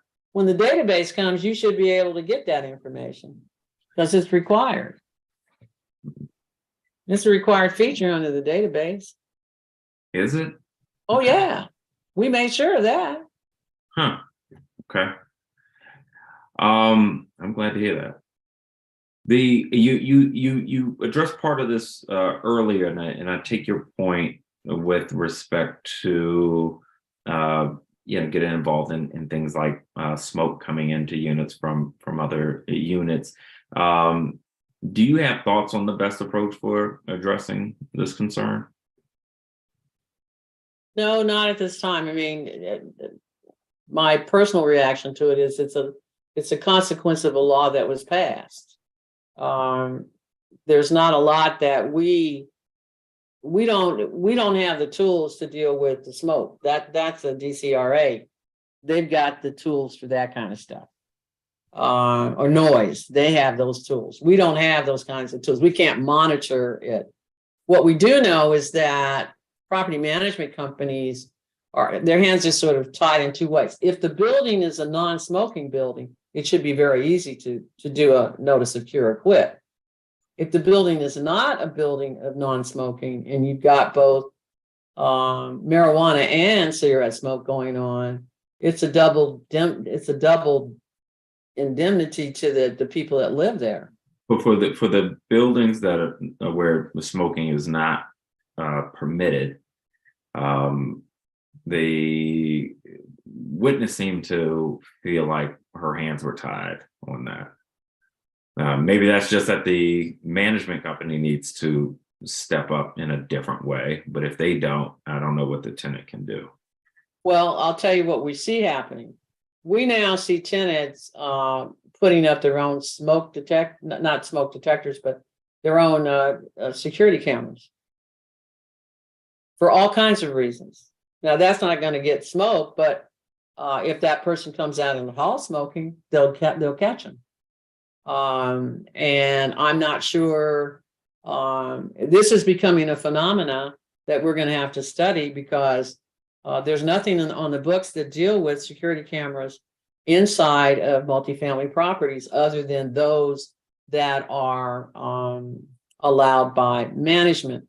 I do know that on the management side, the manager can say you're not allowed to affix any structure to the outside of your door because that's an alteration issue that we must approve. But we're seeing this happen. I was at 4100 Georgia Avenue 3 Friday nights ago, and one of the tenants talked about his camera outside of his door because of the violence that they experience at that property. So I'm beginning to find out that there's new things that people are doing to secure.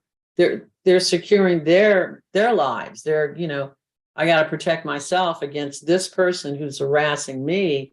And the only way I can do it is to put a camera out there so I can see what's going on and am I going to be safe? So we got a whole new gag coming. Yeah, I'm making some assumptions here, but I doubt most people who are smoking in their units are walking into the hallway with it. Please don't assume that. Please don't assume that. Go to Brandywine Apartments and ask I'm them not that. saying it doesn't happen. I've lived in a building where that happened, but it was a couple people. You know, the percentage is low. Understood, but it only takes a couple of 2 or 3 people I to take your turn point. to make a building feel vulnerable. Yeah, I take your point on that. I couldn't take the steps in my building because I'd come to the bottom of the stairwell smelling like smoke. Tenant outreach and engagement. What are some of the most common gaps in tenants' understandings of their rights? Tenants do not read their lease. That's why Renters 101 is done every month. We do that every month, as well as we do the eviction stuff every month. Now we have a schedule. It's on our website. Every Thursday, I think, or Wednesday is one course, and Thursdays there's another. There's a lack of sophistication relating to managing your life when you're, when you move to an apartment and if you have children and you were young and there was a lot of skill sets that you didn't get. We're having to go back and teach them a lot of different skill sets that will help them to navigate life in a different way. So if people read their lease, what are they going to do? They might know the rules, but how's that going to help? So they're not going to be able to change their lease. I've crossed things out in the contract because I knew they didn't expect me to read it, and I didn't expect them to expect me to read it. So I crossed things out I didn't like, and they didn't see it. But that's not like something you can do on average. Like they're going to say, okay, if you don't want to sign this contract that we've given you, then you got to don't move in. You don't move in. I don't think most people feel like they have that kind of bargaining power. People are desperate to find somewhere they can afford. That's, they can get to work. It's not a. Well, we do provide lease review. We do it on university campuses all the time with the Residence Life program, where kids are moving off campus. Mm-hmm. We hold lease review we do a clinic at the various universities to help the students understand this is a contract. This is not just a little piece of this is your first legal contract, and that's the first thing we're trying to impress upon. And we started that program at Georgetown. They started and in fact created the first student tenant association. We're part of the consortium of higher institutes of higher learning. So our staff meets with the Residence Life people from across the board. We do training for them. We do, if they want us to come on campus and do something, we do that. We also do it for embassies. We do training at embassies also, because you have all of these foreigners that are coming from the International Monetary Fund and all of those places that are living in the city and don't know the rules. So we deal with them. We try to protect them when they get into situations such as the one I'll describe, where a woman from the International Monetary Fund called us one day and said, this guy wants me to give him some more money for this unit. And it happened to be the address was not that far from the office. So general counsel walked to the address that happened to be a soccer field.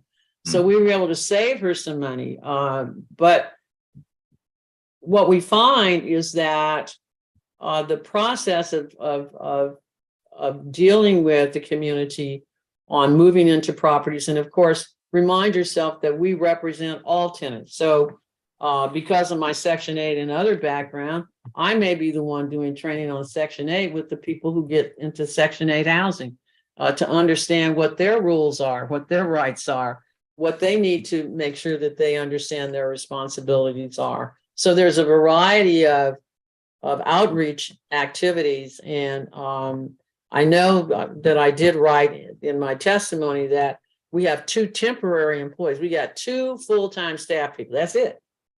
And we've got 2 that are under the ABRA funding, which ends at the end of this fiscal year. If I lose them, now I got 2 people. I'm back to 2 people. 2 people cannot deal with 8 wards. We need to try and see if we can find a way to save those two that we have, because they become, if I lose them in that program, I'm back to doing community organizing. That's what it turns into, in addition to all the other things that I do.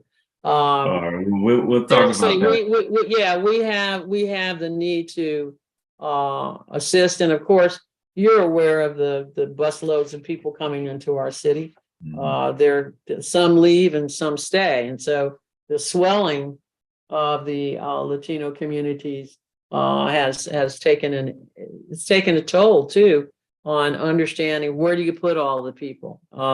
At one time, we used to deal with the shadow housing arena, where people were being put in garages and this kind of thing, and that's still happening because there aren't enough affordable places for all of these people to go. So I'm hoping that the development team are looking at building, as the young lady said, we need housing for people who are in the middle class. And she pointed to that as she talked about receiving food stamps. As I talk about staff in my office, they can't afford to live in the city.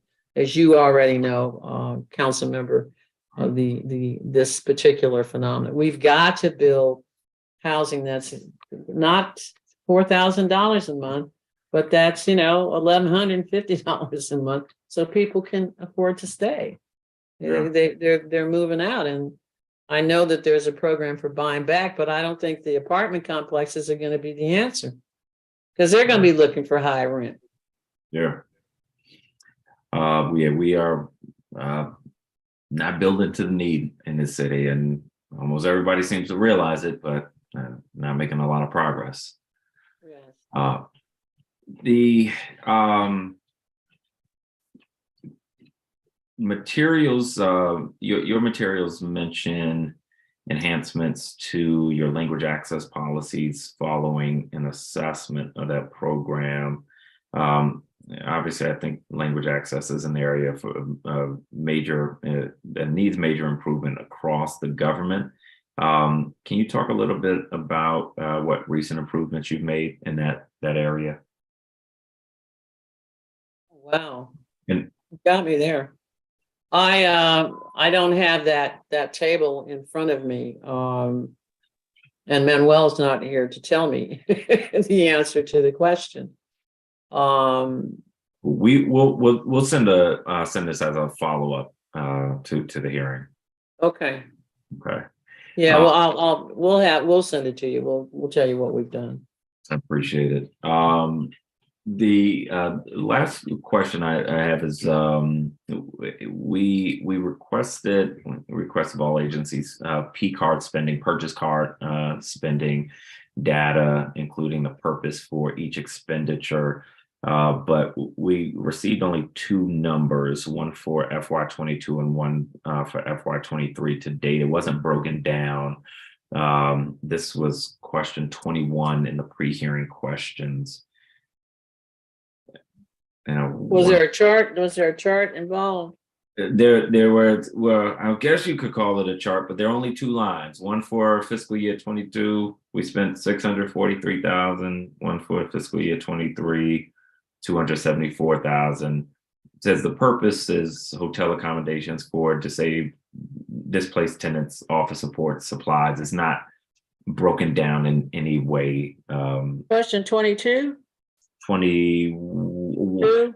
21. This is attachment 9. Attachment 9. Okay, let me go. Let me pull the attachment in because I haven't. Let me see.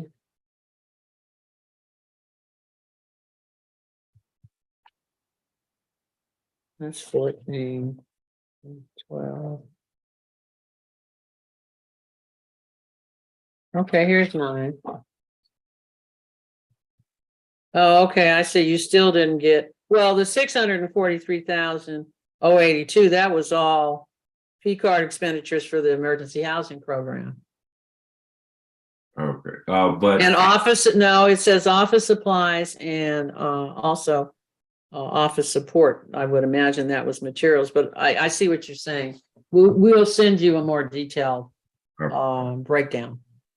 Thank you. And thus far, the 279,918 coincides with the number I gave you today. It doesn't actually coincide with that because I think it's a little bit more when I testified and told you that we had spent 200 and what did I tell you? I think we spent $290 some thousand already in the emergency housing program. So this number was outdated by the time she wrote this. Right. This attachment. So I'll send you another form. We'll send you one tomorrow that we'll just send you an updated attachment. I'd appreciate that. Okay. All right. Well, I want to thank you for joining us. I am, as I've mentioned to you, looking forward to working with you and your team. I've appreciated the work of your office very much over the years. So I'm really glad to be able to work more closely with you in this capacity. I want to thank you and your team for preparation for this hearing and for being with us. Also want to take a moment to mention to members of the public that if anyone wants to submit additional testimony related to any of these agencies we've covered today, written testimony is encouraged and will be made part of the official record. Anyone who's interested can submit testimony by email to the Committee on Housing at housing@dccouncil.gov. The record for this hearing will close at the close of business on Tuesday, February 7th, 2023. If you're interested in learning more about the work of the committee or my office, please sign up at robertwhiteatlarge.com. I might need to, sorry, I need to check, correct one thing for the record. No, I don't. Record. Okay, the record closes a week from today. My apologies. The record closes a week from today, not 2 days ago. With that, the business before this committee is concluded. The time is 6:58 p.m. and this performance oversight hearing of the committee is adjourned. Thank Thank you you again, Deborah. Thank you much.